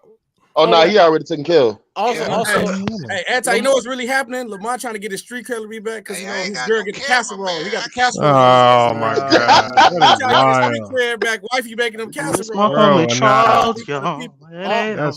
I don't want to be clear. Even if you say they don't draft Baron Davis because they're like a bad team in '99, but right after that it's Lamar Odom, Wally Zerabag, Rip Hamilton, Sean Marion, Jason Terry, and Andre Miller. So they probably would have got a Lamar Odom type. But they drafting a quality player alongside Kobe. So no, they running through the East, bro. I mean, but do you realize Kobe never won without a you still got to base it on the hope that Kobe turns into the same player. I was about to say we all know Kobe never won without a comparable big. He never won without a comparable Man, he big. would have. He never won without a comparable big. He never won without Phil Jackson. Again, I'm not saying that he wins it. I'm saying he's running the East the same way that LeBron ran the East, but he didn't win every time. He running the because LeBron James would still be in the East. It depends on. I'm not low. It depends on the team, man. Like I don't think he running through LeBron like that, though. Hell no. Prime Kobe versus a 03-04 LeBron. Yes. Nah, Kobe ain't just running through LeBron like that, nigga. Hell no. LeBron not even making the playoffs in the first 2 years. What are you talking about? And the next 2 years, he made the finals. Yeah, and Kobe would still be there running through the finals. Hell no, bro. Come on, a 21, 22-year-old LeBron is not running through a peak Kobe. Stop it. No one said that. No one said that. Not at all. What he is. That's what he's saying. That is what he's saying. Yes, saying. nigga, 06, 07. Yes, that's a peak Kobe. That East look different though with Kobe and LeBron on the same side though now. That dudes look different. Then we got a Prime Dwight coming in too. Oh man, you ended the White love. What? Yo, man? Fuck the White. I was about to say the White is so far down. Yo, I don't know why he said the White. Yeah. No, that's so far. Yeah. Bro, the only team Kobe would have to worry about is them damn Pistons in the East. That's it. Yo, you tell because I can't believe you said what you said. Man, I explained it already. So I gotta make that Magic Johnson, Draymond Green. Yeah, you gotta walk that back. Hey, hold on, y'all. Hey, let me ask y'all a question, y'all. Hold on. That's a crazy take. D-Lo Cowboys, who's rarely even on this channel, he says, Lamont, you changed. Hold on, do y'all think I've changed, man? Yeah, you did, man. I don't know you, father back, your thumb getting broke. I know you living a wild life, my boy. You gotta chill out. Oh man, I did the Tekashi 6ix9ine flip, man. I guess. Oh no, you ain't go that far. You ain't go that far. Oh, okay. I'm about to say you ratting on niggas now. I mean, he do eat casserole, so I mean, you know. I don't think Tekashi 6ix9ine eat casserole. Yeah, hold on, but true, but anti. If I'm riding with you and you got a gun under my seat and we get pulled over, Anti got to take that charge. I'm gonna have to tell the truth. You got Anti the fucked up. That's crazy. I'm ratting, nigga. If it ain't mine, I'm gonna tell the cops just like this. Look, bro, it's 2 of us in this car. It ain't mine. Fuck you mean? I ain't playing with you, dog. I'm letting you know now. It ain't mine. Boy, I ain't about to go to jail. You better take your charge. Hold on, Low. What you doing in that situation, Low? You holding it down? Y'all gonna both go to jail together? No, I'm not going to jail. I ain't going to jail for no motherfucker, dog. I'm gonna get to this magic point, but so you say if it's you and AJ going down. If it's his gun? You fucking way he going down. I'm about to say they ain't got nothing to do with you gotta stop the cussing, man. They ain't got nothing to do with me. What if it's your gun? What if it's your gun? Oh no, I'll take. I mean, no, if it's my gun, dog, I'm taking a charge. It's on me. No, but anti. But you know how it is. Like this is what I was. Nah, I never been the type of dude, dog. I'm not playing with you. Like, well, first of all, hold up, Lamar. I'm gonna keep it a bit. Hold on, Lamar. I'm gonna keep it a bean with you, dog. You gotta take charge. If you a real nigga, how you say you a real dude, dog, you gonna take your own charge. Anti. The police didn't even ask me no questions, dog. No, anti. But like I'm saying like this because we know most dudes, especially street dudes, most of them ain't stand up. So let's say I'm driving, is my car, and I got an AK under your car seat. Remember, sometimes they go with whoever seat is under. They say that's you possess it because it's right in your vicinity. Some states got that law. So what if I don't say nothing? We both know it's mine. Are you gonna go down for something? Lamar, I'm gonna beat you the fuck up. I'm sorry, bro. Excuse my language. I'm gonna beat you the fuck up, dog. Like if I go to jail behind you, I'm gonna beat you up, dog. What day is it? Today is Thursday. No. What day is this scenario? February 1st. You said. What day? What matter? What weekday? No. If it's a Friday, nigga, that means we'll be in the weekend with the niggas running prints on a gun, and that's when it's gonna be a problem. Man, it don't matter what day it is. Yeah, it don't matter what day of the week it is. It don't matter what day, what hour, what man, judge on Monday. City. Lamont, hey, Lamont, you should be a stand-up doing me like, hey, look, bro, he ain't got nothing to do with this. But that's my shit, bro. But Anti, me and you both, like I said, I done ran into a lot of dudes who will not say. Oh no, see, I know how to. If you ain't no real dude, you can't be around me, son. So like, nah, I pick and choose my niggas wisely, bro. if it's your piece, take the charge, but don't even exactly, fam. It should never get to the outright point where snitch on yourself though. Like it should never. It ain't snitching on yourself, nigga. If you doing the dirt. Hey, salute to Dante. He's watching from FY Up Sports Live, man. He's a member over there, man. Salute to Dante. It depends on who got the money. Hold on, make that low. My whole point was we talk about the impact, and then you talk the playmaking in the half court. Like Magic whole premise of him being great as a playmaker about the different impact was transition. In half court, is really no that much damn difference with Draymond and Magic with the playmaker. They really just ran their sets. Make SB stop. Let me finish. Then when I brought the impact point, I said Draymond Green defensive impact was just as valuable as Magic offensive back to the team because when they both came to their teams and brought their dynamics, they came championship caliber teams. Draymond Green brought the depth line up with his defense. That's a fact. Magic Johnson added the transition game to the Showtime Lakers, made Showtime. That made them a champion. Oh my God! You gotta stop, man. That's not. What low. No, Lamont, don't agree with him. That's not far-fetched. It's not far-fetched. It's not far-fetched. What did Magic do in the half-court playmaking wise that Draymond Green couldn't do? He drives. He can drive. Draymond Green don't do that. Green can drive. Hold on. Draymond Green ain't posting nobody up. Threat to score. Also, as an active post player as well, like the level of gravity and tension that Magic is getting out of the post is way more than Draymond is getting. So Draymond Green can't make a pass out the post. I didn't say that. I didn't say that. Let me say it again. Magic got a cheap MVP, bro. Oh my God, we all over the place now. No, hold on. Hold on. Let's stick to the time. No, hold on. What I'm saying is this right here. Hold on. No, low. Take into consideration, Draymond's playing in an era where they've essentially nullified back to the basket post play. They've nullified it because of the styles of defense. So he's forced to. Like, do you really think Magic would be able to post up and run them same hooks in this era? And today? Or would he be forced to? Yeah. How? Yeah. Look at Joker. Yeah, yo. Joker's 7 feet tall. Magic is 6'9". Magic like 6'9". Bro, 6'9" and 7'1" is two different things. I know. Either way, you're still looking over the defense. Hold on, Lamont. Either way, just like Luka, you're still looking over the defense. Like, what are you talking about? So you comparing Magic to Luka? What Magic doing in the half court playmaking? Because it's stuff Draymond Green can do in the half court. We're talking about offense. I'm not in the half court. Playmaking alone. In the half court, if you look at the Warriors' offense, Draymond Green is not getting no attention offensively. He is free to stand. Hold on. He's not a scorer. Hold on. He is free to pass to cutters. That is not true. And he is free to pass to people that's coming off the screen. The teams like that have the most success against the Warriors. Curry. Magic Johnson didn't have the freedom of passing that's not true. To guards that was coming off of screens for hold on, McDuff, that's not true. Because the last team that eliminated them, their strategy against Draymond Green and the Warriors was not to sag off Draymond because he was picking them apart with playmaking. They actually picked up on him and forced him to put the ball on the ground. And that's where, when you take away his playmaking ability, that broke down and killed the Warriors' whole offense. That's when Memphis had put the Warriors out that year. That's what hurts them when you take away. You can't sag off no Draymond and expect not to get punished. Are you no? You get punished. What I'm simply saying is you get punished by Draymond's passing. Draymond will punish you with his when playmaking you do sag off. I'm not saying you don't. You do get punished. But what I'm also saying is they're sagging off, and Draymond is allowed to make those cut passes and allowed to make passes. So, are you telling me if Magic plays in this era, defenses aren't going to sag off on him? Are they going to sag? No. Yes, they sag like a mother. Are you serious? Okay, what about McDuff? McDuff, can you use that narrative against prime Draymond when he was hitting jump shots?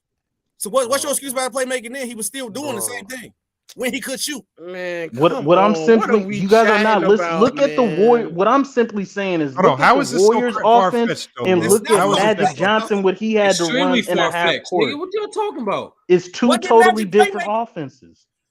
What did Magic playmaker do? What playmaker did he do in the half court that Draymond couldn't do? In half court, he got way more attention and way more passing lanes open due to his scoring ability out of the post. And but that's because they couldn't tag off in the help because of the illegal defense. I get that, but that's what he asking me. He was a much greater scoring threat in a half court than Draymond could ever be. Draymond Green as a non-scoring threat still making the same pass. I didn't say non. I just said Magic is a greater scoring threat. So the attention that he's going to gain. So without the attention, Draymond's still doing the same thing. He's not doing the same thing. No, he's not. Magic's going to score more. If anything, that's not true. No way in hell. You guys are giving credit to Draymond making 3 passes. Y'all just gassing the name, bro. No, we're not. You're giving credit for Draymond for making 3 passes with no defense on him, and Magic has got a guy leaning on him, and he's still making passes over him. Transition. Because teams wouldn't be forced to play him man to man. Teams would sag off of him and force him to shoot threes. Then y'all be talking about. Yes, they would. Magic they do to all bad shooters. Oh my God! So hold on, timeout. So Magic Johnson's IQ, he's just gonna. So with Magic Johnson's IQ, he's just gonna stand at the top of the key in a 3-pointer and try to be a playmaker, but not go into the post. MacDef, what I'm saying is, MacDef, all I'm saying, MacDef, is a good defensive team in this era that can actually sag without getting an illegal defense call. Magic's weakness was shooting. They're gonna sag. They're going to make him attack. And when he attacks, he's going to be attacking bodies, not just one person, as opposed to the 80s with the illegal defense. You had to go up and play a man. The help wasn't – he didn't see as much help defense. And with the players he had around him, he was able to pick them apart. But what if he got 4 shooters on the court? I'm about to say he's going to play on a team with ample shooting, though. The nigga is going. Magic was going to have at least 3 or 4 shooters on his team. I'm not saying that Draymond doesn't play with ample shooting. I'm not saying that, but he's making it seem like they would just optimize his weaknesses. They would optimize the playing style that would hide his weaknesses as a lack of a floor spacer shooter, bro. He would just operate offense either at the top of the key and getting to the basket or posting up. But we've seen how Draymond Green struggles when you don't have the shooters surrounding him. And then you have those years where you have the people like the Ticket TVs talking about he can't do nothing without good shooters around him. Like, I know the value of Draymond, but you have to have a certain type of team around him to get the most out of his skills. You couldn't just throw Magic on the Houston Rockets right now or some team like that and just expect Magic to be showtime. But wait, let me be clear. I'm not saying that, though. I am saying that 80% of the league right now has ample floor spacing that you can just put around Magic. I don't know about that. I don't know if 80%. Come on, Cook. 80? 80, yes. Hey, this type of gas. Hold on. Let me look at this. Hold on. Magic popular. That's why Kareem didn't get his MVP, because y'all on his popularity and gaslighting the name, bro. My God, he wasn't worthy enough. Magic can be put on any team, bro, and make them competitive. No, he cannot. What are we doing? Magic Johnson is 1,000 times better player. Hold on. Let me go through these teams real quick. You got to name more than 60. Okay, so if you put Magic, put Magic on OKC, they in the playoffs. Hold on 1 second. Hold on. So we're gonna if we put Magic on the Charlotte Hornets, he's gonna have the same impact. They have the worst floor spacing in the league. Yeah, bro. He's gonna be better than what LaMelo doing. Hold on. I'm going one team at a time. But we're taking LaMelo off and putting. I'm assuming that's what we're doing, right? Yeah. All right, so Charlotte. Charlotte has the worst. Let's do that. Come on, y'all. Hold on. Let's go one team at a time. Charlotte is one. Okay, Houston Rockets, they shoot 30%. Okay, that's another one. The Toronto Raptors, they shoot 33% from the 3. Okay. No. All right, the Lakers. I put Oh my God. All right. This is horrible. What about the Knicks or the Spurs? The Spurs, without a doubt. You think he would turn the Spurs into? No. I say I agree with you with the Spurs. Okay. He turned the Raptors. What about the Orlando Magic? Playing. I actually like Magic with that Orlando team. I ain't gonna lie. I like Magic with him. I ain't gonna lie. Magic with Magic. Playing. Him with Wagner. Oh, man. Yeah. I can't. They play in our playoffs. Yeah, that's tough. That's a tough. If you said play in for every team we saying, bro. You know what? I think the best team playing for Spurs. Hey, y'all, the best team for Magic right now, I think if you replace the Warriors, he just be a D'Lo with Magic and put him on the Minnesota Timberwolves with Rudy Gobert as the big, that's where I think you see the most dominant form of Magic. No, you put him on the Sixers. Johnson is a beast regardless. Y'all tripping. Place him with James Harden. That's a fire-ass team. Nobody's gonna put James Harden alongside no goddamn Magic Johnson. I say you take James Harden and replace him with Magic. Oh, okay. That's easy. First round exit. That's not, bro. I need 2 more teams because Orlando's not. We saw that already with Ben Simmons. Yeah, we need 2 more teams, niggas. 2 more teams. Ben Simmons ain't no damn Magic Johnson. Okay, hold on. 2 more teams. All right, we got I don't agree with the Pistons. Detroit Pistons. The Pistons are they're average for, 3-point shooting team, no? The average, yeah. Okay then. Slightly above average, actually. Okay. 80% of the teams, bro. That's not no 80%. Y'all know what 80% of 30 is? He don't. Hell no. Tell me. Like 18 or 20, it's 24. I've already went over that percentage. I've already went over that. So who else we got? So wait, MacDef. So if you got 10 teams that shoot below, you got 10 teams that shoot below league average. Hey, MacDef, if you replace Draymond Green with Magic on the 7, do the Warriors still go 73 now? Yes.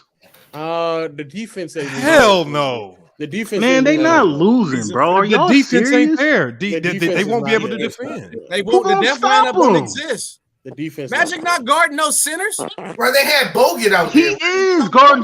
What centers? Bro, why do y'all treat Draymond's defense like he's guarding bigs? He guards majority of the time on the perimeter. He guards and 1 through 5. Switches off to the post on pick and rolls. But he guarded centers and power forward. He guarded all 5 positions, bro. Why are we acting like he it's only just a guards myth? 5 Like, positions because of so many pick and roll switches, and he can switch yeah, on to anybody. Bro, but for the majority of the time, he's tripping. guarded the perimeter. But when people talk about his defense, they talk about Draymond like he's this post defender. They not lose. They will win the championship. Lamont, they will be more freaking Magic Johnson with Steph Curry. Hold on, but if you put Magic on that team, they're not the number 1 defensive team in the league. I mean, maybe not, but like I said, I get that, but you act like they're not top 10 or something. Yeah, no, they're not going to be a top 10 defense with Magic out there. You have 2 Steph Curry's on defense. We can move on. We can move on. They won't be. I agree that they ain't going to be no top 1 or 5. I don't think. But to fall off from out of the top 10 just because you add Magic who can guard all 5 positions. Bro, no, what I'm saying is if you take away one of the best defensive players, you already have Steph Curry, who's one of the poorest defenders or average at best, and then you add Magic, who was below average or average at best. That means you got 2 below to average defenders in a 5-man defensive lineup. That's a ton of breakdowns that can happen right there. Also, Magic. You can deal with 1, but 2. The Warriors will run everybody. You can't hide 2 bad defenders. Magic not guarding 5 position in today's league. Hell no. Are y'all sure about that? Magic guard Steven Adams, bro. Magic wasn't known for defending, dog. Come on, dog. I get that, and I'm not going to sit here and say Magic Johnson is an all-time great defender. What I'm simply saying is the man you've already been on record saying cover all 5 positions. You've already been on record he can saying guard Steven Adams. You don't need a great defense to win championships. He can guard Steven Adams. No, but it's not that simple just to say I'm guarding Steven Adams. Steven Adams. He's not guarding Tristan Thompson. Forget that, bro. He's not guarding Dame, bro. He's getting torched. He's getting torched. I didn't say he was. I'm talking about the centers. He's going to be playing. But that's not. But I'm gonna be honest with you. We're taking Draymond Green off the Warriors, right? That's not really the problem. He can't guard guards.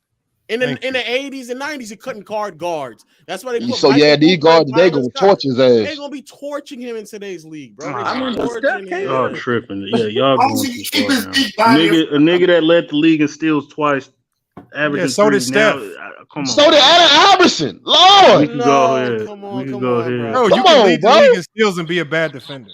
I mean, exactly, bro. What I'm simply saying is the man is 6'9". He can guard all 5 positions. The man is averaging 7 rebounds a game. Even if, on the perimeter, one-on-one, anybody can get cooked. I agree with that, but to say that the Warriors will automatically not be a top 10 defense, that's cap. And number 2, who the fuck is going to stop them? Them niggas is gonna run everybody off the court. With Magic? I think Steph Curry and Magic Johnson. Johnson with them shooters. Are you serious? I agree. Thompson and It's not. Iggy with Well, the it's not that really many. It's not that many shooters. Back But, okay. on this one, bro. No, I agree with the offensive end, but bro, in 2016, this is what they matched up with. James Harden in Houston. Harden is cooking Magic. Dame in Portland. Dame is cooking Magic, and then Westbrook and KD in OKC, and then go to the finals, and you're matching up with Kyrie, bro. He's getting cooked. He's getting low. cooked I agree with all those players because all those players cook in this era and will cook in any era 1-on-1. I'm not gonna say Magic can guard Kyrie. I'm not gonna say anybody can guard Kyrie 1-on-1. But that's not gonna just be the matchup all day, every game. Bro. He's gonna be guarding the power forwards in the center. In today's game, teams force matchups. Yes. Like, do you really think Curry wants to guard Kyrie? He did it. The teams will switch and run pick and rolls so they get the matchup that they want, and you will be forced to guard these guys. You can't just go tell Magic to guard Steven Adams. They're gonna put Steven Adams in a pick and roll. They're gonna make you switch, and at the end of the shot clock, you're gonna have to sit and defend. And the question is, can he defend those positions? And I'm saying no, and I'm agreeing with you. I'm simply saying no, but to say that they won't be top 10. That to me will not be a top 10 defense. That to me is bro. And number two, why y'all keep on talking about who the fuck is gonna stop the Warriors with Magic Johnson? Well, I agree. I agree. They running everybody off the court. Yeah, that backcourt gonna be shit. 125. I'm taking. But MacDef, we've already seen that play out in the Phoenix Suns having one of the greatest offenses in NBA history with no defense, and that does not pan out. No, the Warriors will be better, man. It does not work in the playoffs. No, they won't be. Bro, they would have to the Warriors right now. Hold on. The Warriors right now are on the top 10 defense, right? I don't think they are. I'm putting money that they get through the West. That they smash the West. That's not guaranteed, though. What I'm simply saying is that they not top 10 defensively, and I got the Warriors making it out of the West. And they make no trades. The team is as instructed. As is. You giving money away, huh? Yeah, I put $100 on that, Mayday. They making it out the West. I'll put $100 on that. There's not that many teams that can make it out of the conference. Let it not win it. Hold on, let's see. Put it. You got $100 bet and $50. Put your money where your mouth is. Yeah, I got $100 on that. I bet. Hold on. Anti 100 and who else 50? Me 30. Hold on, what's the bet though? Only reason why I'm not making said the Warriors making the finals. Hold on. We talking money. Hold on, real quick. Anti 100 and who else want the 50? They're gonna make a trade, so it's kind of irrelevant. Okay, SB 50, cool. Like I said, the Warriors right now are not a top 10 defense, and I still got them out the West. Will you go ahead? I ain't got to say no more. The Cavs in 2018 was fucking horrible. They made the finals. And nigga, they had LeBron, Ramon, James. And the Warriors got Steph Curry, nigga. And he ain't LeBron James, nigga. Fuck you mean? And the East was trash, bro. The East was trash in 2018. It was trash. Hey, but without LeBron, the Cavs would have got swept by the Indiana team. So we got LeBron. The Cavs wouldn't even been there, dog. They would have been a lottery team. Exactly. That's what Magic Johnson, crazy, bro. But they were like a top 5. They were the 5th best offense in 2016. So I definitely think they'll drop out of the top 10. It's not like they were the best defense in the NBA. They were the 5th. They were 5th best. 5th is pretty good. And MacDef, don't have me coming on your channel looking for my money, dog. I'm not saying that it's not good, but losing an all-league defender can definitely drop you from 5th to 11th. Like, that's very reasonable. Mm-hmm. Well, we noticed because last year when Draymond got hurt, the Warriors' defense drops immensely. They look totally different without Draymond on the court, bro. That's what I'm saying. But Klay Thompson, and that's even with Jordan Poole. You add Jordan Poole's offense that nobody expected. You can add his offense in, and their defense went left without Draymond. So I would expect a similar downturn if you put a Magic in there. The Warriors don't go 7-3 now without that defense. What are you talking about? That's what because their offense was so overpowered with a great defense. What's the argument that if you put Magic on the Warriors? I don't know what we talking about right now. That would make Dell said talking about you put them on the they still top 10 defense. Wait, I'm gonna tell Bees what I said. B, so I went on low headed show, so I went on show and I said in a half court setting, Draymond Green and Magic Johnson playmaking is not that much different. Man, and only a half court. And then I said Draymond Green defensive impact is on the same level of Magic offensive impact. That's it. You got to watch a lot more on 91 Magic. 91 Magic and a half court. SB, you didn't see saying, none of the videos I sent you. Okay, I'm gonna look at it. But the whole point I'm saying, but you anyway you said Draymond can do that, but you didn't answer that point. So the offensive defense impact not on the same level because what they both brought to their team turned them into championship caliber teams. I think in my opinion, I think Magic is like a top 5 offensive player all time. I don't think I disagree with that. Okay. I don't think Draymond is though. No. Who your top 5 offensive players? That's what I'm saying. I think Magic, LeBron, Michael, Curry, and hopefully I'm not missing nobody before I say Kobe. What you talking about? Or Will Chamberlain? He said Kobe. No, I didn't. No, he didn't. I said Jordan, LeBron, Magic, Kobe. Curry. Oh, Curry. Oh, I said Curry. Okay, my bad. I will accept Wilt Chamberlain. So wait. Yeah, you could say. Hold up, KD won't be over Magic. Kareem? Right. No, stop. Stop. Hold up, Lo. You gotta hold. We gotta talk. Hold up, KD. Bro, offensively won't be over Magic. What's the criteria for that? KD as a scorer. What is your criteria for scoring? Sure. You said offensive, right?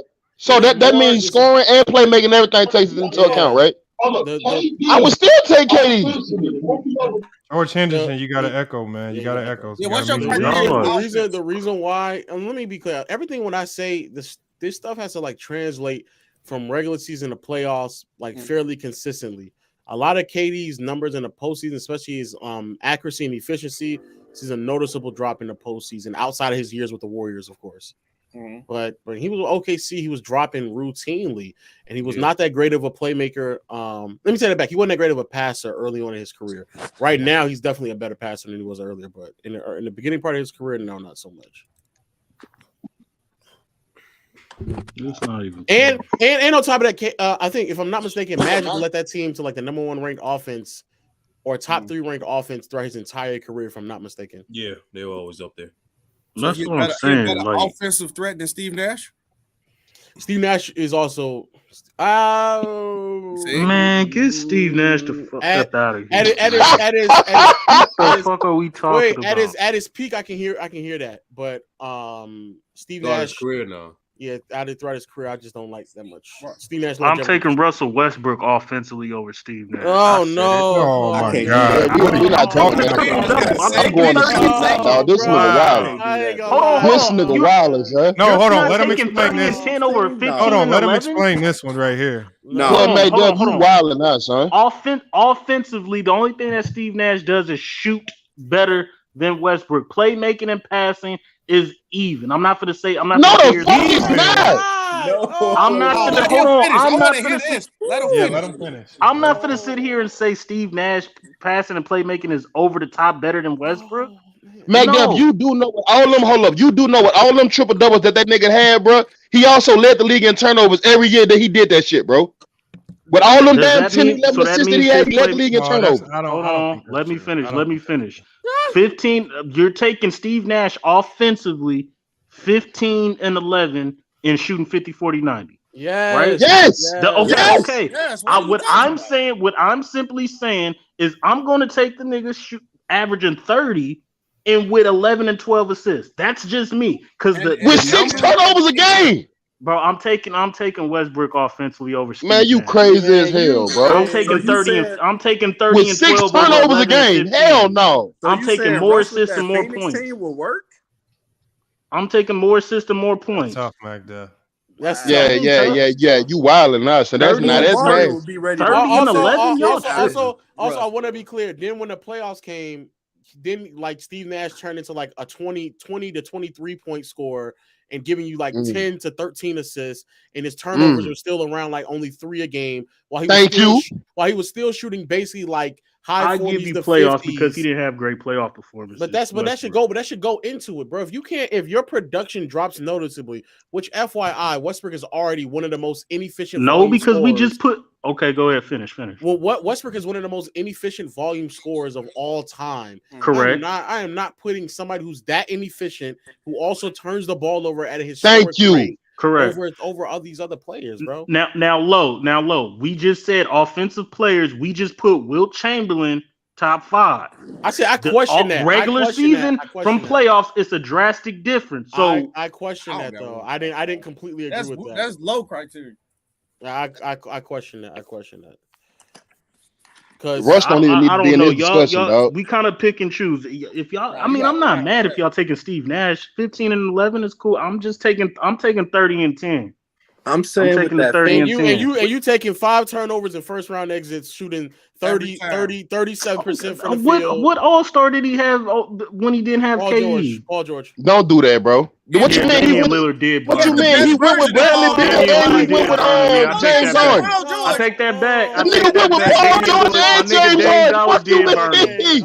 My nigga Dame Dollar did burn him. Yeah. He's had a bad play. He's had bad playoff runs. He's had bad playoff runs. Yeah, played with 4 Hall of Famers and ain't win shit. Stop. Not a Mimi Tata. Please. I don't know if he played with more Hall of Famers than Steve Nash. Has he?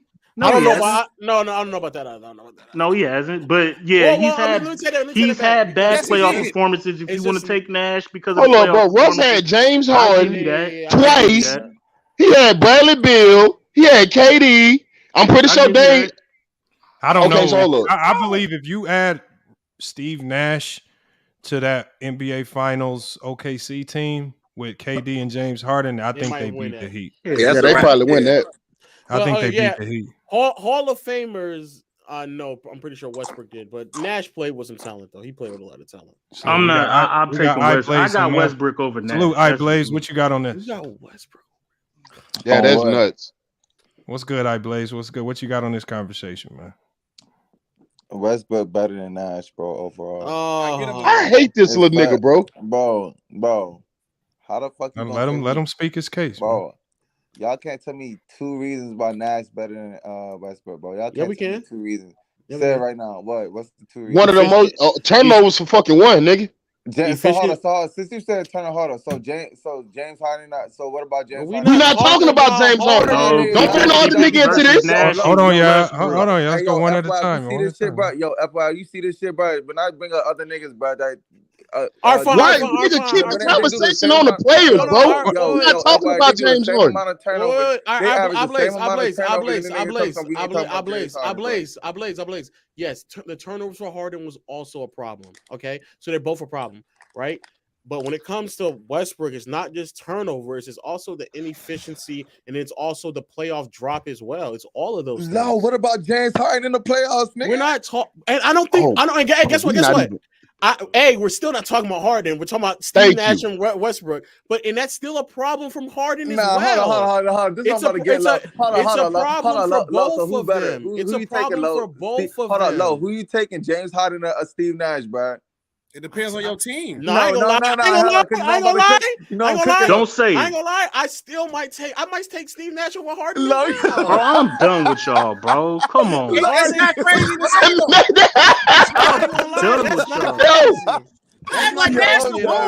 Hey, hold on. Hey, look. Let me give y'all this. Let me give y'all this thought right here. And I think this is what gives Lowe a little bit credibility when he says that. When the Warriors had when the Rockets had a chance to close out the Warriors and they chucked up all those threes with James Harden as a point guard, do you believe that would have happened if they had a point guard like Nash leading the way to close out that game?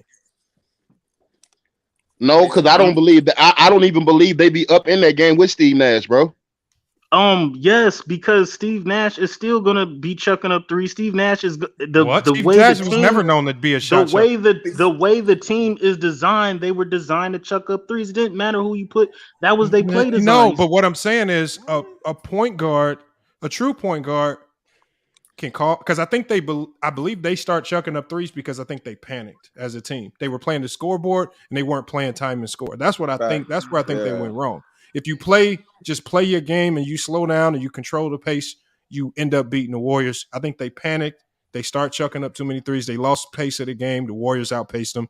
They tried to play the Warriors game against them late game and it didn't work. They needed leadership, bro. And I Blaze, you know, one of the craziest things, bro, you come here talking about James Harden. Your boy Russ had some of his best shooting splits the year that he played with James Harden in Houston, bro.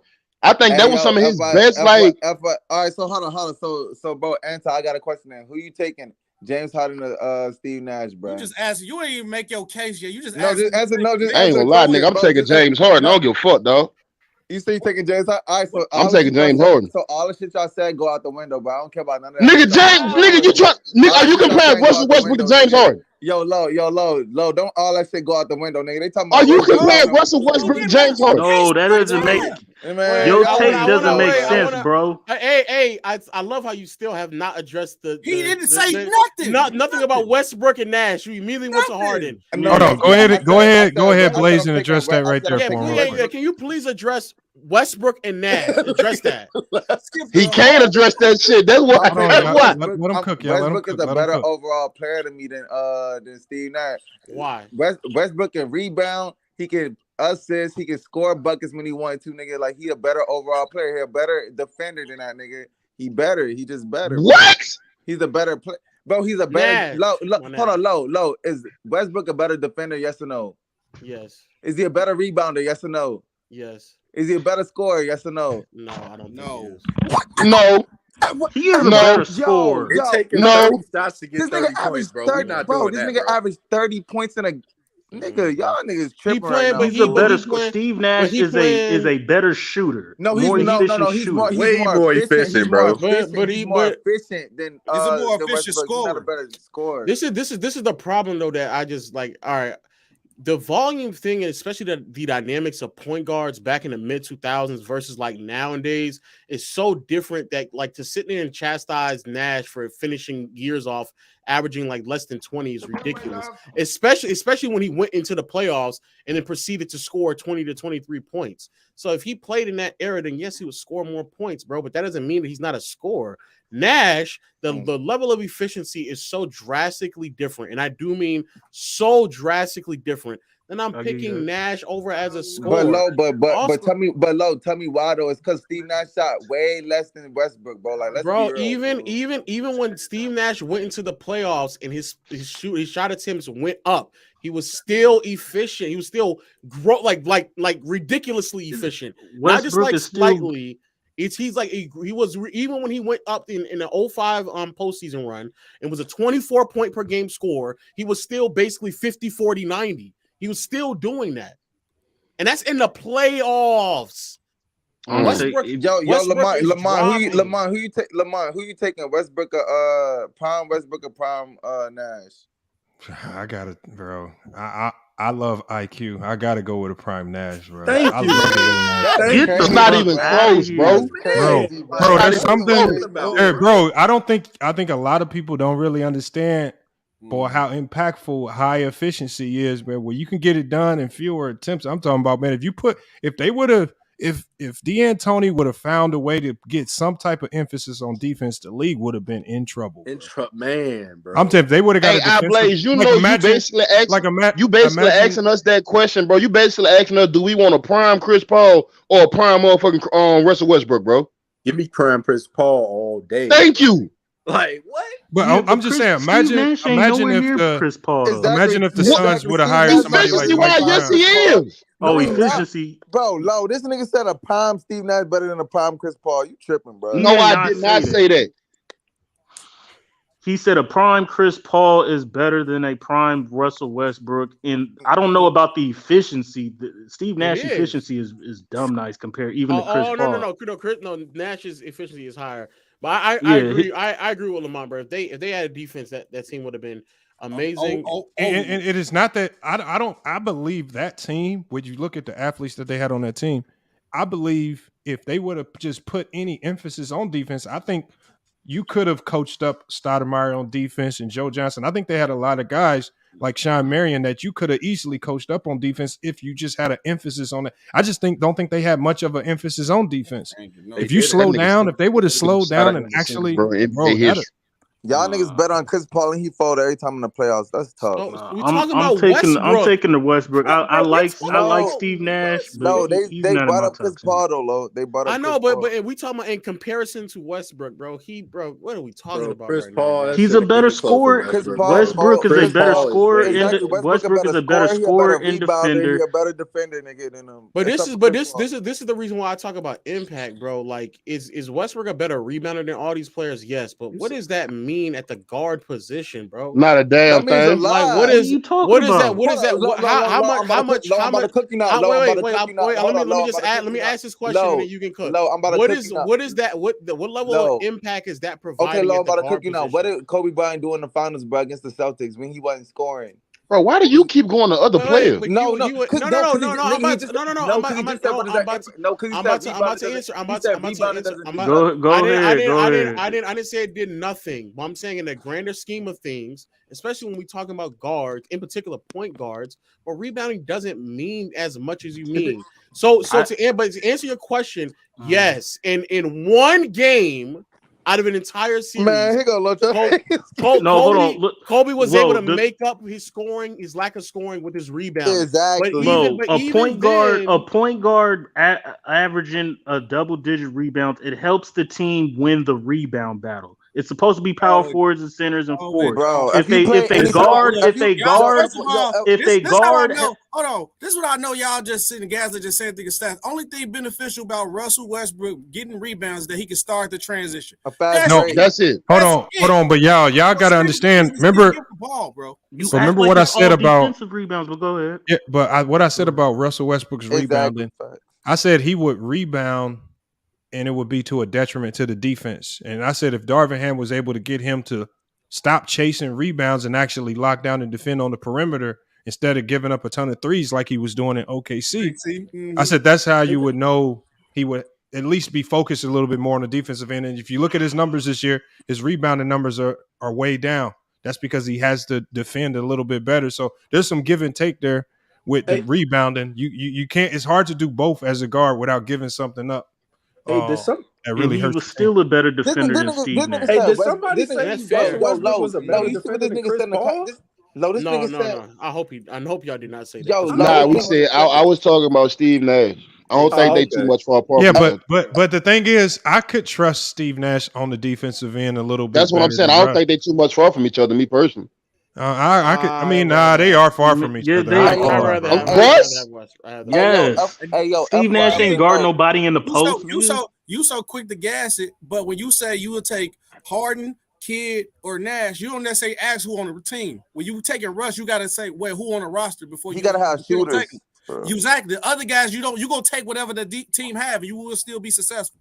I think Russell Westbrook is becoming one of the most underrated players now, bro. Yeah, even I think he becoming what happened? I can't defend his playoff performances. I cannot defend his playoff performances, but as an individual, Russell Westbrook is one of the greatest point guards of top 10. No, he's not, bro. Like, come on, y'all fell in love with that triple double shit, dog, and that shit went to y'all head, bro. Hold on, y'all. One at a time, y'all. One at a time.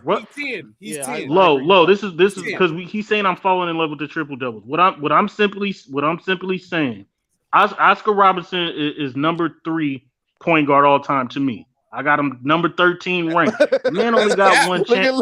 Hold on. You got him 3. What? Oscar Robertson as a point guard. Over Zeke? Yes. Zeke not Steph Curry? Zeke is not top 3. I got him 3. It's only 2 people, Magic and Steph Curry. I got Oscar Robertson number 3 point guard, and I got him 13 all time on my list. What I'm simply saying is the numbers that Oscar Robertson, he didn't have no playoff success. The numbers that Oscar Robertson put up are directly identical to what Russell Westbrook is putting up. And that's McDuff. Let me say this, McDuff. Let me say McDuff. Hold on. And that's you. Now, if you want to say efficiency and all this other, okay, that's hold on, McDuff. I used to watch this a lot. I don't know if you ever watched OKC game when he was averaging them triple, bro. They used to let this nigga come in the paint and grab rebounds, bro. Like the ball would be hitting the floor bouncing. and Russ will come up and grab a fucking rebound. They will box everybody out, bro. So a lot of that shit was stat pad. Hey, y'all, it's one at a time. Let me hold on 1 second, Blaze. Let me get to, because we got a couple new people in here that haven't had to get their take. We got Young Africa just pulled up, and we got Jabari, man. Salute, Jabari. They both been patiently waiting. Let me hear from Young Africa, and then we're gonna go to Jabari, man. What's good? What's your good, Young Africa? What up, Lamont, man? Hey, interesting conversation, man. We're talking about guards, right? We're talking about Harden, Westbrook, Steve Nash. The difference, when we talk about numbers, and Mac Deputy talk about the numbers, right? We're talking about production, but at the same time, we're talking about volume. And I think the volume of what these players do comes to a detriment. And that's an example of that is like the Houston series against Golden State Warriors. That season, they were the number one offense when they make it to the conference finals. And in that series, they only score over 100 twice. The last two games, they scored like 80-something points and 90-something points with the 27 missed threes in a row, right? So they would have won up. Chris Paul was playing. Steve Nash, if he's on that team with the Mike D'Antoni offense, is not scoring no 80-something points in a playoff game with that amount of scoring potential on the team, right? So I would say, when we talk about the volume of these guys, I would say that Steve Nash, if you want to actually win, is going to be the better guy to go with over guys like Harden and Westbrook. And so I think the volume aspect of these things is more about how the offense is dictated around them. And I think that's hurt them in their careers, and which is why they really haven't won in the NBA. I'm going to raise my hand. I'm going to raise my hand because everybody wants to take Harden off the Rockets and put Steve Nash and think they would be better, a little bit better efficiency, score more points. What I'm simply saying is that Warriors team was still a top 3 defensive team. When Steve Nash is going up against great defensive teams, I don't know, the San Antonio Spurs in the 2000s, he hasn't done great, and he hasn't beaten those teams. And he wasn't scoring 100 points versus those great defensive teams. So when it comes to a higher level of defensive teams of that level of the Warriors and San Antonio Spurs, Steve Nash is not all of a sudden just going to be better than James Harden numbers-wise, and his team is going to win. No. He gets stopped by great defensive teams. Those are facts. And the same thing happened to James Harden. And the same thing happened to Russell Westbrook. Y'all been missing and moving the goalpost so bad. This started as a Nash and Russ thing. Now we talking about the Warriors. It is a Steve Nash and Russ because y'all think Steve Nash. Robinson. We talking about James Harden. That don't have nothing to do with the two people we talk about. Head on SB, I got a question though. Does Westbrook make players better? Yes or no? No. Okay, so I got a question. So how did he make Bradley Beal have the highest point per game? How he made KD and Paul George score the highest in their career? All 3 of them. And KD left him in a heartbeat, bro. No, but why? No, answer the question, bro. I want your answer, bro. How did he have Bradley Beal had the highest scoring points per game in his career and Paul George? If he don't make people better, how? Didn't Bradley Beal average 30 a year? But look how niggas can't answer my question, bro. Look at this shit. Did Bradley Beal average 30 a year before that, right? No, not higher than what he averaged. No, well, like a couple. So wait, what did he average? What was his highest? No, but I think he makes his teammates better. I don't know why we even argue this. He makes his teammates he makes his teammates better. But Russell Westbrook, exactly. Thank you, Lord. Russell Westbrook plays a style of play that makes it hard to win in the playoffs. Exactly. You got to say that. Okay, Steve Nash is not putting. Steve Nash ain't pushing no needle though. That's what I'm simply saying. Let me be clear about about the Steve Nash thing about him not putting on numbers against the Spurs. That's just incorrect. He was. I said them Spurs. I said the team, not the team Nash. I said he's not pushing the needle as a team. No. But you said he wasn't performing well. That's what you said. He was. In 05 against the Spurs, he was averaging 23 and 10, shooting 50% from the field. Damn. He was. In 07 against the Spurs, he was averaging 21 and 13, 48, 52, 86 against the Spurs. That's just a lot. I'm raising my hand low. When Westbrook, hold on, McDuff. I don't mean to cut you off, McDuff. I got to get to Jabari because he's been waiting. Go ahead. And I know he probably just don't want to overtalk. Salute, Jabari, man. What you got on this couch? You hear everything that they saying. What you got on this one? Oh, what's good? Can y'all hear me? Yeah, what's good, man? Hope all y'all having a great night. I'm a big fan of the channel, especially Low. I'm a big fan of Low, like no dick suck shit. But I just wanted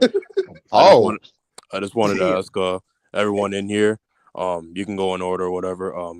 Who do you guys think the most underrated player of all time is, and like your reasoning for why you think that? Like everybody, Kobe Bryant. Oh no, hold on, Jabari. Can we do current? Jabari, hold on. Jabari, you're changing the whole conversation, bro. What do you got on the topic, bro? Oh shit.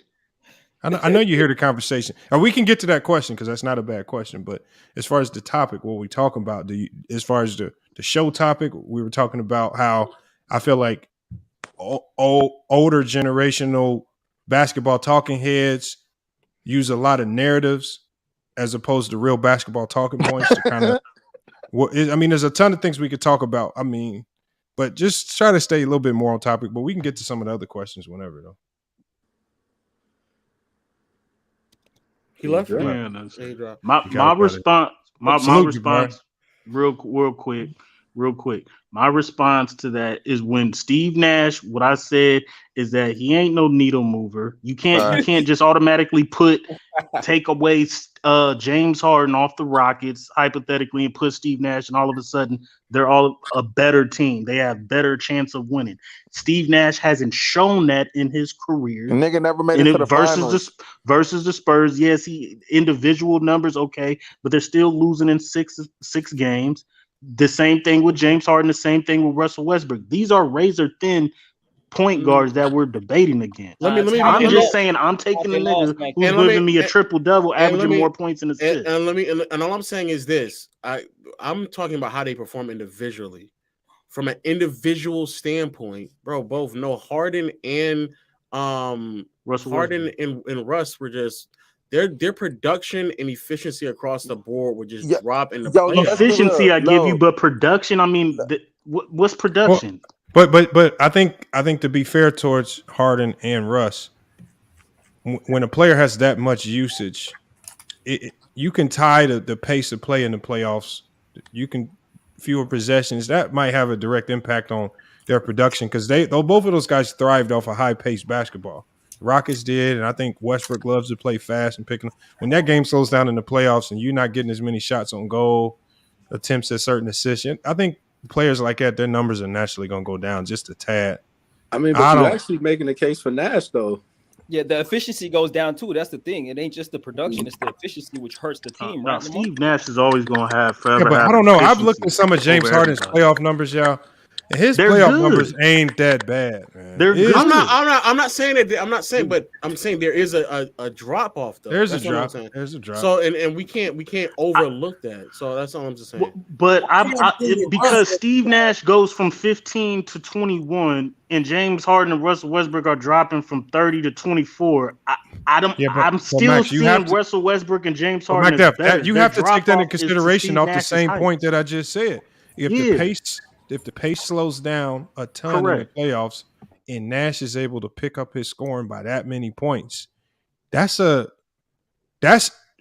reverse. You got to give credit to Nash for being able to add to his point total in a slower paced game in the playoffs. I mean, that means a lot. And even in 2018, in 2018 in a regular season, Harden is attempting 20 shots, getting to the free throw line, I think like 10 times.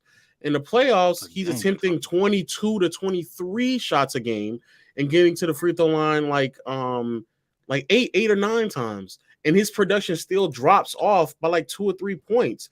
And so it's not because he's not attempting as many shots. He's attempting more shots. Is that his accuracy and efficiency plummets. You're always going to win. You're always going to win. Okay, but that's why it's a drop off. It's not because I'm attempting so many fewer shots. No, it's not. In 2019, in the regular season, he's attempting 24 and a half shots. In the playoffs, he's attempting 24 shots. He's attempting the same amount of shots.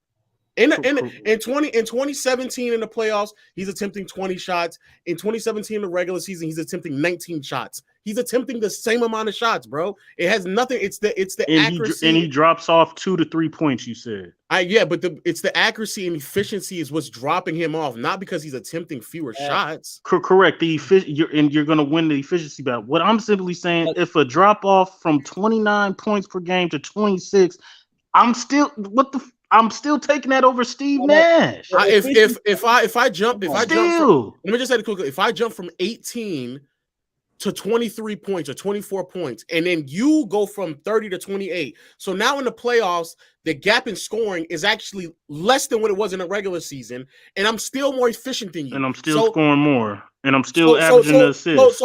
But you less efficient. Rebound. So I want to be clear. So a 4-point difference, even though the gap, the difference in efficiency is wildly different. Exactly. A 4-point difference is what you're taking. I'm taking James. I'm still taking James Harden. And you still losing. But you're still losing with Steve Nash. You're not winning with Steve Nash. Steve Nash hasn't been to the finals or nothing. And that's fine. I want to be clear. And this is 05 Nash. This is one of his better postseason runs. I would argue probably 2017 Harden is his best postseason run. 07 Nash is giving you 24 points. Harden's giving you 28.5. So a 4-point difference. The assist is 11 assists to Nash, 8.5 to Harden. So more assists. And then the rebounds is 5 for Nash and 5.5 for Harden. Bro, you're arguing. I'm about to cook No, stop. Let him finish. Stop. You're arguing a 4-point difference and a half a rebound difference. That's your argument. And the assist is over like 3 or 4 assists more for Nash. And the efficiency is wildly more favorable for Nash. What are we talking about? FYI, I got a question real quick. If James Harden had the same roster as Steve Nash did, they went to the conference finals. No, the rosters don't matter. We're talking about individuals. James Harden would take them farther than Steve Nash. You don't know that. That's hypothetical. But DJ, you asked the question. Basically, James do I trust in the playoffs? James Harden. If I had to choose a point guard to lead my team, do I trust and take the efficiency of a guy like Steve Nash, or do I take the scoring, less efficiency of players like Russ and James Harden? In the playoffs, I got to go with the.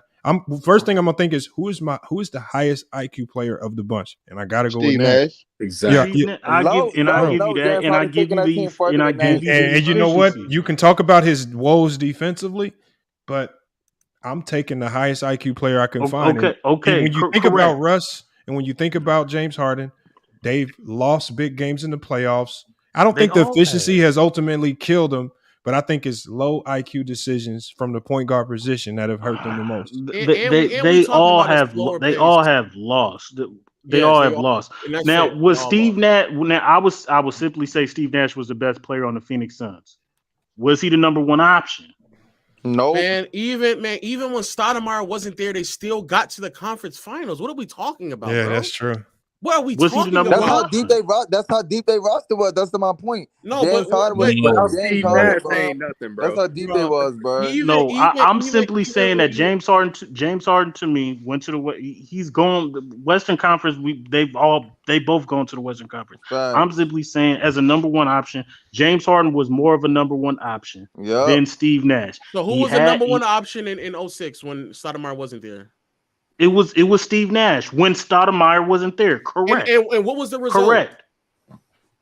You said what? And what was the results? They went to the Western Conference Finals. They came back 3-1 versus Kobe in 1 year. Yes. And so in 1 year he was the number one option. And so your argument being no, it's not, because my argument is that Steve Nash was the best player on the Phoenix Suns. But he wasn't the number one option. I'm not going to give you 1 year when Steve Nash was the number one option. He made it to the Western Conference Finals over James Harden, who made it to the Western Conference Finals twice as a number one option, 2015, 17, 18. So one more postseason run does it for you. But what are we arguing? Again, Steve Nash has played with Dirk Nowitzki. When I get off here, give me a call, Anti. Steve Nash has played with Dirk Nowitzki. Steve Nash has played with Amari Stoudemire. He wasn't the number one option. James Harden, when he went to the Rockets, is the franchise player number one option. But why are you doing that? The numbers he put up, I'm just taking him over Steve Nash. I know, but why are you doing that? Why are you trying to omit Harden and OKC? You brought up Nash in Dallas, but you didn't bring up Harden in OKC. Why are you not doing that? Because Nash in Dallas was starting and James Harden in OKC was coming off the bench. I guess you could bring if you want to bring James Harden in OKC and make him look bad versus Steve Nash, you could take that. Steve Nash was better than James Harden in OKC. No, that's a fact. I'm not arguing that. But I'm talking about at their best. You naming Steve Nash's MVP seasons. I'm talking about James Harden 2015. Then don't bring up Dallas. Then if if his best, don't bring up Dallas. You brought up Dallas. I'm saying don't bring up Dallas. He still was. Steve Nash was the shit in Dallas. He wasn't starting. No.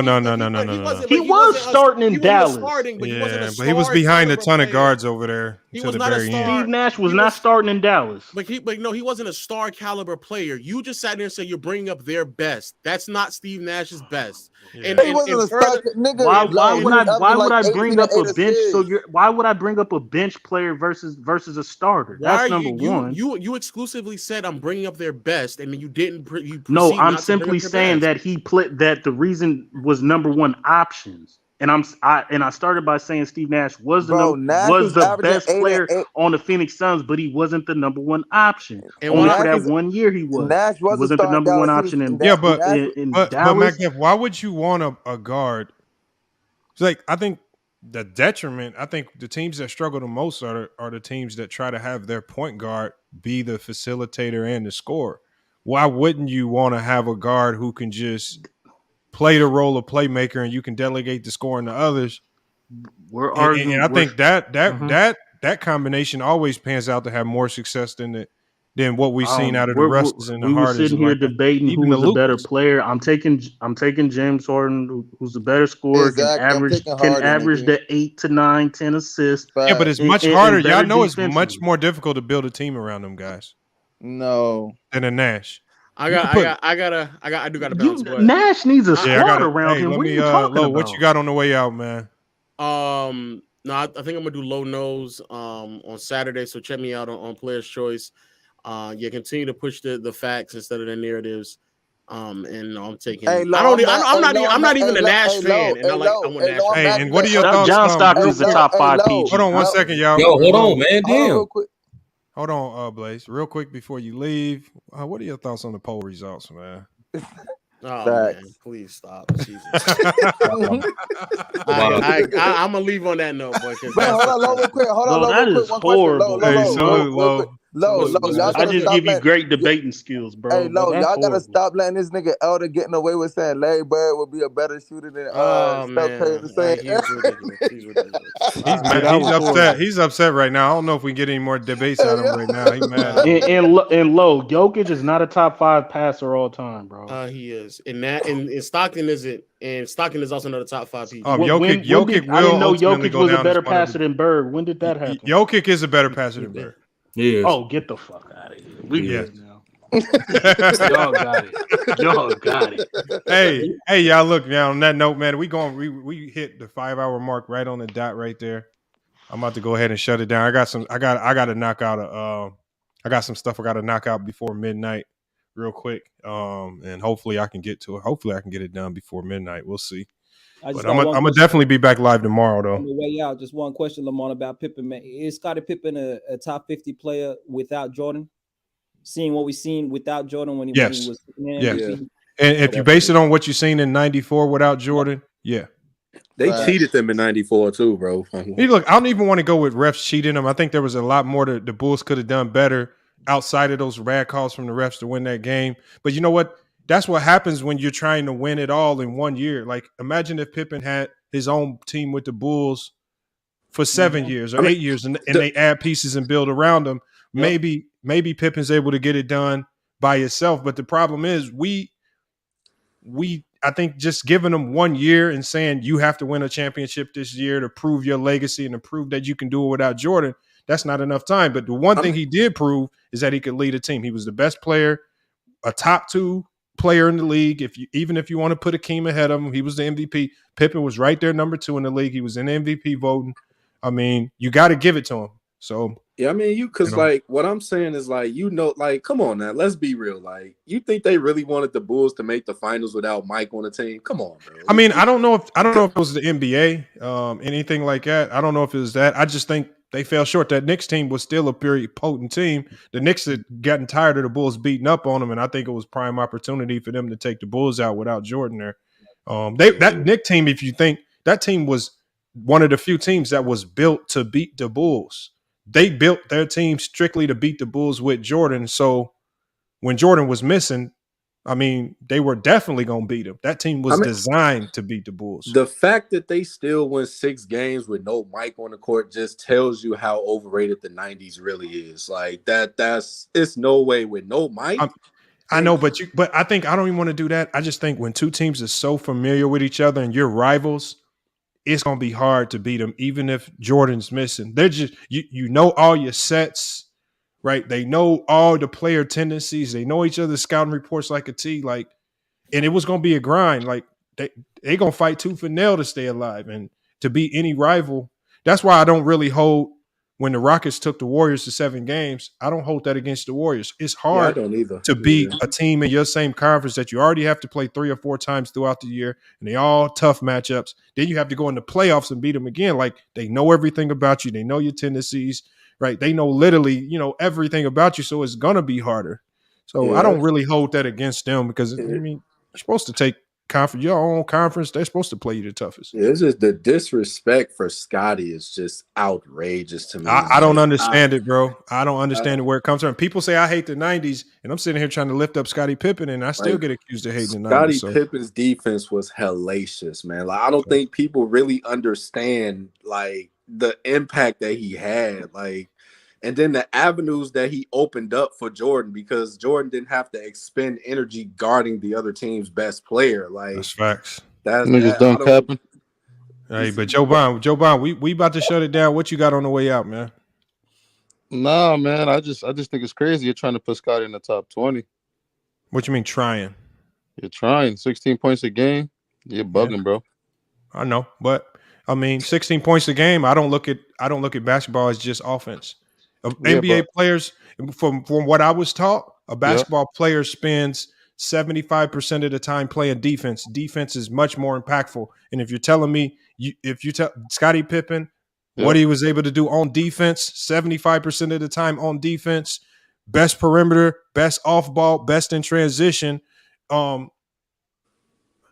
Why can't I put him up there? His defense alone. That doesn't put you in the top 20. No, the only other person in the top 20 for you and your criteria. My criteria elevates defensive guys like Bill Russell. Even in your criteria, my criteria elevates guys like Scottie Pippen. My criteria even elevates guys that I dislike, like Hakeem Olajuwon. So I give credit to guys that are willing to go out and defend.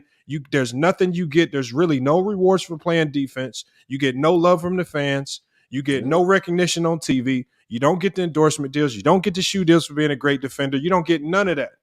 Right? Pippen struggled to get the little recognition he did get. And most of that recognition came because he was playing alongside of Jordan. So I have to give him credit for being that type of defender. If you talk about, and all you have to do is listen to how Kobe broke it down. You're talking Kobe, one of the greatest, better defenders we've seen as well. And he's talking about Kobe's defense. He says, if you're a young kid and you want to learn how to play the game of basketball, you need to start watching Scottie Pippen. That is an extreme vote of confidence from a guy like Kobe Bryant. Other greats, Lamont. But okay, so if he's not with all the greats, then tell me no. Guy, he's not above. Tell me a guy that was able to affect the game defensively on the perimeter better than Scottie Pippen. I mean, it'd be I'd be hard pressed to do it. Don't get me wrong, but that doesn't put him above these greats. And when I tell you that, a lot of them are players great on both sides, Lamont. Who? No, hold on. But who was as great defensively as Scottie Pippen? No, but he doesn't compare offensively. So where they and he still gave you in his prime because compare offensively. You're trying to say he averaged 16 points a game for his career, but let's look at his prime. Throughout the bulk of his prime, it was 18 to 20 points per game with the defense and also leading the Chicago Bulls in almost every other statistical category. No, he did his thing. Like you said, a great role player, great second fiddle. Role player? I mean, great role player. He was probably the best. Joe Bond, one last question on the way out. If he was a role player, Tell me another role player that was first team All NBA 3 times. First team All NBA 3 times who was a role player. I mean, I'd have to think about it. You know what I'm saying? Okay, so why do we say he's a role player when you can't name? There's no other guys in NBA history that you would say is a role player that can make first team All NBA 3 times, and he made All NBA teams 7 times in his career. So that means he was either the top 5 or top 10 player for 7 years throughout his prime. Regardless, he does role player things, rebound. Okay, but how do you, if you only do role player things, how do you be a first team All NBA player 3 times if all you do is role play? Well, when you're on a 60-win team, you're gonna get the accolades. You're gonna get those. Okay, how come Horace Grant wasn't getting those teams? Well, Horace Grant wasn't. He wasn't that significant as Scottie. Okay, but they couldn't win without him. But they couldn't win without him. Putting up his double doubles. Horace Grant was very significant because 95 shows you they couldn't win without him. But double doubles, I give you that, but not as significant as Scottie. Scottie was more of a prominent. We know player. Horace Grant was an integral piece, yet he wasn't getting all the accolades. We know B.J. Armstrong at one point in time was an integral piece. He didn't become an all-star until he left the Bulls.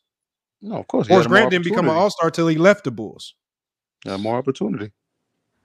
So what I'm saying is, how come they weren't getting all these accolades? If it was that easy to get accolades being on the Bulls, how come nobody else was doing it? No, because when you're on a winning team, you're gonna get accolades. So the stars, defensive guys, you're on a great defensive team, you're gonna get those accolades. Draymond Green, they're gonna get these accolades. You're on a winning team.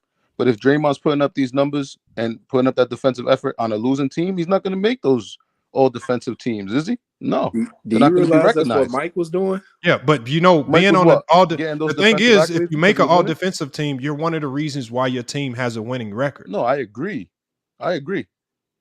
But my only point, Lamont, is that there was other greats that you're trying to bump out of the top 20. Like who? Well, Scottie.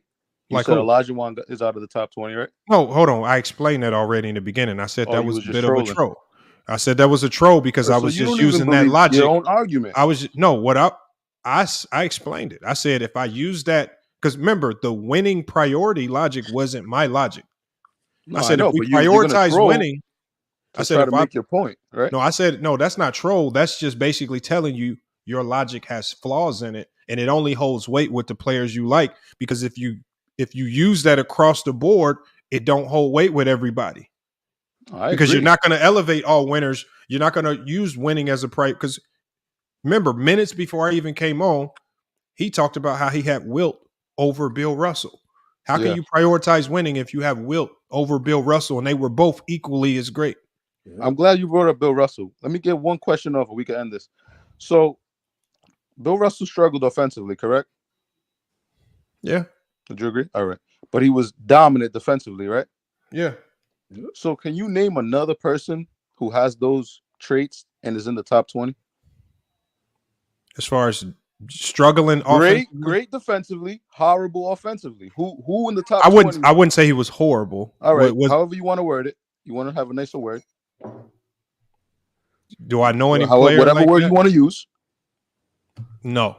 I mean, not that I can recall. I want to know what your point is. No, because my point is most of the guys in the top 20, top 30, they were either great offensively or great on both sides. This is and Joe Biden, that's the very reason why I say I have to elevate guys that are superior defensively, because it's harder to be great in this league defensively and get a ton of recognition. So, and impact winning. So Bill Russell was able to dominate an entire era with defense. Pippen helped Jordan dominate an entire era with defense. Exactly. So when you talk about the few players in the NBA, you even have to give guys like Ben Wallace a little bit more credit. There's only a handful of guys in NBA history that have been able to impact winning to a championship level with longevity with defense majority. I agree. I'll be honest with you. It's hard. And that's why you have to give them more credit than we give them. I agree, because in '93, I was watching the series against Phoenix. Pippen was like, he was going bonkers. Every rebound, every block, he was all over the fucking floor. I'm not gonna lie, Jordan did what he did, but I was looking at my boy like, Scottie's playing the game. And you know what though, Joe Biden? I feel like I have to give Scottie Pippen credit because stars sometimes want to push against the grain a little bit. And what happens is if that star goes AWOL on you and starts to try to play outside of their role, like we saw Kobe in 04, you see how everything can go bad and go into the garbage can as soon as you start playing outside of your role. And so for Scottie to stay disciplined in his role, even though he showed in 94 he could be the man, it's hard to go back to that lesser role, lesser recognition, and all that stuff, and all the while getting paid like a scrub, making $2 million a year. Like that wasn't right. You know what I'm saying? Like, so that wasn't right. It's like I mean, again, I have to elevate him because I haven't seen anybody duplicate what he can do defensively. I know he's not going to fall in most people's top 20 all time. I understand that, and I'll take the bullet for that because my top 20 is probably not going to look like everybody else's. But again, I think somebody has to start a trend of giving guys that defend a little bit more credit than what I'm starting to see. That's but all. To over elevate, to over glorify, I don't feel like I over elevated him because he won because he helped them win 6 championships. Nah, it's not like I'm elevating Ron Artest. Nah, it's not like I'm elevating Bruce. Like I'm elevating a guy that won to the tune of 6 championships. Who even Jordan said I couldn't have done this without him. But you'll devalue Dominique Wilkins, like no, but like I also said, I said the top 20, top 50, however, I said it's not fair. I said it's not fair because some guys just didn't get the opportunity to even compete for championships because of the team that they were on. So I said that's by facts. Nature, that's facts. Because some guys' situations were so bad, we can't even rank them because they weren't even placed in a situation where they could win. And this is why you got to go to LeBron. This is why I can't knock him for leaving Cleveland. Because if you just like KG could have easily been the best power forward of all time. Oh, no question. Had he had immediate left Minnesota and went to a team that he can win championships because he was going to impact winning, but there was no way he was going to have that much of an impact where he could start winning. And he did it too late. He got one at the end of his career, but it just wasn't enough to elevate him to the best power forward of all time. Imagine if he got drafted to a situation where he could start winning immediately. If he was on the Spurs and Tim Duncan was on the fucking Timberwolves, it'd be a whole different story.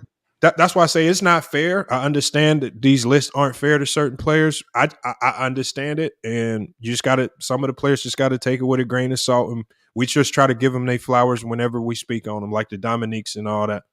But that's just how basketball is. I respect that. I respect that. So, but salute, man. You got to get on here more, man. I'll be liking your takes, man. You like to push back on certain talking points, man. You got to get on here more, man. I just want some understanding and some dialogue. You know what I'm saying? So I feel you. We could debate. Let me go ahead and shut it down. No, I'm gonna go ahead and get you up out of here, Joe Bond. Salute, man. Make sure you pull back up tomorrow. We're gonna be live around the same time, and hopefully I don't have anything in my schedule that's gonna shut the live down early. So let me get you up out of here. Salute, though, man. I appreciate you pulling up, and then we got DJ in here as usual. Always showing love. Salute, DJ, man. Hopefully we see you in here tomorrow as well. Hey, y'all, man, great live stream, y'all. Great live stream. And the one thing I want to say before I get up out of here, because there's not too many people that I have a level of respect for on YouTube. When it comes to this, I do have a lot of people are taking. When I go at people like Elder's talking points is some type of disrespect or calling them out or taking personal shots at them. So let's not confuse that with that, So I do want to extend if the thumbnail that I did put out there, if it did offend Elder to any degree, like I said, it's just a Star Wars play on words, Jedi mind tricks. It wasn't created to offend. And I know that there are people out there that like to see beef and they're going to push narratives. They're going to say that I'm out here attacking people personally, and that's just not the case. I just thought it was a funny play on the words Jedi mind trick. And if it did offend Elder, I do apologize, but that wasn't the intent. It was just to, go at the basketball take. So like I said, I put the thumbnail out publicly. If it did offend Elder, I just want to mention that publicly. There was no ill will there. There was no ulterior motives or other intents there. And hopefully it didn't offend anybody. But I'll also be reaching out to him personally to try to extend that to him as well. And hopefully there's no love lost right there. But hey, y'all, it's FYF Sports. It's been another great podcast episode. Salute to everybody that pulled up to the stream. It was definitely a great stream. We got a lot of talking points to address, man. People were respectful, and we got to give a big shout out to Legend of Winning for pulling up, sticking around on the panel, man. There's a ton of places he could be, a ton of things he could be doing with his own channels, and he pulled up to FYF Sports today. Make sure you guys check him out. Y'all heard where he said he's going to be. If y'all haven't followed him on any one of the many platforms he's going to be on, make sure y'all do. He's going to be on Players' Choice this weekend, so make sure y'all go check them out and support from over there. That's going to be, that'd be much appreciated for him as well. He needs that push as well on all his platforms. So a salute to T Streets. I see y'all. Brad Vino, I see you in the chat. LeBron Legacy Podcast. You got to pull up, man, with a name like that. You got to pull up LeBron Legacy Podcast. Even King KO, he goes at our takes all the time. But, hey, King KO is always here supporting in the chat. Salute to King KO. Paul George fan, I see you in there as well. Maze 88. So a lot of new names that I see, like Stone Colds, all the new names, man. Y'all don't be hesitant to hit that link, man, when it's time to pull up, man. The link is open to everybody. The link is open to everybody, y'all. That's what I always want to make clear. All right. And again, salute to people that came over from Ticket TV saying that he made a video with my name in the title. I just want you guys to take note of what's going on, right? This channel, we've seen a ton of growth. We put a lot of work in over time. He put his stake in the ground. He wants nothing to do with FYF Sports. All right. He's placed that stake. I've placed my stake in the ground. There is no beef. Anybody's willing to come over here and talk sports. That's always been my stake. And I just think it's extremely odd that as this platform grows, as we approach 80,000 subscribers, and I expect that we hit 100,000 subscribers very soon, that all of a sudden the name FYF Sports is starting to get mentioned over there again. So again, you guys, like I said, just open your eyes, man. Just see through some of the BS, because in all honesty, y'all, if people wanted to, he said he's about to rewatch the stream. Is that Land of, hold on, let me see his name right here again. Land of Heartless 216. Yeah, make sure you rewatch this one, man. It's a good one. D-Lo says, be more humble. No, D-Lo, we are humble. But I also, because you were one of the ones that came over here and said I need to go leave my current stream of people watching, conversating, to go over there and entertain whatever they were talking about. And I think that in of itself is disrespectful. It's not about not being humble. I just understand that as this channel grows, I don't mind people using my name FYF Sports for clout. I encourage people to increase their SEO. But again, I'm not going to be in a rush to run to your platform if you've made it known that you don't want nobody to speak my name. If you haven't even given me any respect, I, on the other hand, have always told people, go over there, check them out. Crazy takes, but it's highly entertaining. Whatever beef there was, if anybody's believed there's been beef, I haven't entertained it. All right. I'm not going to be the one to entertain it. And the same thing with Elder right now. I know a lot of people want to see drama and beef. I'm not going to entertain it, especially with Elder. If he feels I wronged him, I'll defer to that and I'll hash that out with him. And if there's a need for me to apologize if I've done, I will. But other than that, man, I love messing with the day ones like Flight Sports TV. Yeah, you missed a good one, Flight. I love messing with the day ones. I love and me and Flight have clashed on a ton of different topics. You know what? I still pull up to his stream. He still pulls up to my stream, and it's still all love. It's no love lost there, right? And we keep it basketball, no matter what we talking about. That's the main thing, y'all. So, like I said, I see a lot of people been telling me there's no need for me to go over there. Like I said, I'll probably go over there one of these days. I'm sure I'll pop up in the stream one of these days just for entertainment purposes. But like I said, I think it's disrespectful to people during my show to come to me telling me I need to go over there during my show. I need to end or disrupt my show to go entertain something that they're saying. When I'm always live, I always leave the panel open for everybody. And anybody that needs to talk to me, I'm very accessible. Whether it's on social media, whether it's on Facebook, anywhere, I'm extremely accessible. On top of the fact that you can always come and hit the link here. He says, talk about the YSL trial again. I got to get some more information on it. And I got to find a time and a time of day where I know that fan base is going to be more engaged to listen, because so it could be like a Sunday morning type thing. I don't know. I do want to talk about it again. I definitely want to talk about the YSL stuff again. So he says, Ray DeRousel says facts. He said, I bet if you went on Lamont, he says, well, let me. He said, I don't know. He says, facts. I bet you if I went on Lamont. Well, yeah, Ray, you always welcome on the panel, man. Salute, Ray. Salute. Anybody's welcome on, y'all. I've extended invitations for anybody to come on my channel. Nah, D-Lo, I see you here. My bad if you felt like that. Maybe I just don't see you in the live streams a lot. If I missed out on you, I do apologize for that. All right, and you know what? Salute, man. If I misquoted right there, if you've been a fan and watching, salute to you, man. And I definitely extend that apology to you, man. I appreciate you always being here. But like I said, I'm very approachable, y'all. I just would compel people to tell people to come talk to me. And like I said, for me, it's just extremely funny that now that we eclipse 70K subscribers, all of a sudden, people want to mention FYF Sports again in their titles. It's very funny now, right? Now you want to mention FYF as we start to become more and more relevant. And I've been telling y'all since this started 2 years ago, I'm not slowing down. This is not slowing, whether you like or dislike, whether you don't like my takes, whether you want to try to push beefs. FYF Sports is not going nowhere, y'all. We here to stay. Nobody's going to sway us or dissuade us from talking about basketball.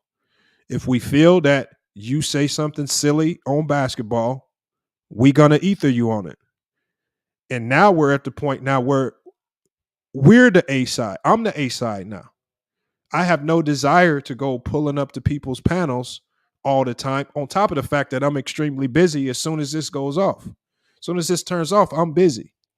As soon as this goes off, I got things to do.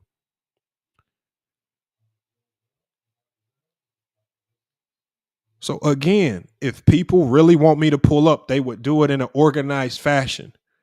Set it up. Contact me before you create your stream.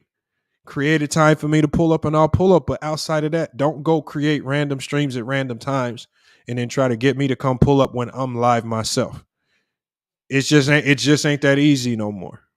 You want me to pull up, reach out to me.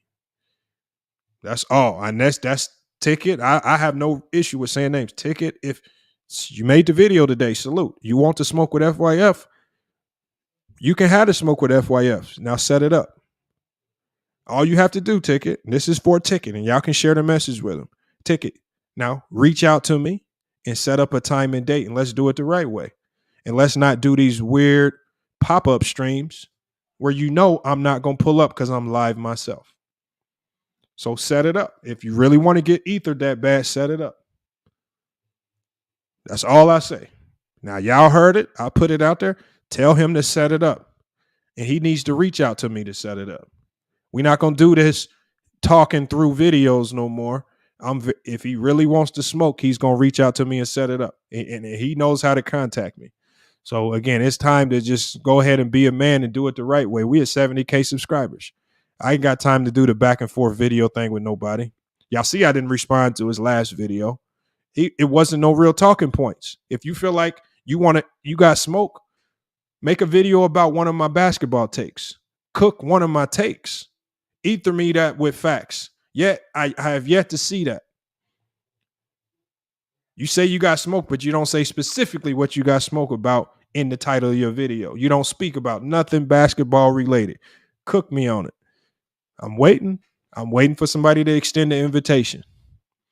Now, and if you wait too long, if you wait till after we hit 100K subscribers, it's going to be a booking fee to get me over there. Because I keep telling people once we hit 100K, it's booking fees now. So you better reach out. You better reach out before we hit 100K, or you ain't going to get me for free. That's only fair. People keep trying to do these weird pop-up streams. Nah, we ain't doing that. You want to wait till we hit 70K before you extend the invitation? I'm going to treat you like a YouTuber that's at 70K. Book it the right way. Reach out. Y'all know my IG. business@fyfsports.com. And let's do it the right way. Set it up. Just like you reach out and extend invitations to everybody else. And I think that's fair. Oh, Ray DeRazzo. Certain people, certain people get charged. Once I hit 100K, if Ticket wants me over there, oh yeah, I need an appearance fee. If you don't want to pay it, who cares? I got other people that will. Some people have already paid me to appear on Spotify podcasts. Some people have already paid me to appear on Amazon podcasts. It's already happening. And do I charge everybody? If Legend of Winning asks me to pull up, am I going to charge him? Hell no. He's pulled up over here. He's done interviews with me. I'm sure the guys at Players Choice would do the same thing if I actually reached out. Like, it's just a level of respect too. It's just a level of respect too. That's all it is, man. But salute Ray DeRazzo, Young African, man. I see y'all in here. I got to go ahead and get up out of here, man. I definitely appreciate everybody. Salute to D-Lo as well. Like I said, you guys have helped the channel get to where it's at. Right. This don't happen if you guys ain't showing up every single time we go live and drop videos, supporting in the comments with the likes, donating to the channel, all that. All those things matter most. And that's what's helped this channel get to where it's at, man. So the utmost appreciation to you guys, man, for staying ingrained into the FYF sports culture. But like I said, I'll end it on one more note. There is no beef with anybody. I don't have time to beef with anybody, and there can never be beef as long as we talking basketball, y'all. All right. And that it just is what it is. I know people want to make it more than that, but I honestly laugh at a lot of the silliness that people try to push out there. But again, if you really want smoke with FYF Sports, man, just hit me up on IG, schedule a time, and I'll be there. If you can't do that, then don't expect me to be pulling up nowhere if you can't even extend and reach out and give me a proper invitation. If you can't do that, ain't no need to really talk. Hey, it's FYF Sports, man. Been another great podcast episode. We're going to be back with more sports and news. Until then, it's FYF Sports. And we out, y'all.